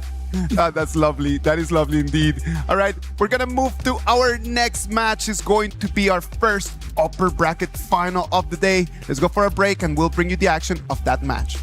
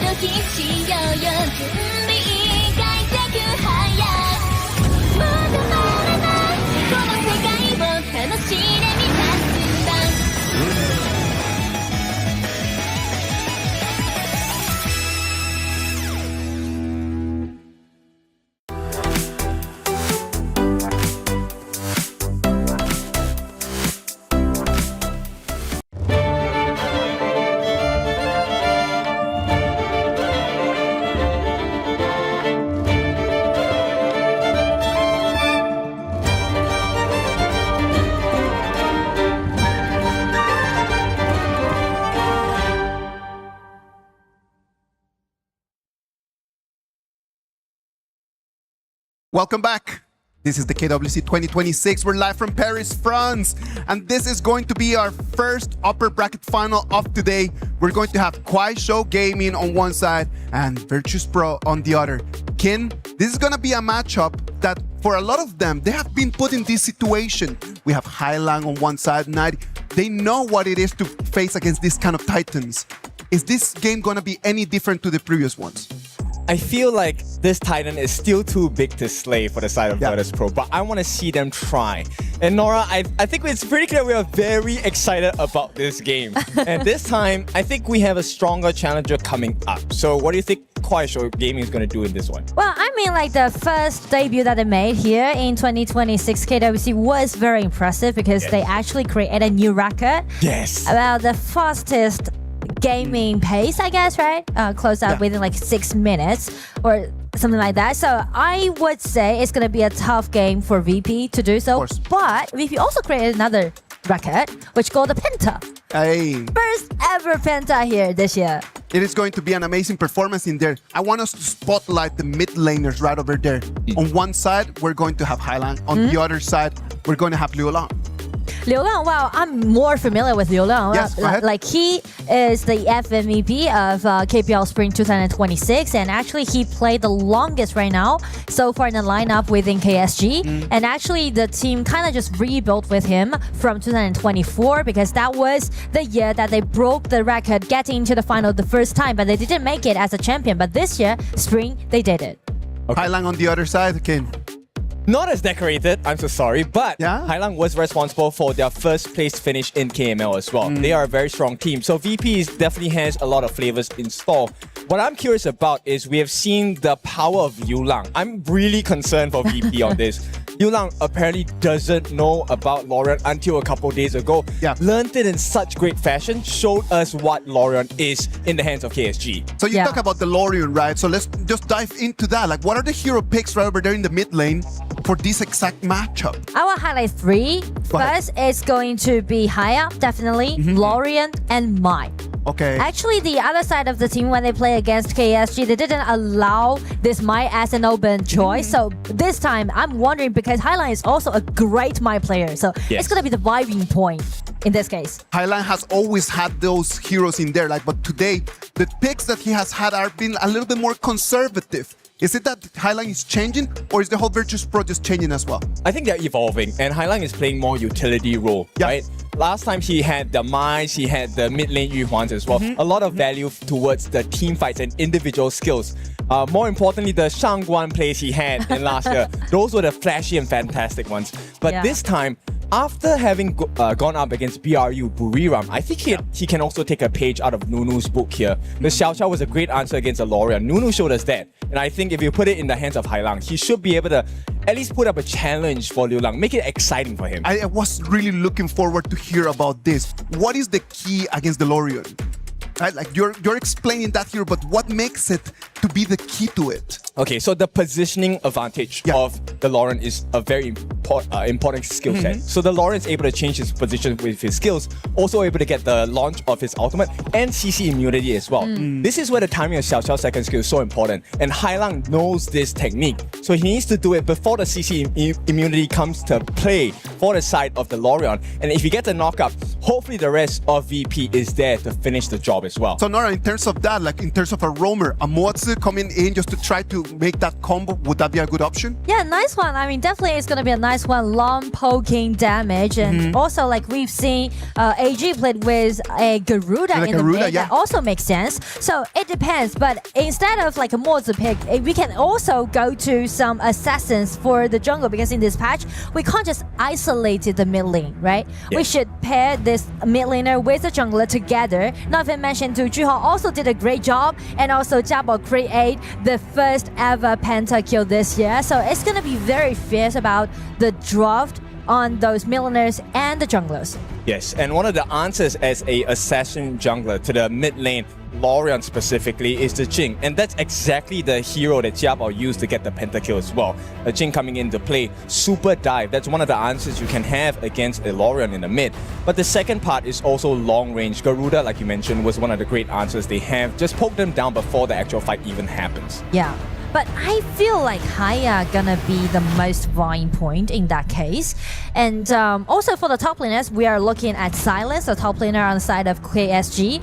He is a great laning player, and as I mentioned, both side lanes on the side of KSG, actually the player just made their debut in 2026, but the first season that they made their debut, they got the championship. So you can see like the mechanics and also the potential that both side laner has on the side of KSG. They set a very high standard. And for Virtus Pro as well, I think I'm going to toot the horn of 90 for a little bit. 90 did impress us for many months with KML as well. His signature heals include the Dharma, which he has showcased just now. Great synergy with Jiabao, which is kind of nice to see, but the Fatih is also a great answer. But my concern here is Silence has played a god like the Vara. I'm so scared of that guy. But it seems that we've talked so much about the draft, so definitely we're going to put this draft on the spotlight. And for game 1, VP's on the blue side. For KSG on the red, they just banned away this Florentino.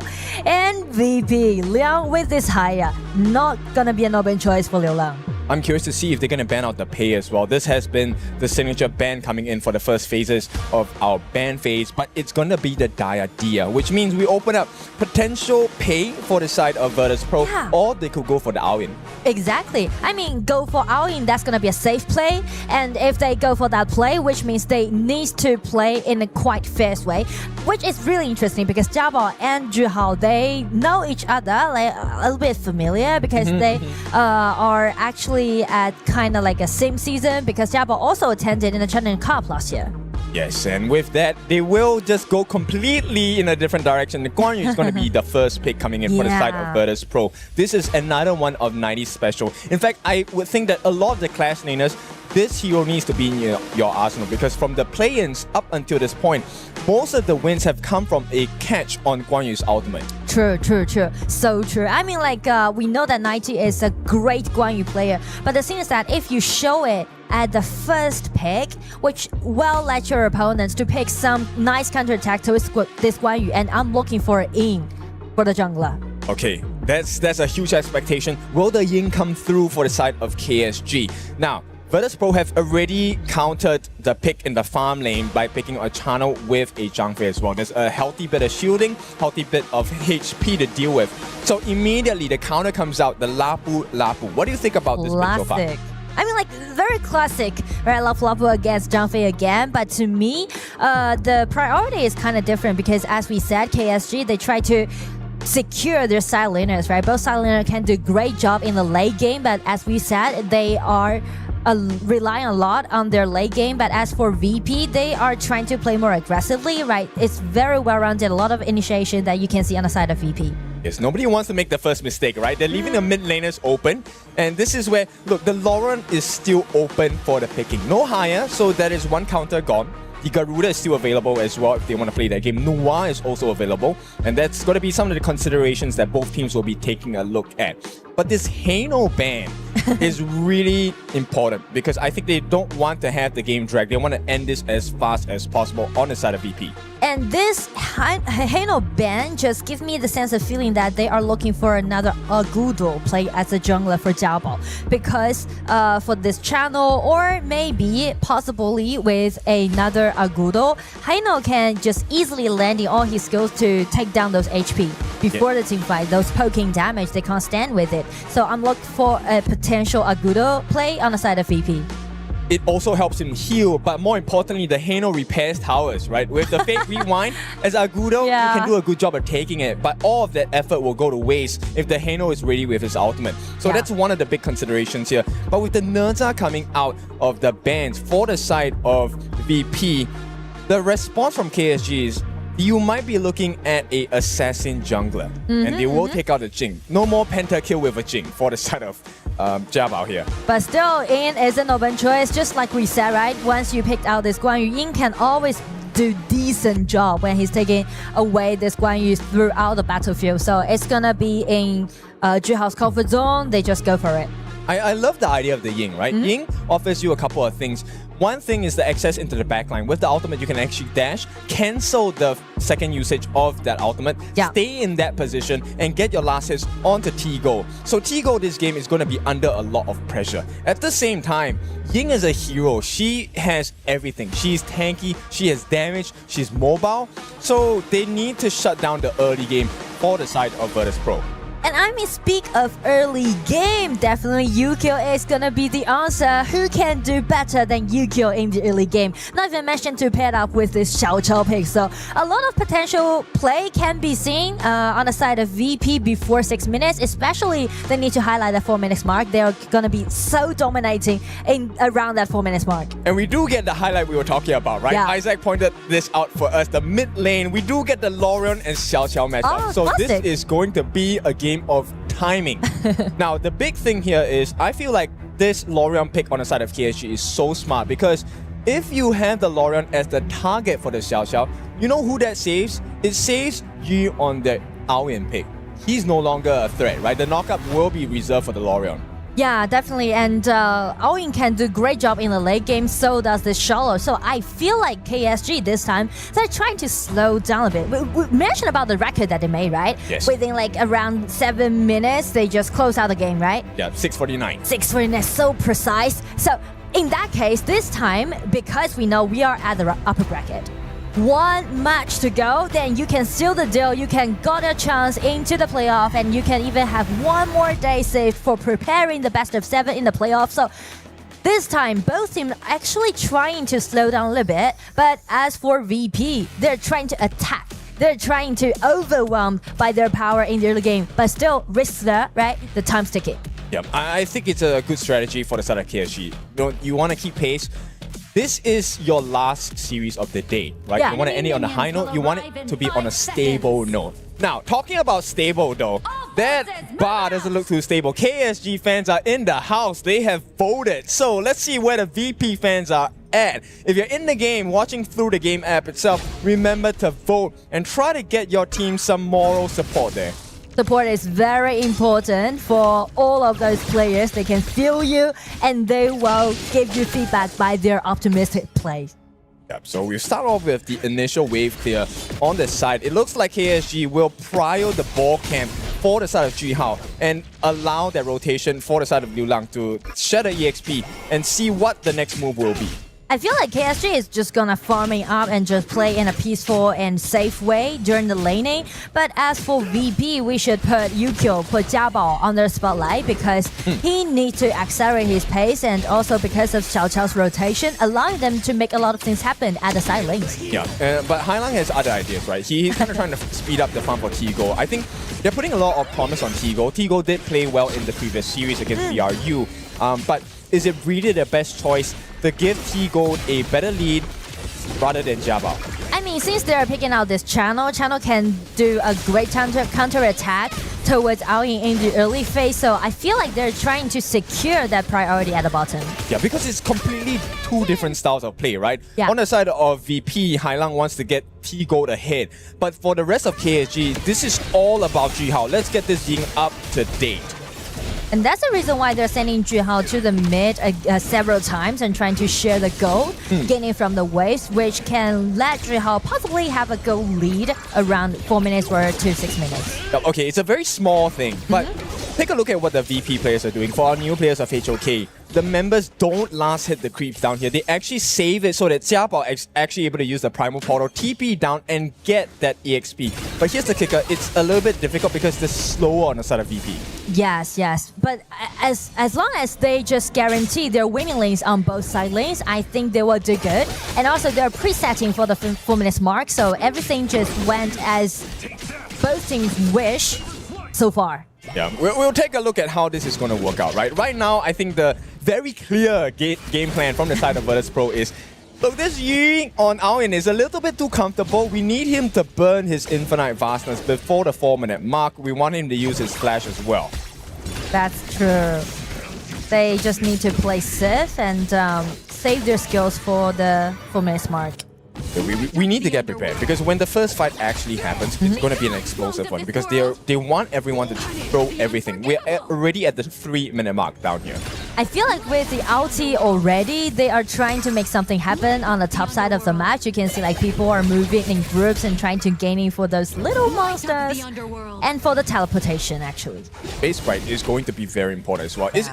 Extra gold is not the biggest gold, but it's something important for EXP and gold. Oh, Flash from Hailang. They're going to give it a try. It's going to be Guan Yu stepping in, but another control ability possibly dealt by Liu Lang, just backslash it.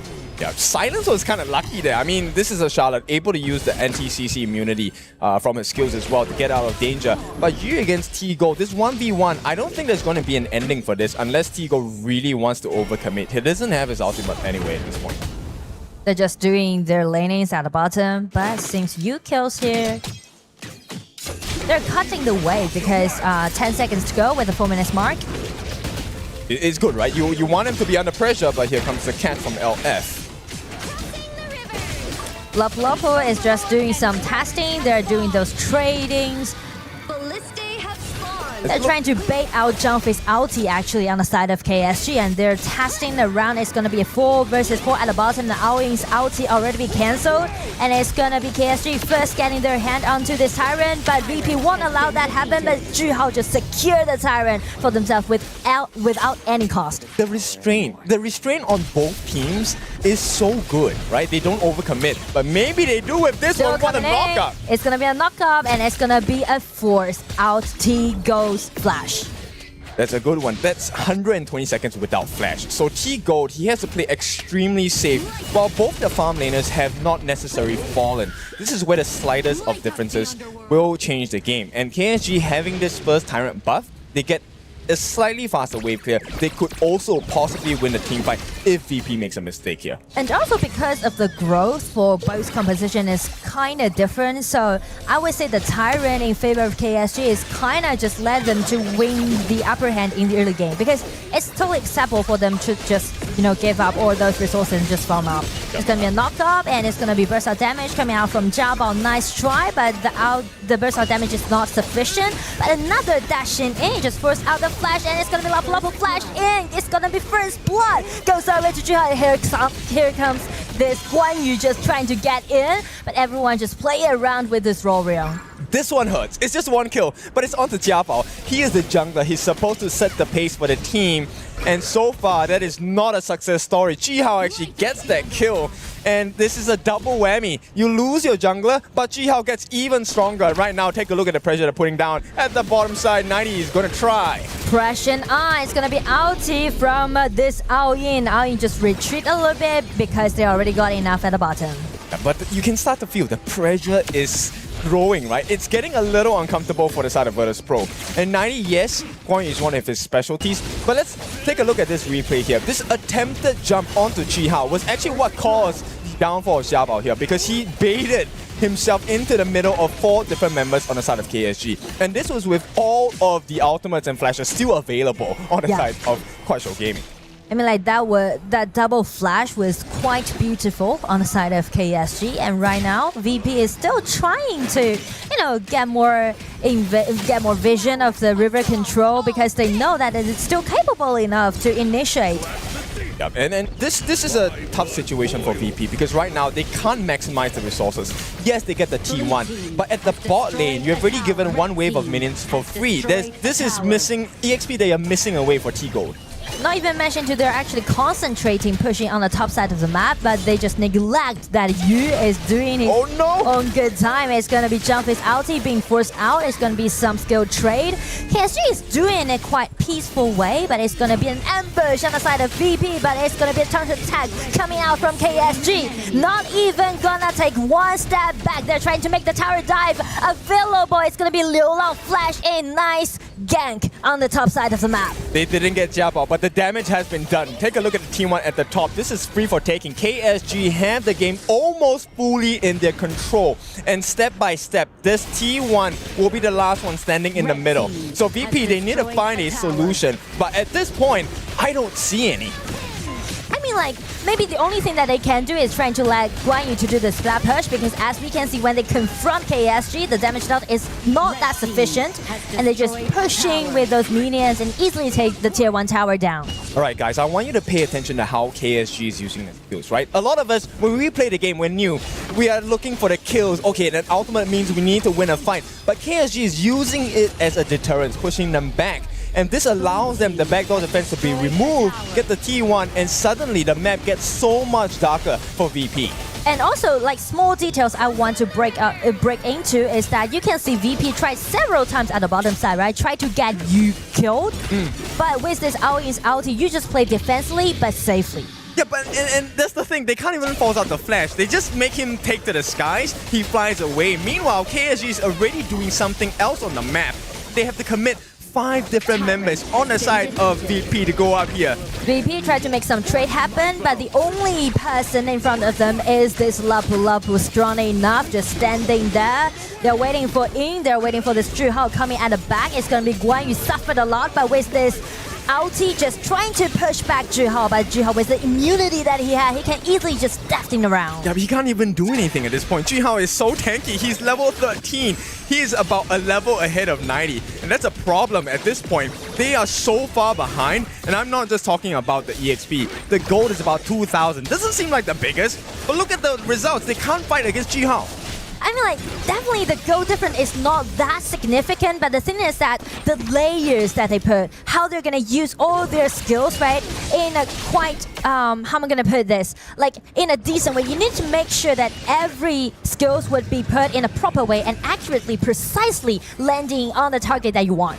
Yes, and that's going to be a difficult choice, right? Because right now, KSG is playing a tag team role. Okay, LFF, you're going to go in the front, you're going to take the skill hits from first person, second person from VP. Once you're done tag out, okay, next one, Zhi-Hao comes in, tanks more damage. And by the time the fight actually starts, KSG still has everything and you have nothing left to play with. And it's going to be even more important when we're mentioning about this 10 minutes mark. The dragon right now is over there and VP is trying to contest with KSG. 4 versus 4. Some testing, one day around, it's gonna be KSG landing their first end, getting in, it's gonna be double knock up, it's gonna be Silence who suffered being put into silence on the side of VP, but you with Ao-Yin got a double kill and just fly back. It's gonna be Guan Yu getting in, take 2 people, get control, but the burst out damage isn't that enough for them to take the kill down. They can't do anything at this one. KSG are just slightly ahead, but this slight difference is making life so hard to deal with. VP, we talked about Tigo being put under pressure. He can't play the game. And KSG, after this Shadow Tyrant take, they will be fully in control of the Gorge. It's all about the rhythm, about how you're gonna do your team fight, right? You can't just put all your money in one shot, one kick. You need to make sure that you save enough. It's all about the coordination with your teammates, right? You need to communicate when you're doing so. Yeah, this was a nice attempt from Tigo, but his positioning just a little bit too close. They had the counter prepared with the Zhang Fei Unbridled Outburst, but when Yu is pushing you around, and he was also providing vision onto 90 for the team, KSG knew exactly what to do and what options to explore. And you know what? For all the help that he gave the team, he was rewarded with a couple of kills. Beautiful work. He's pretty much playing as an assassin, actually. Okay, the Riverside is going to be Ying. 4 members both got controlled. It's going to be crucial crowd control, and they're just diving in. Dashing is going to be only Jumpy surviving, but will he make it? KSG members still on their way. Guan also being taken extremely low by Silence on the top. So it's going to be a 0-3 trade. Yeah, we talked about 120 seconds, and some people find that to be a very short time. And it truly is, because at this point, KSG is at the first potential win of this game. Now he's going to try his best to buy some time, but Clue, he doesn't have his ultimate. He can't do anything here. And no one can actually clear the waves on the top. So game 1 again goes over to KSG. Showing you what it's like to play with true class and knowing how far you can push your advantage. Beautiful work from the side of Quattro Gaming. And especially you mentioned about the aggression that KSG has. This is a team typically trying to play in an aggressive way. They also do the same thing back in KPL. So definitely this time they are showing that if you want to play aggressively, if you're looking for the head-to-head team fight, how we're gonna do it. It's like kind of like a textbook play. And that's so beautiful, right? Because then we kind of start analyzing that KSG has always been known as a team that they like to fight. They're very aggressive. It has been always part of their DNA. And right now, they just showed us exactly how it is like done right now. Yeah, so this is how they did in game 1. I feel like they're not in a rush. You can see the composure there, right? And also, once they just prioritize this Aoi and Shallow at a side lane, you just want to play it safe. I just love the way that Quattro Gaming has shown us in this game, because if you take a look at the way they play this game, they show you the different formats you can use it, right? Skills don't necessarily mean you have to finish the team fight. It can be used as a deterrence just to push your opponents away, because this game is a game of territory. You need to get the turrets, you need to get the crystal. So why do we need to fight? We just need to push you back. Exactly, and I mean like they are doing great in the laning, and also do you remember that one, like they take the tier 1 tower so easily after they got 1 kill around maybe like 6 or 7 minutes, I guess. Right at the bottom there. It's just that, right? It's just like the little cues. There's just like one little piece in the whole dominoes that falls apart, and then everything else just crushes following. It's beautiful because it's kind of like making bakery happen, right? With the cherry on the top. Yes, you get that first kill onto AG.AL. After that, immediately you make the immediate rotation down. You have your farm lane be with you, and you push them all away, get the T1, and suddenly the map gets so much darker. And the teamfight participation on the side of Virtus Pro, almost everyone was 100%. They were not allowed to farm. They had to find a way to get back in the game, but it just caused them more misery. And that's the team fight we are just talking about, right? After this, KSG got a really nice kill upon AG.AL and just take that tier 1 tower down. And it's about a backslash on the top side of the map. They're even trying to make the tower dive available, but AG.AL just escape away. Yep, and at that point, it's a very curious thing because AG.AL actually had the level lead against Jihan, but this is what it means to play in a team, right? The rest of KSG, look at the follow-up, opening up, making sure that the important members who are able to deal the damage have the space to do so. Meanwhile, the tanks are soaking all the different options of skills available from the side of VP. Once you run out of options, run out of gas, you can't run. It's all for KSG's taking here. And I mean, like the last team fight, Liu Lang used his skill 3, dash in, got 3 members, got control. I feel like even though it's kind of new hero to him, but the potential and also the effort that he had allowing him already use Valor as one of his signature heroes. It doesn't feel like it is new to him, right? Yeah. Like the way that he's playing is just showing like he's been playing this hero already for a very long time. Right now, it is KSG a 1-0 advantage on top of Virtus Pro. Let's go to a break and we come back with the decider.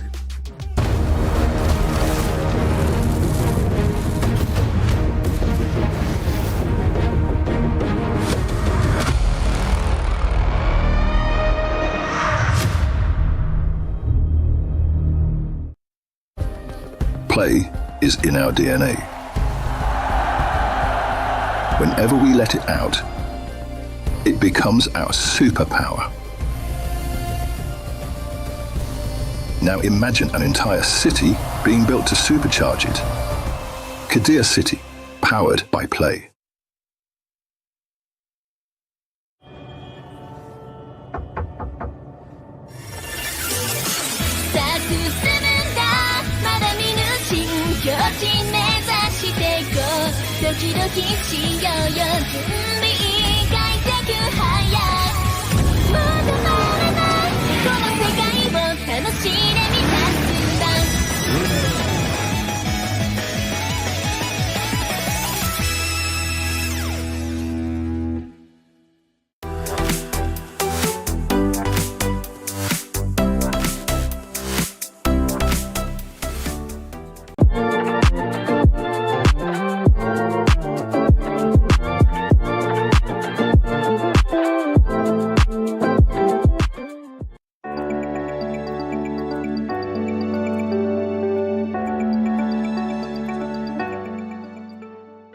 He can come in here and play my game. He knows nothing but go! Tyler, why? You're done. Raw energy. Off and blow the house down.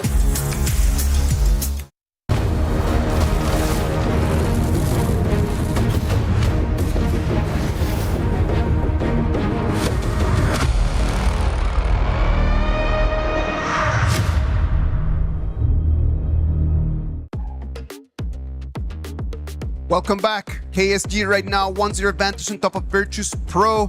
The players are back on stage. They're ready for the game number 2. Can Virtus Pro really take one game from KSG and force this to a third game? I think there is a potential. Like you said before, there is never a 0% chance of winning, not winning, right? So in this case, I'm just curious, do they want to give it a try of what RNTX did against Kuaishou? Oh. They didn't have the best result, but they did a level 1 invade in the Crimson camp, right? I feel like VP can pull that off because, you know, I mean, Ji-Hao is a very strong jungler, but let's give Jabao a little bit of confidence. Maybe give that try. Oh, come on, like Jabao has seen the top level of competition, right? Like he's been around for a long time, right, Nora? Yeah. I mean, like he's very experienced, but I think like he started his journey maybe like 1 year ago, and he improved a lot. Especially he also got a penta that we mentioned right in the previous game. But the thing that worried me a little bit more is that it's okay if you want to play it head-to-head against a KPL team. You try to be more aggressive in the early game. But the thing is that if you commit one mistake, the earlier, like the quicker that you might collapse. It's kind of like a double-edged sword, you know, to me. My feeling is that they're in the upper bracket, right? So they can try things. It's not like you're going to lose and then you're going to head home. Clearly, we would all love to just make it directly into the playoffs.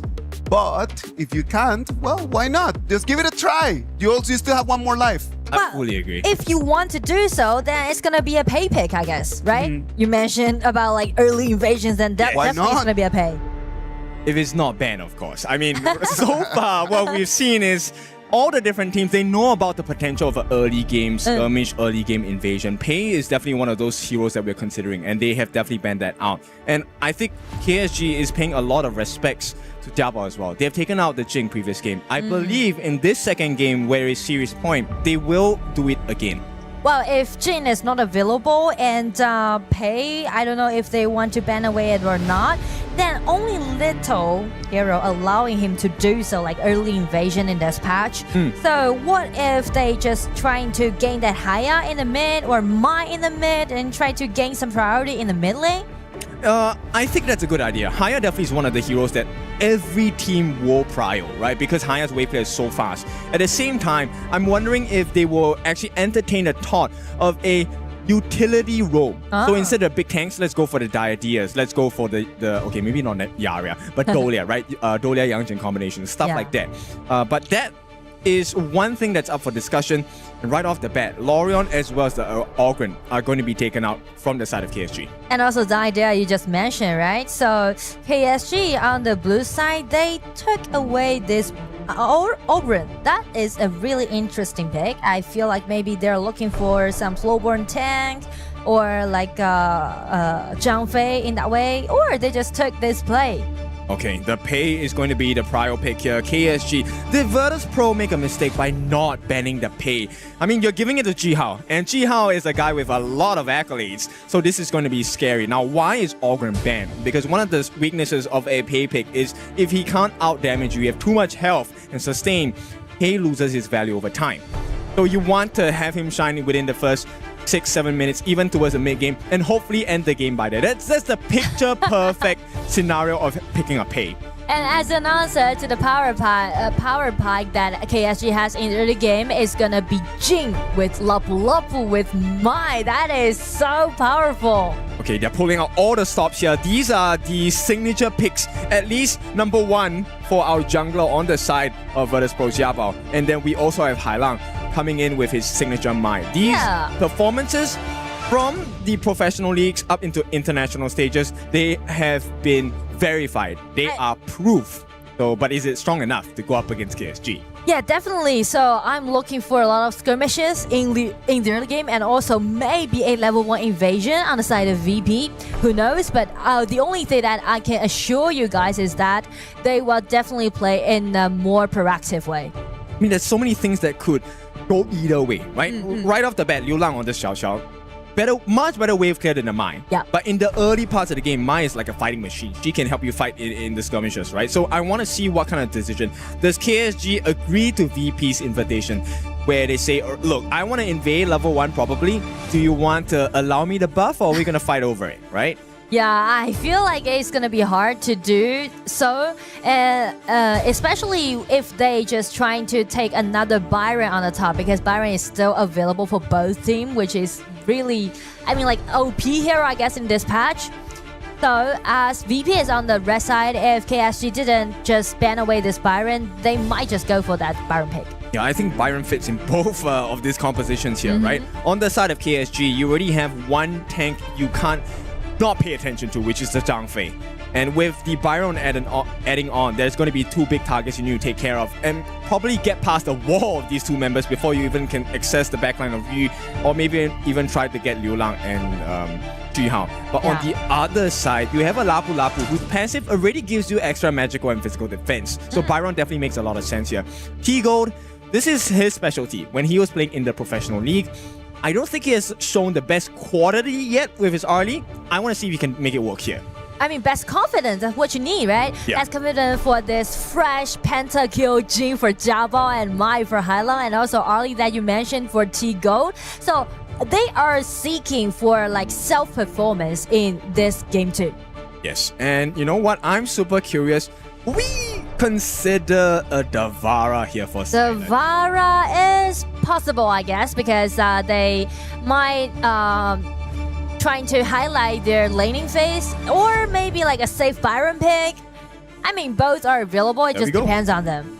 It does happen. So the Byron will go into the hands of KSG. Now, this is a very meaty lineup. And also, pretty good early game as well. The Xiao Xiao, the Pei, as well as the Consort Yu. Consort Yu is one of those farm laners where if you go up against her, it's not going to be very fun. When she uses her second skill, she has physical immunity, and that's a lot of time bought and a lot of free damage she can get onto you. And Juicy, here is a small technique that KSG is doing right now, because not either this Aoyin pick or this Consort Yu pick just allowing you to farm peacefully by himself at the bottom, right? So you can see a lot of members can just concentrating building up those winning links on the top and just let you to play defensively. He can take care of himself with this second ability that you just mentioned, and also a nice counter attack with this early. So I would say if they're looking for some skirmishes, it's gonna be the top lane.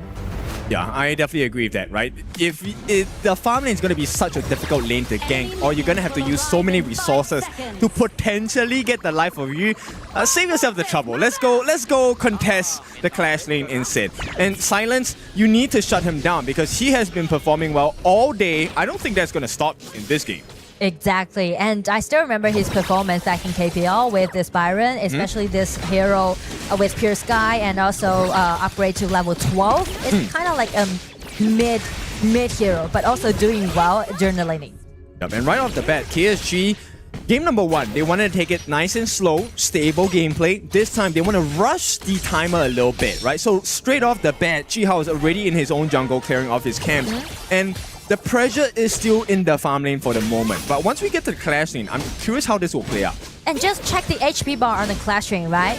Before it was like a 1-1 HP trade, and Silence already won the upper hand. 90 being takes extremely low, and with the help of Highlander trying to guard more monsters on the top side of the map.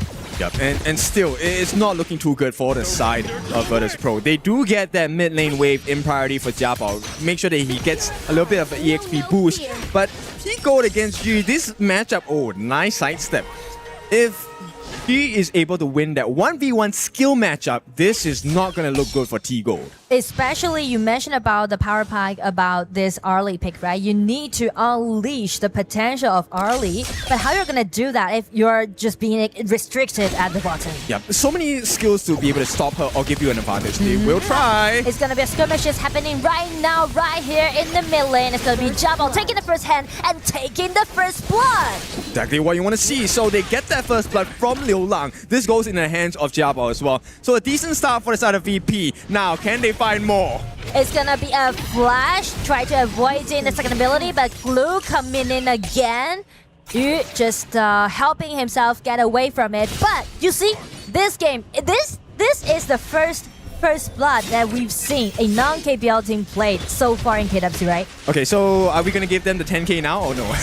Not yet. I mean, but a good start for VP. I mean, right? Especially like the kill is given over to Jiabao. Yeah. Okay. I mean that's a good start to the game, right? The knock-up as well. You can start to see why numbers advantage matters, and when the skills have been used already, this is where it's the perfect time, right? There was no more knockout from Liu Lang. There was no flash available for Liu Lang as well. This is why you want to burn these common spells. This is why you want to let them use the skills first before you start a fight.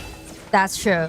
And as for KSG, things will get better after Zhang Fei just upgrade to level 4, because it allowing them to push back with the ulti that Zhang Fei has. So definitely they will be more, I would say, alarmed when they are playing against Jiabao's team.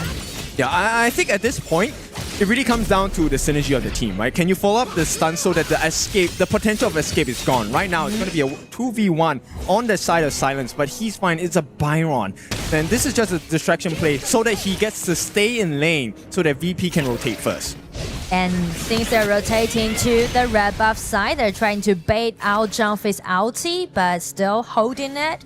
Because we are reaching to the 4 minutes mark, they're looking for this console Yu without any flash, but Yu with his positioning, he just dodged that first hand, so it's gonna be a very decent movement. The timing as well, right? Making sure that he uses his ultimate to perfect it's stance. It's gonna be flash, it's gonna be Byron, it's gonna be Silence. Again, winning him the upper hand on the top.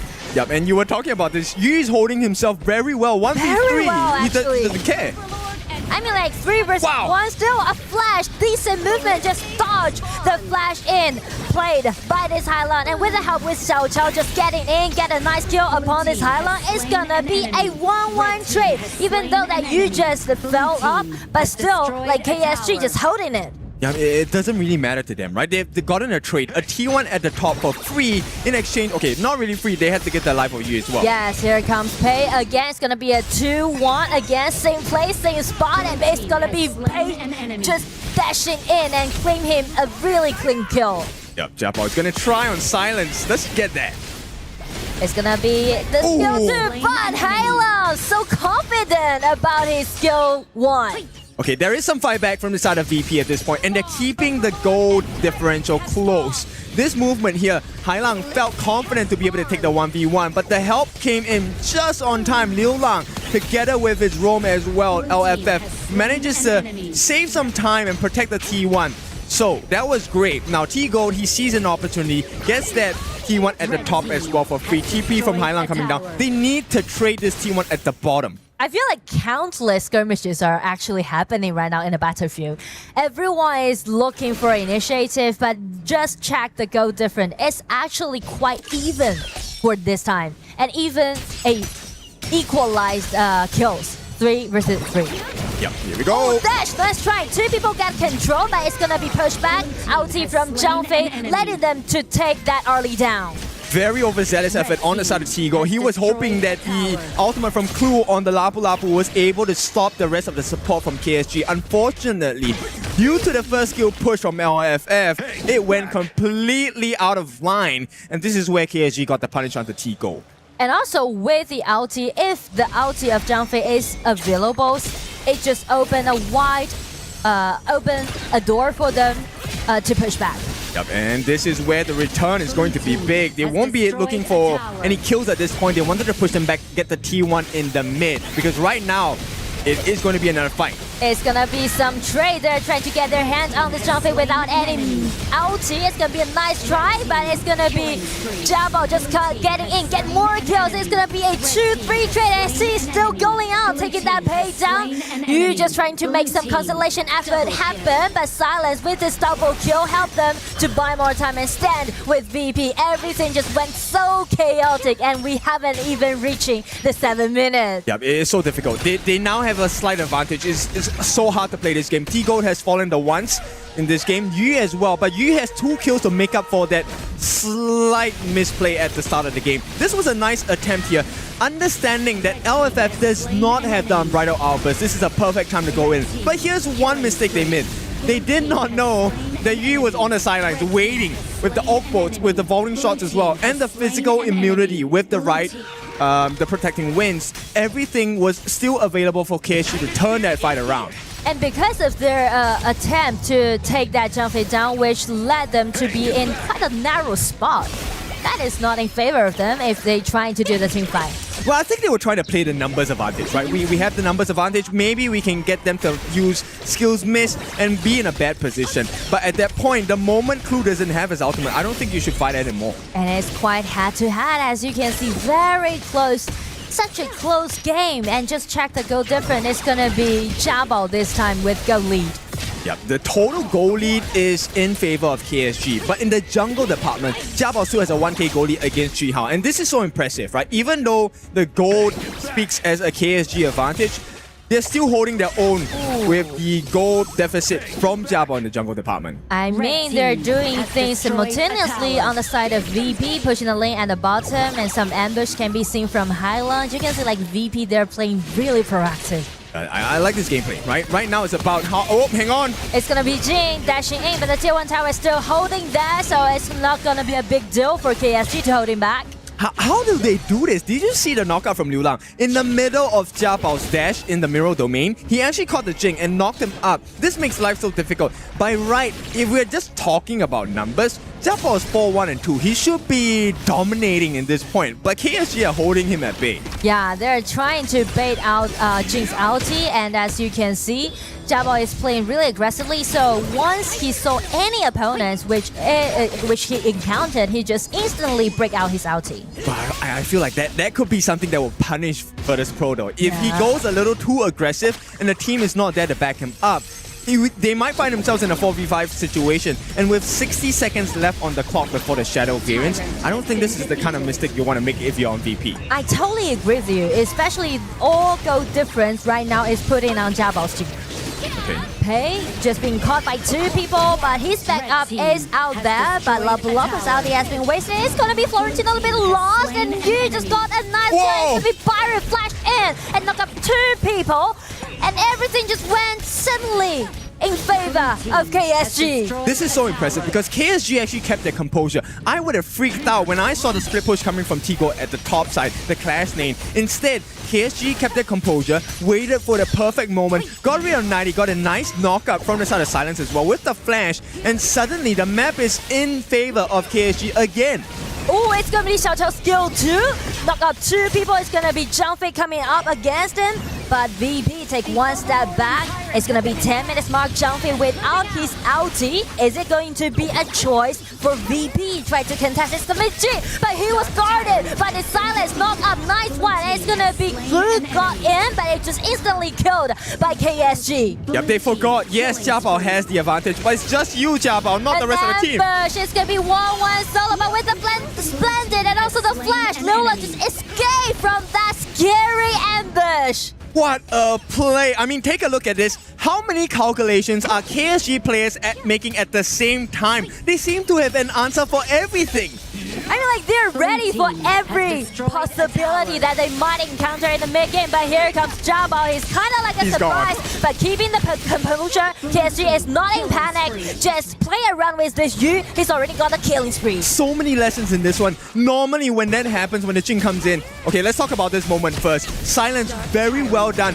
All he did was buy time for the team. They got Clue. Clue was a perk, right, at this point. But T-Go, he was so confident they had an opening that he jumped in. And it's bait by Liu Lang. Splendor at the last sliver of life. You know they will try to go for the kill there. And I mean, speak of last-ditch effort, I feel like KSG is trying to close out the game. They're pushing very, very hard. They're pressuring on the top side of the map. VP facing a great danger on the side of KSG. If they take a fight within the next 20 to 30 seconds, VP will lose every single one. Clue does not have a flash for another 15 seconds. Hailang does not have a flash for 20 seconds. They can't aggress, they can't defend properly. This is scary for Virtus Pro. And I mean, like, Byron with the flash getting in just got a really nice kill upon this early. Without early, the damage down isn't there, and it's gonna be jumping, break out his ulti. It's gonna be Pei getting in, get knocked up, but no one can ever stop this Yu. This concert is just dominating the game. Yep, and all of this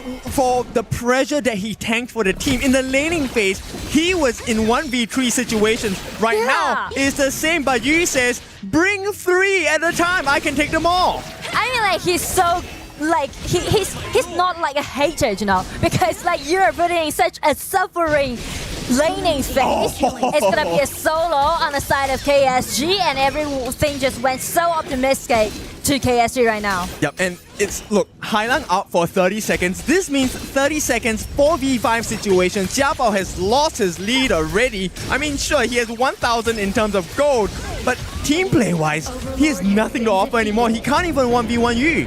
And I mean, like, since both teams are playing in such an explosive way, so actually, the more patience that you have, the more advantage that you may got. And that's the reason why Concert Yu is just playing with composure with a 5-1-6 KDA so far. That was crazy. Yu's ult-bolts, the first skill, is hurting more than health bars. It's hurting the feelings on the side of Virtus Pro as well. They can't do anything here. It seems like VP, they're gonna be a little bit painful how you're gonna guard with this Byron, just use his skill too. Fearlessly, it's gonna be Lapu Lapu, ulti breaking out, but Blessing with the skill too. You just survived again and just flash out, playing around with you. It's gonna be a victory, goes over to KSG. Double kill and guarding the Vanguards. They aced VP and then take the victory. Beautiful work coming in from Kuaishou Gaming. VP, they tried they did, but it's not enough as Kuaishou Gaming moves on towards the top 8 position. Well deserved. But I do enjoy the matchup just happened, right? Yes. Because it showed the power, the understanding the pure mechanics of KSG, but at the same time, you can see how fearlessly that VP was play against KSG. I like it because you can see the gap, but you can also understand why there is a specific gap, right? The way and the time that they use the skills. This is what they're missing on the global teams for now. Kuaishou Gaming is going to move into the top 8. They came in today, 2 victories, straight up just ticket into the best 8 teams in our game. And also, it will give them more time to prepare for the best of 7 in playoffs, so that's gonna be a huge advantage on KSG. And we didn't actually get to see a lot of the heroes that they could actually show, right? Yeah. So they just played 2 games. They played 4 games today, 2 matches, and then everyone is just like, well, did we get to see anything from KSG that we could take notes on? I mean, not much changes in the drafts of the 2 series, but we got to see more and more micro plays, which I really love. They're showing you how to take one hero and use all the different functions of that particular composition. And the balance on the map, as you can see, once you're trying to do something on the top side, you need to make sure that your marksman can take care of himself, and you definitely did a great job this time in game 2. Yep, I've never figured out how to be in a 1v3 situation as a farm laner. Yeah. But Yu is showing you,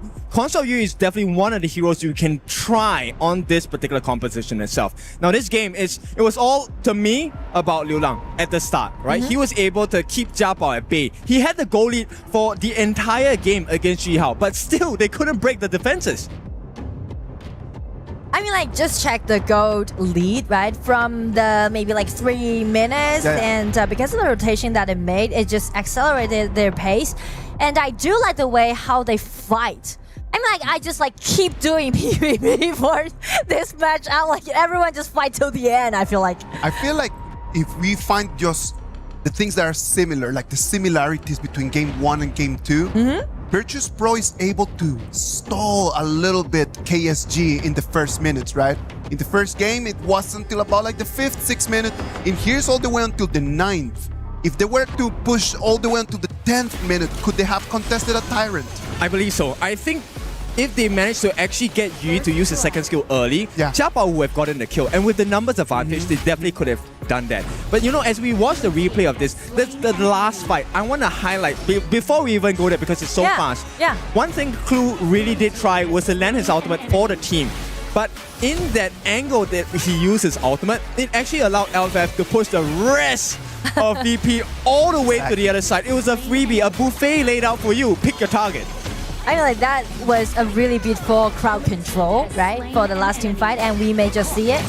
And in the mid-game, it's gonna be Jing, as you just said, right? If he just dash in all the time, it might be a little bit reckless. This was the fight that just broke everything, right? Like, because then after that, it is gonna be KSG, the ones that they have everything open. It comes VP, they want to check on the Tyrant, and then they lose 2 or 3 members in this fight. I love this play, Liu Lang, with the last gasp effort on that Splendor into the flash. He was waiting. And I mean, if you're Hailang, what choice do you have, right? You're so low on health, you might as well go for the kill. And even then, he was still denied. But I mean, just check the faces, right? Check the emotions. Actually, both teams are enjoying the game. Because on the side of VP, I would say, they should be proud of themselves, right? They did really good, and they even got the first blood in game 2, right? Showing their capacity. And as for KSG, congratulations to them again, got the ticket to the playoff. I'm telling you, if you think KSG, you think Zhihao, and then Zhihao in that exact performance. Let's see exactly what he wants to share to Mara. Mara? We're here with Mr. Full Stop. Zhihao, congratulations. Thank you. Your aggressive place and control of the map is very evident. It has become the identity of KSG, making it hard for everybody who has challenged you. Now, after observing the teams in this tournament so far, with the remaining teams left, who do you think has the best chance of truly challenging KSG? VP，因为虽然刚才我们2比0赢下，但他们给我们造成了很大的压力吧。然后我觉得 VP 是一支非常强的队伍。I'll say the strongest challenger is definitely VP, even though we have just beaten them, but they have applied the highest amount of pressure to us, and we think that they are a very, very strong team. Definitely after they hear this comment, it's gonna pump them up for their next matchup. Now, all eyes are on you. You've swept all your opponents so far. For all the teams watching KSG right now, what would you like them to know about you before they face you for the future? 换我句狠话吗？赢我们1分就算胜利。If you guys can take even one match from us, that will be a victory for you. Now, what would you like to say to every supporter and everybody watching you right now? Let's invite them for the next matchup. 有什么话想跟所有的观众、所有的粉丝们说的吗？谢谢大家来支持我们吧，争取拿个好成绩。Well, again, thank you everyone for supporting us, for watching us, and we'll try to get the best result possible. Once again, congratulations, Mr. Full Stop. We'll head back to our casters. Lead the Gorge.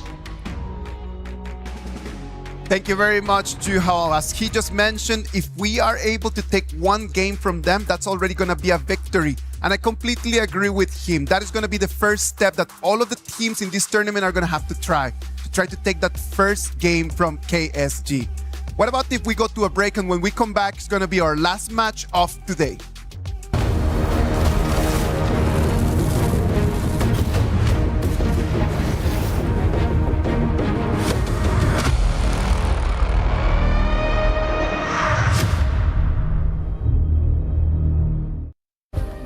Play is in our DNA. Whenever we let it out, it becomes our superpower. Now imagine an entire city being built to supercharge it. Kadir City, powered by play.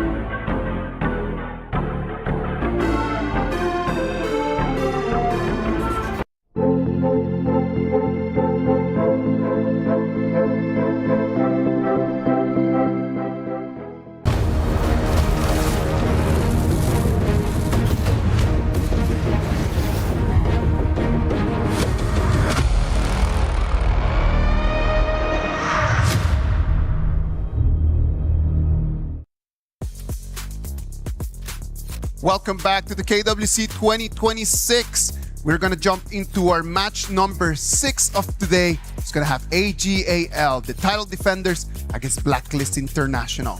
Holler, Blacklist International, they're in a great momentum. They've been building momentum since they lost, and then they just start winning. Can they continue the streak right now? I hope so. I mean, I just actually ran into them just as they were getting ready for this game. They seem a little peppy, right? I think that there's a little bit of, with the confidence that they've had throughout this entire series thus far. I mean, throughout today as well, they've kind of, trying to keep things very positive, if you will. I think positive is the right word, right? When you're pacing yourself into such a strong opponent like the title defender of AG.AL, positivity brings you a long way. You want to measure yourself how far you can actually go for with one of the, I would say, tournament favorites. Well, tournament favorites, they are indeed, right? Everybody just was here today checking on what KSG was going to show, what AG.AL was going to show. And in this match between AG.AL and Blacklist International, they're going to keep just showing us little by little, piece by piece, the plan that they have set to take the crown again. Yeah, so actually AG.AL have played less games throughout. I mean, because we've seen Blacklist through the play-in, so they've kind of exposed some of the meta and types of the drafts that they like. But I think that it's only to their benefit. They've had a lot of reps, and obviously the teams have not been to the same level of AG.AL. But right now, again, it's about having the momentum, being positive, of ensuring just like, hey, we can do this. We can definitely do it, right? We're talking about Global here and PKL's third seed.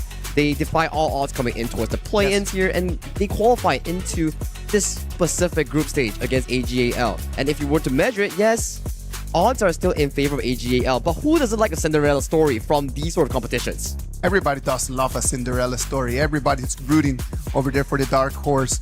AG.AL, Ranzoi, Inuo, Sheng, and Shuai. From these 5 in the previous match, Holler, who did you like the best?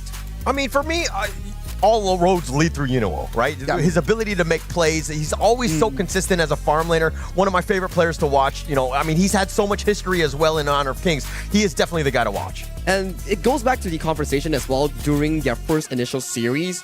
He whipped out the Viti farm lane, first of our entirety of the global tournament, and he managed to pull it off because at the end of the day, yes, it's the star coming in for the show, but the 4 remaining players are also the stars supporting the team roster as well. Yeah, I also like the fact that even in the interviews, he was very humble.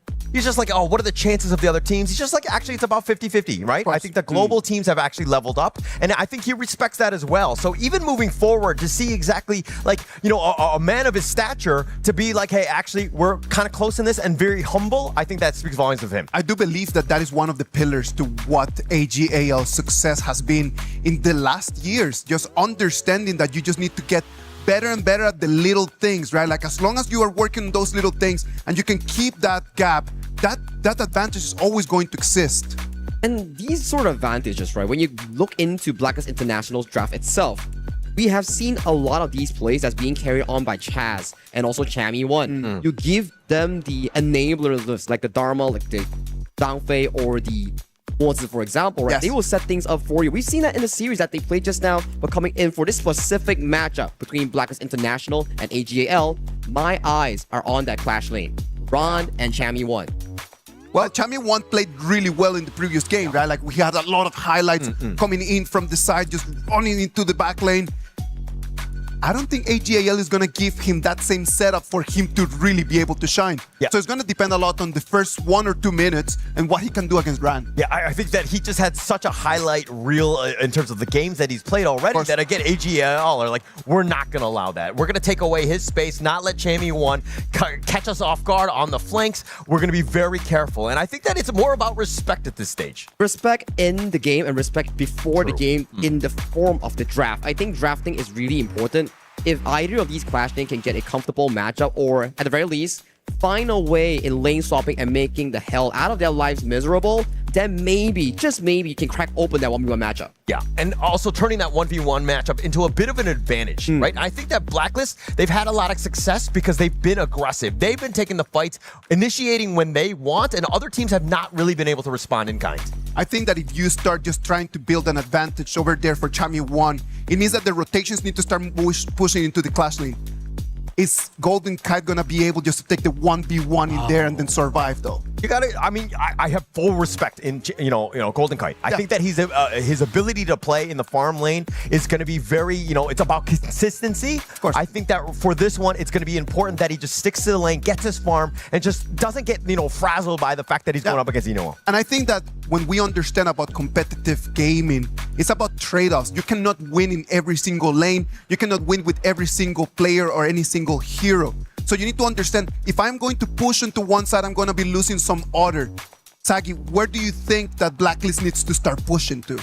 Pushing, maybe I'm not going to mention the side lanes. I still feel that the core trinity coming in from both teams, you have the jungle, mid, and roam. All right. Whoever controls mid lane controls where to move first and controls how you attack the jungle of the enemy team.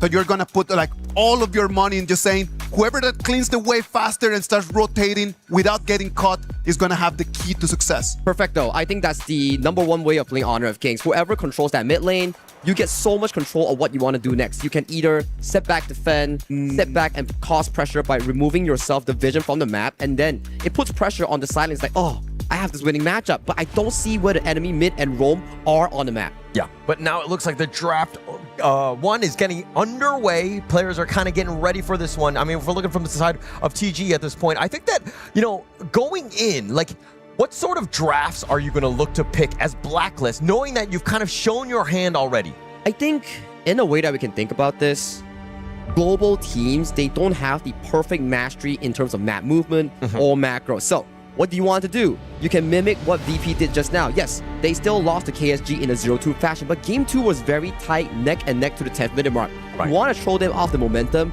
by drafting aggressive team fight skirmish compositions.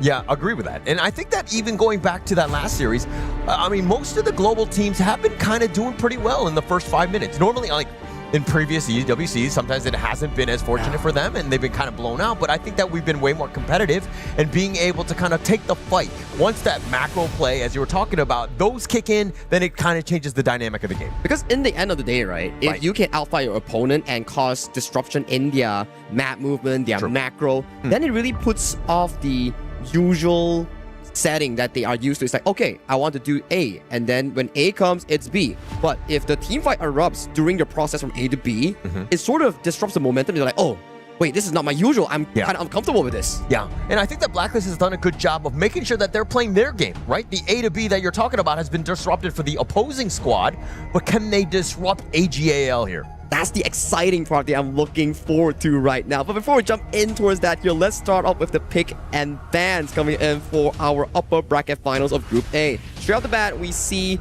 quick bans from Florentino and Liang removed from the pool, with Coach TG still looking for the second ban after that long removal. Yeah, a little bit of attacking with the Yunuo, if you will, making sure that he doesn't get some of his favorite heroes, if you will. But I think going in, I mean, if you're picking second, you're on the red side as Blacklist International, like what sort of 1-2 combination, because you're not going to get first pick, are you looking to pick here? Potentially something like the Lorian Zhangfei +1 farm lane. These are really, really good in towards this patch. Like, okay, you get the pay. Yeah. Potentially we see like Ukyo Tachibana that Just has such a perfect performance on.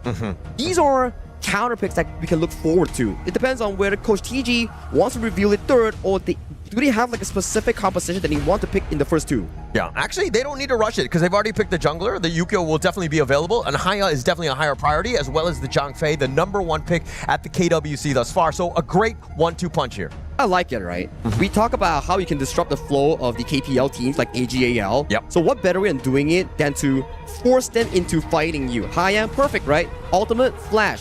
Forcing other 8 members to wait outside the ultimate coming in for this domain. Yeah, and so it come back to like, yeah, the Haya, you prioritize that, Dragon's gonna be fine, but on the other side, you're like, actually, this is another really good laner. Lorian has been the talk of the town, if you will. Yeah, Lorian, this specific hero, right?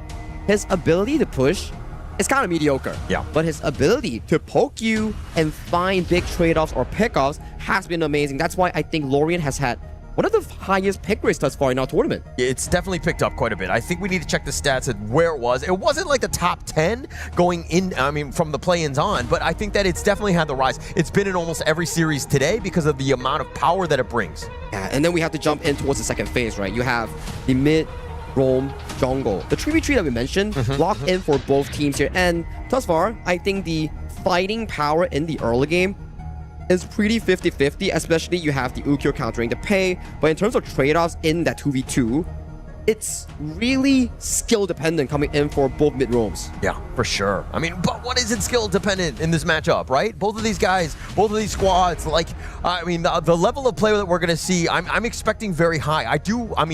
Look, Blacklist has not gone up against AG.AL. Correct. This is looking to be an underdog story, if anything. But I think with momentum and the possibility of continuing on with the play that they've had, this might be good for them. And you remember one of the interviews that have asked Just what level of jungle has he achieved throughout the years? Yep. One of the comments said that, okay, maybe he's ready for a higher level now. He's one of the best PKL Philippines jungle. So coming towards this tournament, you are against AG Zoe. Here's KWC 2025 FMVP, and he's also FMVP for the skin Ogren here. So it's a very big milestone if Just is able to not only match Zoe in the jungle department, but also maybe out jungle him. Yeah, and I do hope that Justy's not paying it. I mean, he already knows all of the awards and accolades that Zoe has, but I think that for him, he needs to just be like, it's me versus him. Doesn't matter who they are, I need to rise up and have that confidence. Confidence is such a key marker here coming in for this Blacklist International squad. Let's jump a bit back into the pick and bans here. We do see the Charlotte that's being locked in, and for the evolution of Blacklist International's draft, they've been putting more and more focus towards Chammy1, and especially in picking him counter picks in those final phases. I think that's very smart. He's shown time and time again he has the ability to carry. You give him a hero like the Fatih here, that's going to be their last pick. It really kind of alleviates a lot of the pressure so that the farm laner like Golden Kite doesn't have to carry and do everything. I mean, that's true, right? Like, if you have like more choices on the board, and if Golden Kai suddenly gets caught off, you still have like a supplementary carry coming in for your specific lineup in making sure that, hey, it's still okay. We still have Chammy1. But if you look towards the side of AG.AL, who are you really giving the edge to in terms of these two specific drafts? I mean, you can never really count out, Zoe's pay, right? I mean, it was the first pick. They were looking to go high tempo, really set the tone, just kind of control and dominate the game. I mean, I don't know if Blacklist's lineup, I mean, when you have the Yuko, you have the proper counter picks, if they're able to kind of out-macro them in the jungle. That's a very good point, right? We saw from the previous game where Zankyu picked up the Ukyo Tachibana into the same matchup of the pay. Yes, it's a counter, but what AG.AL did was they immediately was like, okay, we're not fighting you. We're just gonna out-rotate you, out-macro you, and look for the jungle invasion, then convert that jungle invasion into side lane pressure here. So that's gonna be an interesting one coming in for this game one, because I feel the jungle matchup is gonna be a hot place to look at. Yeah, definitely. I mean, it's about that tempo, right? If Zoe is able to get out of hand on this one and he's invading, taking all the buffs, you know, Blacklist is going to have a really rough time. They're not going to be able to play from behind in that sense. But if Blacklist are able to keep it even, I think we got ourselves a game. It's like the KSG versus VP game, right? It's up until the 10th minute mark. You need to control that pacing. And if you can get that 10th minute 50-50 on a Shadow Tyrant, then maybe, just maybe, we might see an upset. Yeah, hopefully. And look for that Titan Slayer. I mean, a single game is worth 10K USD, assuming Blacklist is able to do it. The match series point, if they're able to take it, it's 100,000 USD. That's actually pretty crazy. Money is always something that motivates me here, and I believe it's the same coming in for the team. But already, throughout the early game, they're already invading the buff, taken away from the side of Just G here. So that's going to be an Azure Golem removed from the contention. Yeah, what did I just say? They cannot let Zoe just run into your jungle, stealing away buffs. That is a terrible start to this game. Oh, they're doing their own same thing here, coming in for the invade. Both junglers have no smite. This might be a big fight that's going to happen right here. Yeah, but it's right in the brush. They don't really have the line of sight to do so. Sheng just throws out the orb. I mean, he was just like a Hail Mary play at that point, but it's going to be one buff for one buff. Very decisive stuff coming in from Blacklist International to actually secure that early trade-off. Your Ron towards the top side might be a bit of a danger. Oh, but here comes the reinforcement. Zoe's going to be there. Ron is a little bit low, but as is Chammy, he's trying to dash away, but Dragon is getting low himself. Sheng doesn't want to fully commit on this one. Zoe looking for the play, goes on the backboard, gets on top of Dragon, but he's going to walk away. Blacklist International still with 4-on-4 at this top lane. They're going to deal with these minions. Those orbs are a bit of a problem, and it looks like Blacklist International will just give up the space right. Small win thus far coming in from AG.AL, but props to the side of Blacklist International. They're doing really well in making sure that AG.AL don't get resources freely. Some of these spells are actually burned coming in from both sides, but in terms of the common spells, most of them have been burned by Blacklist International. No flash on Chammy, no flash on Dragon, and no Q on Chaz. Yeah, it wasn't even 2 minutes in, and Dragon didn't hit level 4. If he had that Moonscape Mirage,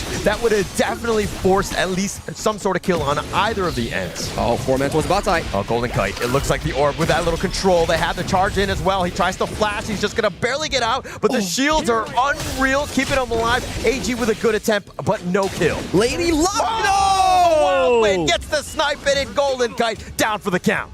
From downtown, Yino hits that snipe onto his Golden Kite. I was just about to say, Golden Kite got the blessing of Lady Luck, and he managed to limp away from the first wild rounds. Then Yino was like, nah, man, let me hit that shot. Yeah, he's gonna Kobe this one. I mean, it was like a 360 no-scope from the bottom lane. Golden Kite thought he was fine. He was just like, yeah, I'm gonna be all the way back in my tower. No chance, but the wild win is just, the distance is so far. That's just the experience gap here. Like, hero mastery on a show here from the side of Yino, just amazing. But still manageable for South Blacklist International. We need to see how they handle that 4th minute mark, because yet to see the first Moonscape Mirage coming in from Dragon on the higher. Yeah, and also, I mean, if we're checking out this replay, just see how they go on. Like, good CC layering, right? And that flash was beautiful coming from Golden Kite, and Yino hiding the spell too, just blazing through Chaz that's about to block the shot. Chaz actually got juked by Golden Kite. Golden Kite went left, and then Chaz was like, oh, we're going left. No, and they're not, on the same page with that footwork. So again, it takes 2 to tango. Chaz, you got to be that human shield. Like, Golden Kite was like, man, why did you block for me? Chaz like, why are you moving? You had one job. You had one job. Stay still, stay still. Take the bullet for me, but they get the charge in. Chaz, though, it looks like he's going to dash over the wall. The Raging Sea will be committed as well, but not enough damage to take him down. Chaz, so low before the actual objective here, but crucial spell. No ultimate coming in from the Lapu Lapu for this specific play. Maybe Blacklist International can find something in this Tyrant pit. Yeah, and actually they're backing off on this point. Ron is all the way in the top lane as well, opening things up for Blacklist. It doesn't look like AG.AL are going to contest. Very smart, right? For the fact that they know, like, okay, spells are down. We probably can't take the full blown out 5v5, so let's put Zoe back into the jungle. We'll make sure he picks up the camps, then we restructure what we want to do later on. Yeah, and fighting for that one, taking that Tyrant is going to be pretty big for them, but now Chaz, he's actually going to leap aware. The Unbridled Outburst only onto one, finding Zoe, but there's no follow-up. The Raging Sea has been missing all day today, and it looks like that's another whiff. A bit of a, I would say, early trigger pressure coming in from Chaz. Not the greatest one, and with that information received coming in from AG.AL, they might just invade your Crimson Golem. Yeah, look at the movement of Blacklist International. It almost seems like they're frazzled, and how, you know, Shuai is invading in the enemy jungle, just got vision on what camps are available. Blacklist International playing a very defensive, reactive game now. And Shuai has been one of those few players of a one getting gone on by 2, and it looks like it's way too much. Ron literally running them down. Very good rotation coming in from the side of Zoe here, catching Chami1 off guard. He was a bit overzealous in that 1v1 that he forgot that Zoe is pacing himself towards that top side here. That's the benefit of the pay. Yeah. You move so fast across the gorge. Yeah, you can't run away from a tiger. That's not going to be possible here. I mean, Zoe just with that rotation, just ensuring that they get the kill. Chaz is going to be spotted in and out. But again, AG.AL, look at this full cold press. They're all the way in your jungle. Oh, Shang finds a knockout onto his Just G, but there won't be much follow-up. But that was really dangerous inside of Blacklist jungling Chrome. Yeah, he took quite a bit. I mean, this orb from Shang's Lorien is going to be a bit of a problem here, but the Overlord they're thinking about it, but I think Blacklist International have eyes on this as well. Slowly. They need to play it safe if you're on the side of Blacklist here. 1.8k goal lead, still not the worst for Blacklist here. We have yet to see a full blown out 5v5, and the first ultimate from Haya has not found its proper marker yet. We need something aggressive coming in from Blacklist Dragon. Yeah, but I mean, this lead is starting to grow. It's, you know, about 2k at this point. But AG.AL, the way they've been able to create this lead, it's not like one big team fight. It's like little by little. They're chipping away at it. And Blacklist International, it seems like at some point they might fall over. This is the strength of the KPL teams, right? Yeah. The way that they catch on towards small mistakes and just amplify it for the maximum value just puts on so much pressure here. And with this specific rotation, you see a fight that might be happening on this Crimson Golem. I mean, they're going to contest on this Crimson here, and it's going to be stolen away. It looks like Chami1 did get that in the end, so I think that they're going to be happy with that. But with that little jungle invade, Yinowol was chipping away in the mid T1. On the backside, it looks like a mini stun. It looks like Zoe's going to be killed. Justy makes him pay. Ron running for the hills. Umbrella Uppers is not going to clip on, but he does get that little bit of a stun on this one, and Ron gets stampeded on. It's a double kill going the way of Justy. Lorien is going to get stuck into the Mirage. He's going to be kidnapped, if you will, coming out of this one. Blacklist International are going to be angry as they have 4 members waiting for this one, and it looks like it's just going to be Shuai. Maybe he goes for Dragon. It's not going to find it. Uncharacteristic mistake coming in from AG.AL and Justy, finding a really good counter engage on towards both Zoe and Ron, punishing for their over-aggression, and that is quick 3 kills going into the pockets of Blacklist jungle, and this is what we talked about. Yeah. Justy being the player that they need to step up. Yeah, and actually this is the perfect hero for him, Yukio. It counters exactly what this Pei wants to do. As Pei, Zoe goes on the golden cut. He's not able to get away from Bruce Lee, and here's the teleport, but Zoe is already out of the building. Very good timing coming in from Zoe. You'll be thinking that, hey, this guy is probably farming Crimson Golem, but why is he here all of a sudden here? And Golden Kai did not have flash due to that previous fight. So it's a really good catch nonetheless. And let's take a look at the replay here. Umbrella Outburst misses,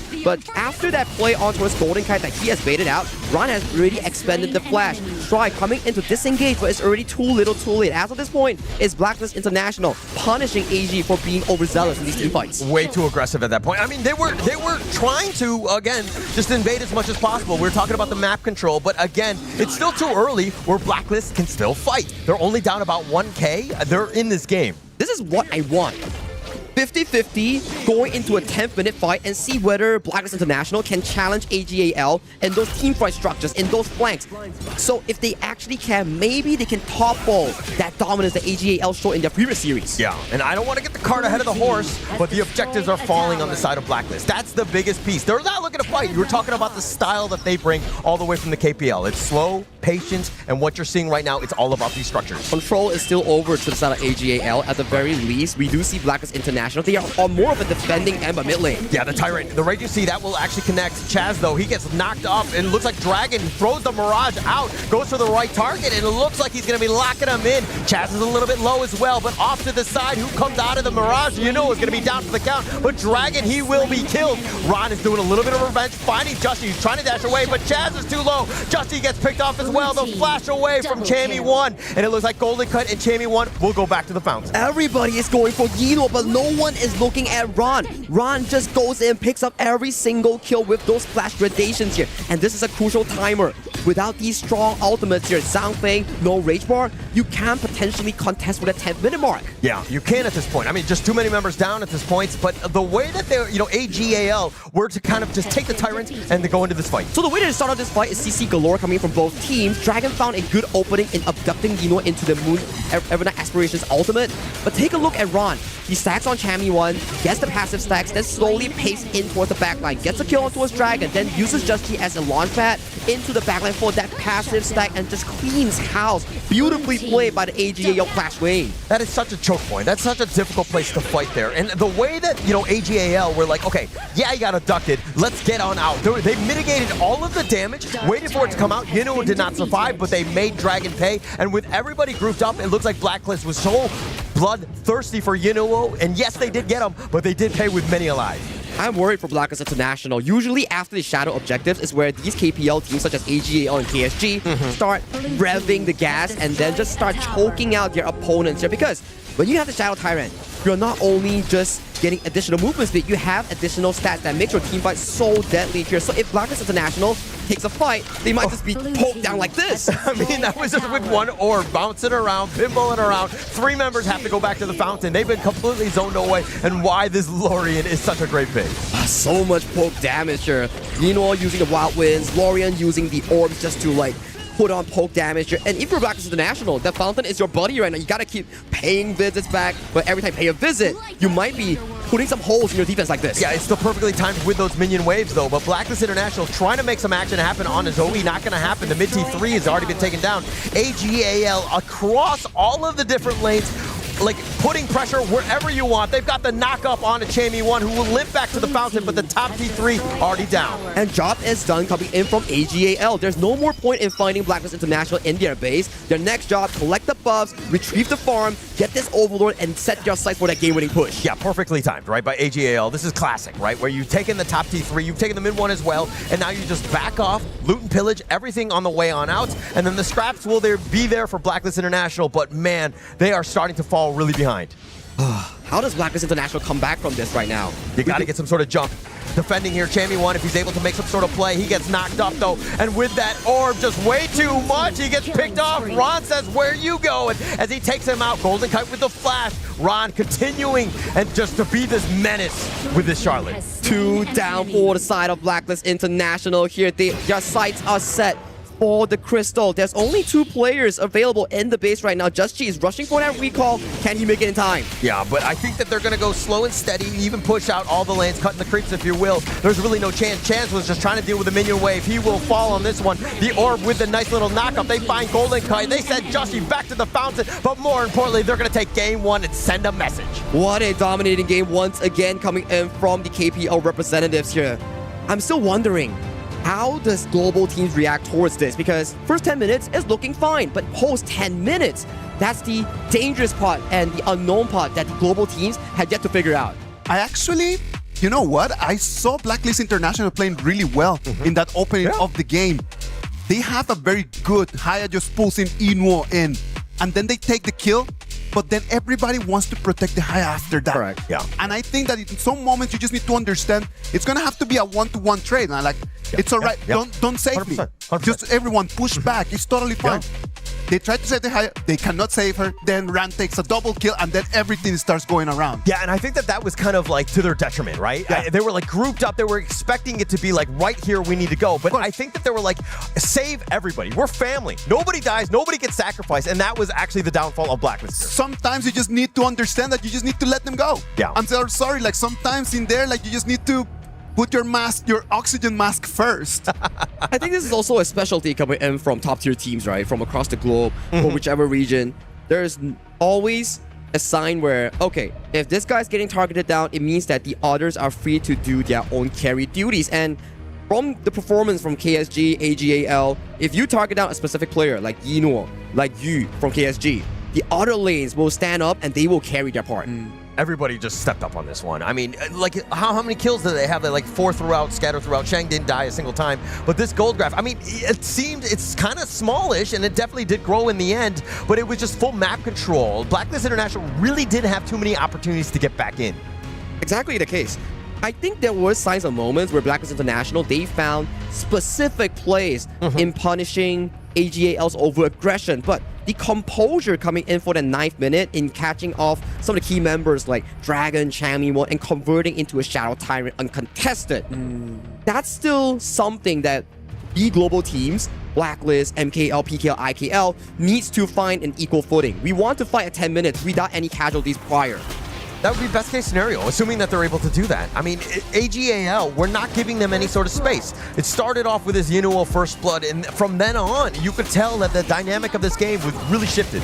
And these are the few moments, yes, early game wasn't the best suit for Blacklist International, but there are still signs of mistakes coming from AG.AL that Blacklist caught onto. It's just that after that, what comes next is this specific moment that Isaac was talking about. Yes, Dragon finds Yinuo, removes Yinuo from the fight, but at 9 minutes mark, it's still not Yinuo's power spike right now. Ron stacks up, half the damage, he's coming in, just jumps. Yeah. And he gets everyone. I think they also had trust issues in the sense that, like, does Dragon have enough to kill Yinuo, right? In the Mirage, and they were like, okay, we got to make sure that we actually do it. But they were all grouped up. We do not need to be holding hands and singing Kumbaya together. And after that play itself, you're like, okay, the dream of fighting at the Tyrant 5v5 shattered because you already lost 4 members, and it forced you into a position where every single time that AG.AL pushes into your jungle, do you want to fight or do you want to give up more farm for them to snowball? And in the end, this happened. AG.AL takes a clean game 1. And Sagi, you just mentioned it, right? The key is to be able to get to 10 minutes. Correct. With a very equal goal. Get there with equal gold and let's see what we can do, man. Like maybe in that Tyrant fight, if we just toss everything that we have, maybe we can win it. Yeah. But you need to get to the 10 minutes. It's never easy, right? They were like, they know the same timer and they're like, okay, we're not going to let them get to 10 minutes in that sense. We will be aggressive and just, again, with that control. All right. AG.AL takes a 1-0 advantage. Right now, we're going for a break, and then we'll see if Blacklist International can learn from their mistakes and take one game from the title defenders.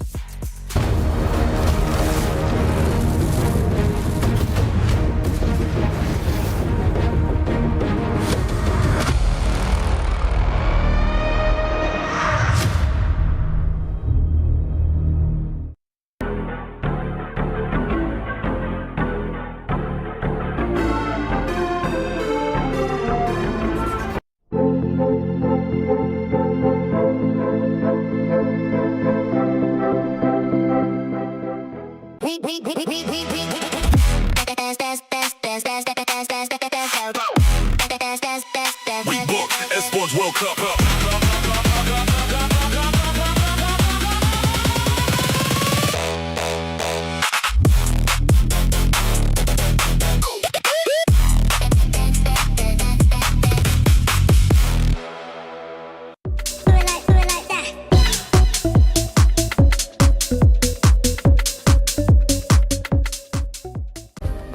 Play is in our DNA.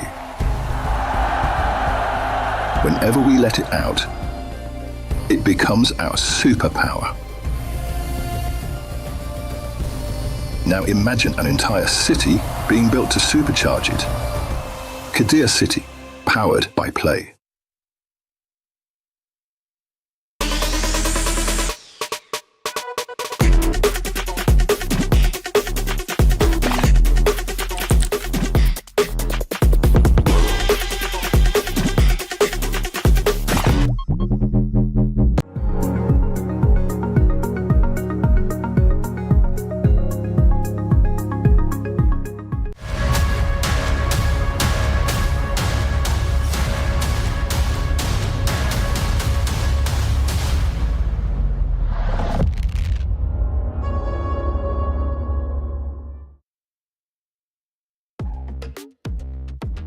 Welcome back. This is the KWC 2026 AG.AL 1-0 advantage on top of the PKL. Third place Blacklist International. In the previous match, Sagi, when they were playing against Team Vitality, we talked about like how AG.AL were the creators of this gold sharing strategy, right? Is that going to be the key for them to be able to beat everyone in front of them? I think throughout the years, yes, 2024 to 2025, AG.AL has used that specific strategy, and a lot of teams has been learning for them and trying to decode that specific strategy here. Hence, we've seen a very long legacy of like, 7 grand final wins in a row from AG.AL. But recent years, more teams have started to adapt towards that strategy, and I think you will need something more if you want to conquer the entire championship, especially when you have strong opponents going in as the main contender at AG.AL and also Kuaishou Gaming. Yeah. I think that in the beginning, like you always think about like the 4 minutes Tyrant just being like such a critical piece that you need to go and take. But this time AG.AL just let Blacklist International take that Tyrant, like it's totally fine. I do not need that buff right now. They're okay with going with equal goal till the 8th, 9th minute. Yeah, I mean, they were looking for more for jungle rotations, you know, more for Zoe in this one. I think that they were willing to sacrifice that. They didn't want to risk it to potentially get somebody killed and to lose that Tyrant in the end. So I think that it was more of like a judgment call of just like where they were across the map. And to add on towards that, right, I think in recent years, especially evolution of how you want to play the first 4 minutes, last time it's like, okay, 4 minutes, guys, it's time to fight 5v5 right now. But nowadays, it's like, guys, are we at our power spike? Do we have our items? Oh, you don't have an ultimate? Okay, let's pull back to farming. We go for the less risky route, but secured gold route. Yeah. The stay safe and stable route, right? As long as you're, I mean, they've got the gold sharing. Other teams will copy that, but are they at the same level? I mean, if anything, they're just going to hit parity. There are tiny little micro, plays that they're making to, again, really accelerate past the 5 minute mark. And also, when you copy a style, but you only copy it without truly understanding and adapting it, it sort of throws you off from your team's original playstyle. True. So for global teams, yes, this may be the premier style, the best way to play Honor of Kings, but if you don't adapt it to your team's specialty, you sort of lose your direction. Oh, yeah. And I think that going into this one, that's the most important thing. Sticking to your guns, what works for you, that sort of strategy, so that everybody's on the same page and not everybody's like questioning what do we need to do, how should we be doing this. All of that should have been done prior to, of course, this game. Fully agreed right now. As we jump into the second game, this game around, Blacklist International will be taking on towards the blue side here. Still a lot of priority going in towards that top 4 farm lane that we always mention, like Flowborn, Lung, Picha, and also the likes of the Channel. It seems to me that seems to be the tournament meta, and for that AG.AL, more of the comfort picks for the side of Yino here. Once again, going back for his FMVP early here, picking up here in the first phase. Yeah, and now it looks like with the Lung, the Zhao, the most, like you have stuns galore. You're incredibly squishy though. If we're looking at the AG.AL side, they've taken away the Dharma. They're like, Chamie one, no, we'll run this one. We'll run this one. And I remember this specific draft. It was Blacklist International going up against Los that they played this specific first 3 rotation here. Yes, you don't have a lot of tanks, but when it comes down to skirmishes in that 2v2 and that 3v3, this is exactly the mid-row synergy that we want to be looking forward to, at the very least, for Blacklist International in that 2v3. Yeah. I think that this is definitely the entire draft revolves around this in terms of that stun and setup.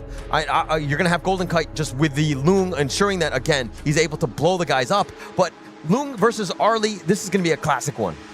For me, in the recent patch changes, Lung has been one of the better laners compared to Arlie because of the fact that, yes, you can block the Flaming Palm, but recently players have been evolving. They're like, why should I use the Flaming Palm? I'm just going to use the third spell, knock you back, auto attack you, knock you back again. Then it throws off Arlie on when you actually can use the Maple Dance to block off the combo. So I'm expecting, at the very least, for the side of AG.AL, we might see Yino either going to the mid lane or lane swap with Ron to go to the Clash lane for a easier laning route. Yeah, just to kind of start off, right? I think that'll definitely help. But I mean, at the same time, Blacklist International, they might be looking to kind of just chase and see where the rotations will be. But the Liu Bang gonna be picked up by AG.AL. This is gonna be a support Liu Bang. Okay, we've seen this combo before. Jing delivery system with the Liu Bang diving in towards the backline is something that has been shown quite a few games of success in the previous editions of our international tournaments here. So interestingly enough, it's gonna be on the side of AG. We've seen it, I think, pretty frequently on the hands of Clue, if I'm not mistaken. True. And just being able to just lock it up. But one thing though is that he doesn't really have the best of CC. So if on the other side, you're seeing that the Ying could kind of run free, but at the same time, it's kind of a squishier lineup here, aside from the Baron. Fully agree coming in for the side of the Blacklist International squad. Yes, not a lot of tanks except for the Byron, and they are pretty squishy overall. But what I want to highlight coming in from the Blacklist International draft, they're like, scrap what we had in the previous game. We can't win them in terms of map play. let's brawl, let's fight, let's do wombo combo. Yeah, as expected, right? When in doubt, just fight them, right? I think that's kind of like their MO is like, hey, maybe we get a little bit of an advantage. Take a low-risk fight. Normally, normal teams might not do as much. Maybe we get a little lucky and turn this game. Like, if you were to look back into the Blacklist International draft just now, yes, you have the big ultimates, fancy ones, but those come into a play where those are long cooldown. Yeah. So if you have the thing like the Honey Sweet Breeze from the Xiao or the Mozi Cannon Blast, those are, yes, if you can miss it, it's probably going to come back like, what, 8 seconds? So you can repeatedly try to put pressure on towards the AG.AL members. Assuming you're able to hit. I mean, the Cannon Blast not the easiest. The Honey Sweet Breeze also takes a lot of skill to time properly. There are a lot of fast guys, plus now you have the Sheng on the Yuan with a little bit of sustain. Right? Not the easiest of targets. Yeah, we have to see how they actually pull it off later on. And we talk about the lane swap here. Yino and Shuai already going to the top side, avoiding the Golden Kite Chaz laning place, making sure that at the very least, Yino gets to farm safely and dodge the hot matchup. Like, how do you wake up in the morning and knowing that you're always the smartest guy, Sagi? Hey man, you just gotta do your maybe homework. It makes sense. I mean, you're obviously know the lane match, but Chammy 1 getting run down here, taking quite a bit. I mean, he's gonna be met up, it looks like, with Chaz to support this top lane. And that's a Xenial skin coming in for the side of Fly here, coming for the side of AOV. That's gonna be a pretty cool pickup here for them. Good pickup on towards the Spike-tailed Beast. They know for a fact that what they're playing for is about pushing the wave, get that space right, get that triangle cam, and then potentially moving the early towards the cross map. It took 4 members, AG.AL. They're all like, we want this space sprite, potentially going up against the Chammy 1. Because again, he has a little bit of an edge in terms of this lane matchup against the Dharma. Yeah, that's true. And I kind of like it, right? That Ron is like, okay, I'm 2v1. Let me just farm the jungle camps that Zoe doesn't have time to do so because Zoe is too busy farming the minions across the map. Yeah.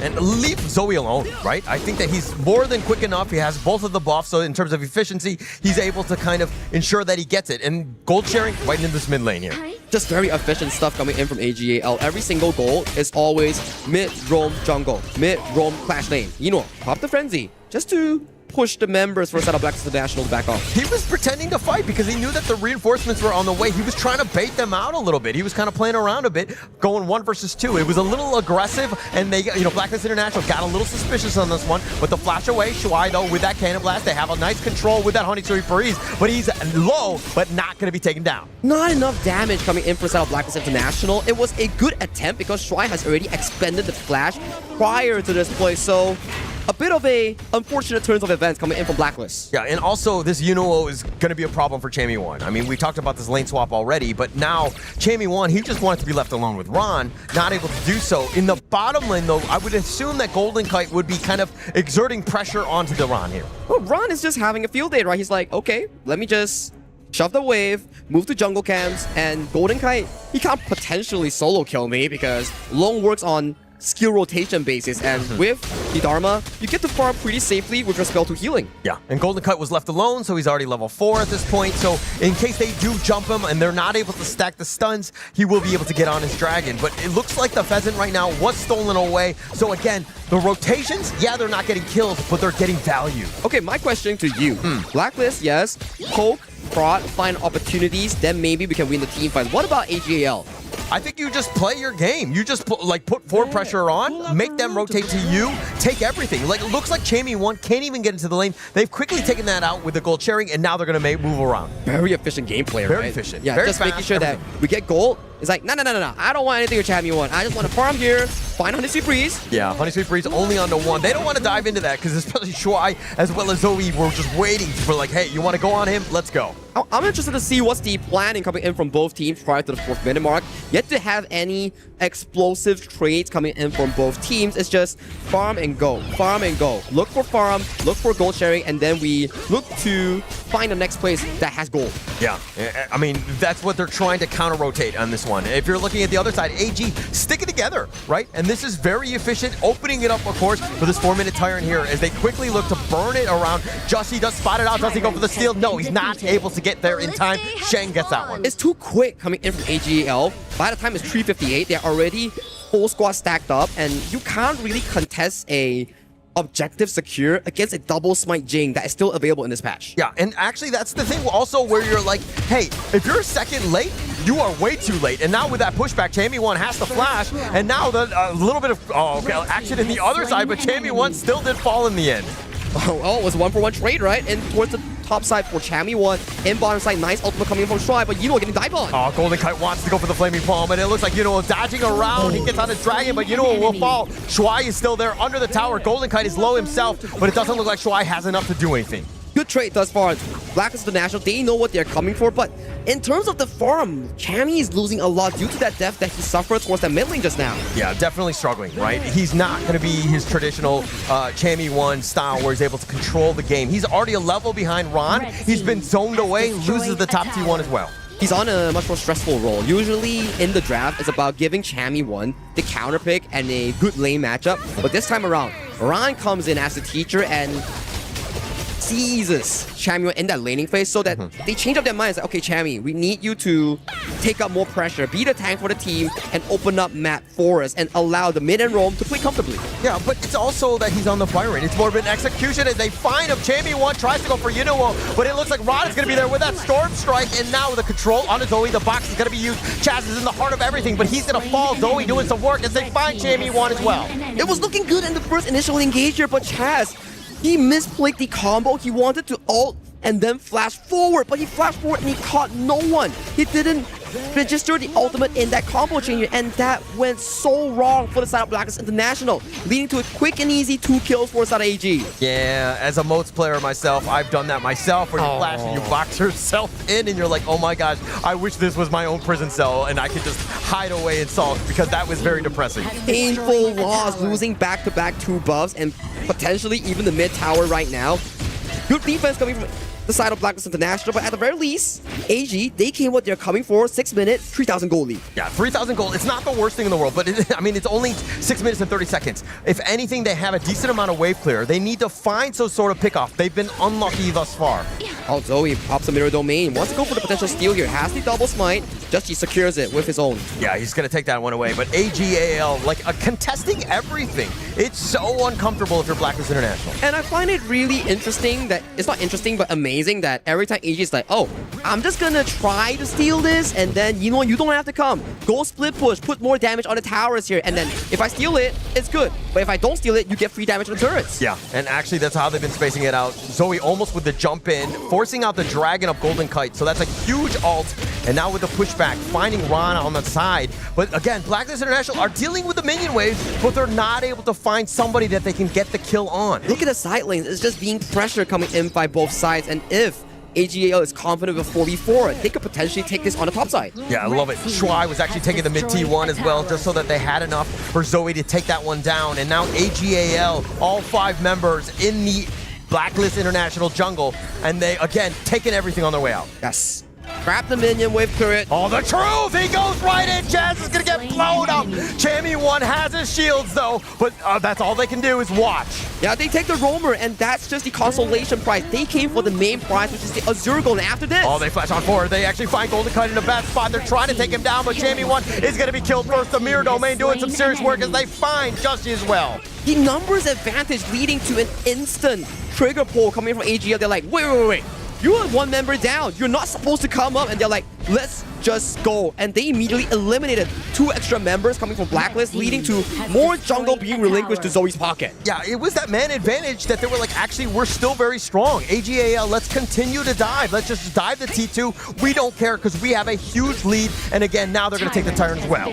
Control is just slipping over to the side of AG.AL. Take a look at this replay here. Yes, it's only a roam, but this kill converts into an Azure Golem play. And after this one, they're like, you guys are still defending a tier 2. Yeah. Let me just tell you that you aren't supposed to do so. And they just dive in, pick up and swoop out 2 quick kills, and then the Crimson Golem. And this is all before the 10th minute mark. And if the 10th minute mark arrives, there's no fighting chance for Blacklist International again. Yeah, I'm scared, boss. I'm scared too. Right? I mean, Blacklist International with just 1 member down, they were like, okay, let's just stick around that mid T2. But no place is safe against AG.AL. They have way too much mobility, and now they're going to see high ground. 3 waves all simultaneously crushing in. There's still sufficient wave clear coming in for the side of Blacklist here. Zoe pops a mirror domain, gets some damage on the turret here, successfully gets it taken down. Now they might back off here, but Zoe going on the fancy feet. Oh, fancy feet. I mean, just dancing around. You can't even catch him. Blacklist International, yeah, they have stuns, but it's so hard to find somebody that, like, and not to get the stun on somebody as elusive as Zoe here. Domino effect, snowball effect, whatever you want to call it, towers into buffs, buffs into towers, rinse and repeat. How does Blacklist International break this cycle if they want to make a comeback? Maybe they get some sort of jump in, right? Maybe they find, I mean, he's light stepping back. There's no real way. Zoe, he's going to take the top T3 for free. The chase is on. Chammy won Storm Strike, but Zoe is on the other side of the wall, and it looks like they're going to take the mid one as well. They're not giving them any sort of chance to actually pull off any miracle play. They're just like, okay, tower's done. Off work, get the buff. Now, 10 minutes has arrived, potentially get the double objective, and then we go for that final push. Yeah, and at that 10 minutes, you're so far up, might as well, but they're going to kind of just go slow and steady. They're going to take the Shadow Tyrant instead just by itself. But again, with the top lane pushing with Ron, it doesn't look like Blacklist can really even leave their base. They need to find a miracle moment here. Maybe a Honey Sweet Breeze landing on towards 5 members, but it's a miracle moment, but it's good to think about potential comeback styles. I mean, you have to think about it. You have to play to your outs, right? And I think Blacklist International are like, okay, we need to have them grouped up. But AG.AL are so disciplined. They're not sticking where they're on top of one another, and they're not stacking, if you will. So now they're going to go in. Now that's a two-man stun. That will start things off. But Dragon is going to be killed first. Ron with the truth, sending him back to the crystal, but Justy's going to be killed. The Unending Sorrow tries to go for Chaz, and they do find that pickup. But Chammy 1 will also fall. The Infinite Fastest. Golden Kite trying to go against the world. Not going to happen. And it looks like AG.AL are going to be in the playoffs. Welcome to the playoffs, AG.AL. They top their group and they soft secure top 8 and they will advance to the knockout stage. I mean, AG.AL, it was just all them this game. They have complete control. Blacklist International, I mean, they put up a valiant effort, but unfortunately, AG.AL just too strong in the end. They're too strong. This is the championship standard that we're looking forward to see, and they played multiple team composition in the span of 4 games. We've seen the traditional rotation style, less kills, less of the offensive style. They farm, they find those big timers. Then game 2, they play the Bai Chi, and now they play different styles with Clash Lane carries. AG.AL, the winners of this match, they're moving into the playoffs, they're moving into the top 8. No surprises out there, no?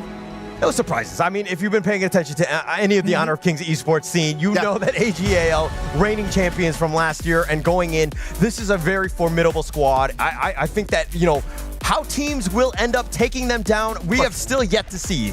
Formidable is the word that I want to use with Blacklist International's presentation right now. They went to the boot camp, they learned things, they started applying them, and against AG.AL, the only thing that you can do is to try your very best. Their very best was actually not bad. I think it's pretty good, right? Like, we expect some comments coming in from, he did mention that, previous years, the international team didn't look that good, but as they paced into 2025, 2026, they started improving, and we see signs of success coming in from global teams. Maybe not until the KPL level, but at the very least, we are slowly getting there, slowly but surely, right? Yes. At the end of the day, we are essentially the tortoise in this race, right? They still have a chance. The kill score doesn't look great, but I think that if you're actually dissecting the first 5-10 minutes of a game, they were in it. I think the key takeaway that we've seen so far from KSG versus VP, Blacklist International versus AG.AL, it's about how you maintain the game state into a equal 10-10 at 10-minute mark, and then you fight for the Shadow Tyrant. We get to see that sort of moment because something about the KPL teams, they always find a mark to disturb that tempo. And that's the thing, right? In this game, it just started just falling apart a lot earlier, and that's something that we cannot let happen. Blacklist International came in with the aggression. They understood that they needed to just go for the tempo, try to move fast.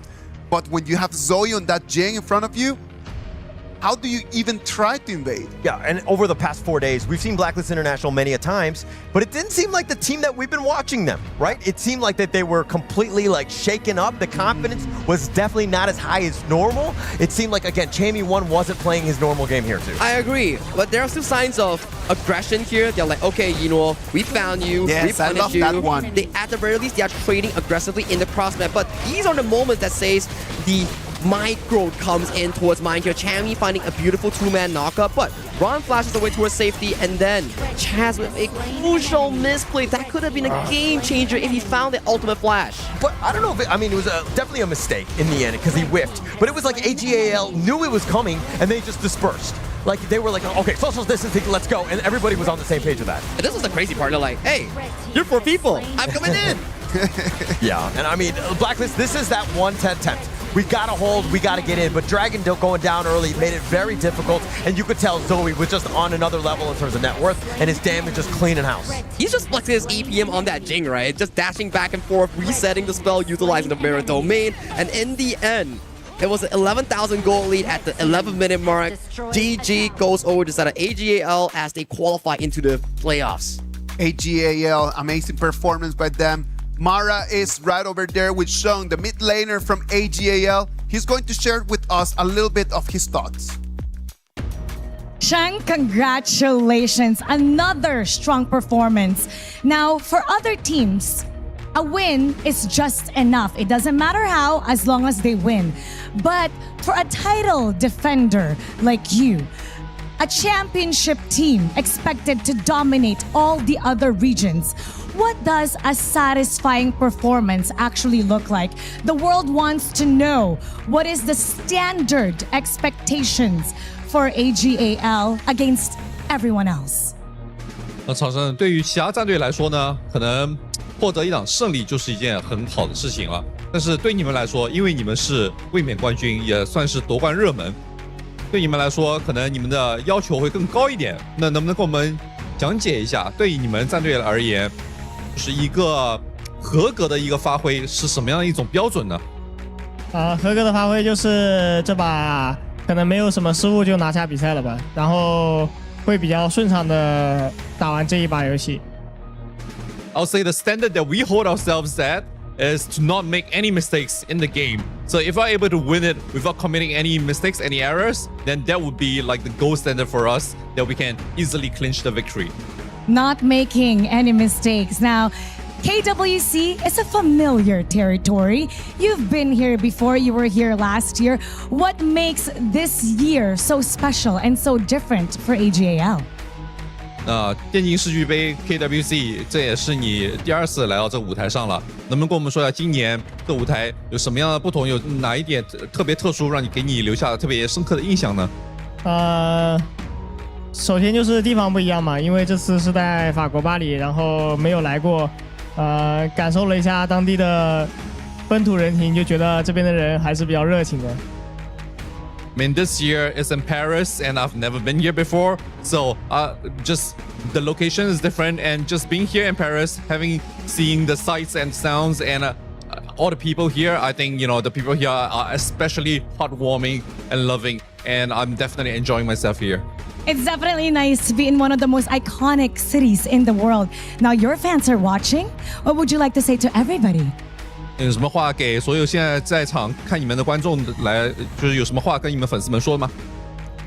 感谢大家不远万里来支持我们吧，然后注意安全，谢谢大家。Thank you everyone for coming all this way to support us, and make sure to stay safe. Once again, congratulations for making it to the playoffs. We're going to talk about that just a little bit more and head back to the casters. Lead the gorge. Standards are not something that other people impose on you, it's something that you ask of yourself. Winning was a standard once upon a time for AG.AL. Right now, no mistakes, taking the result, that's going to become the new norm.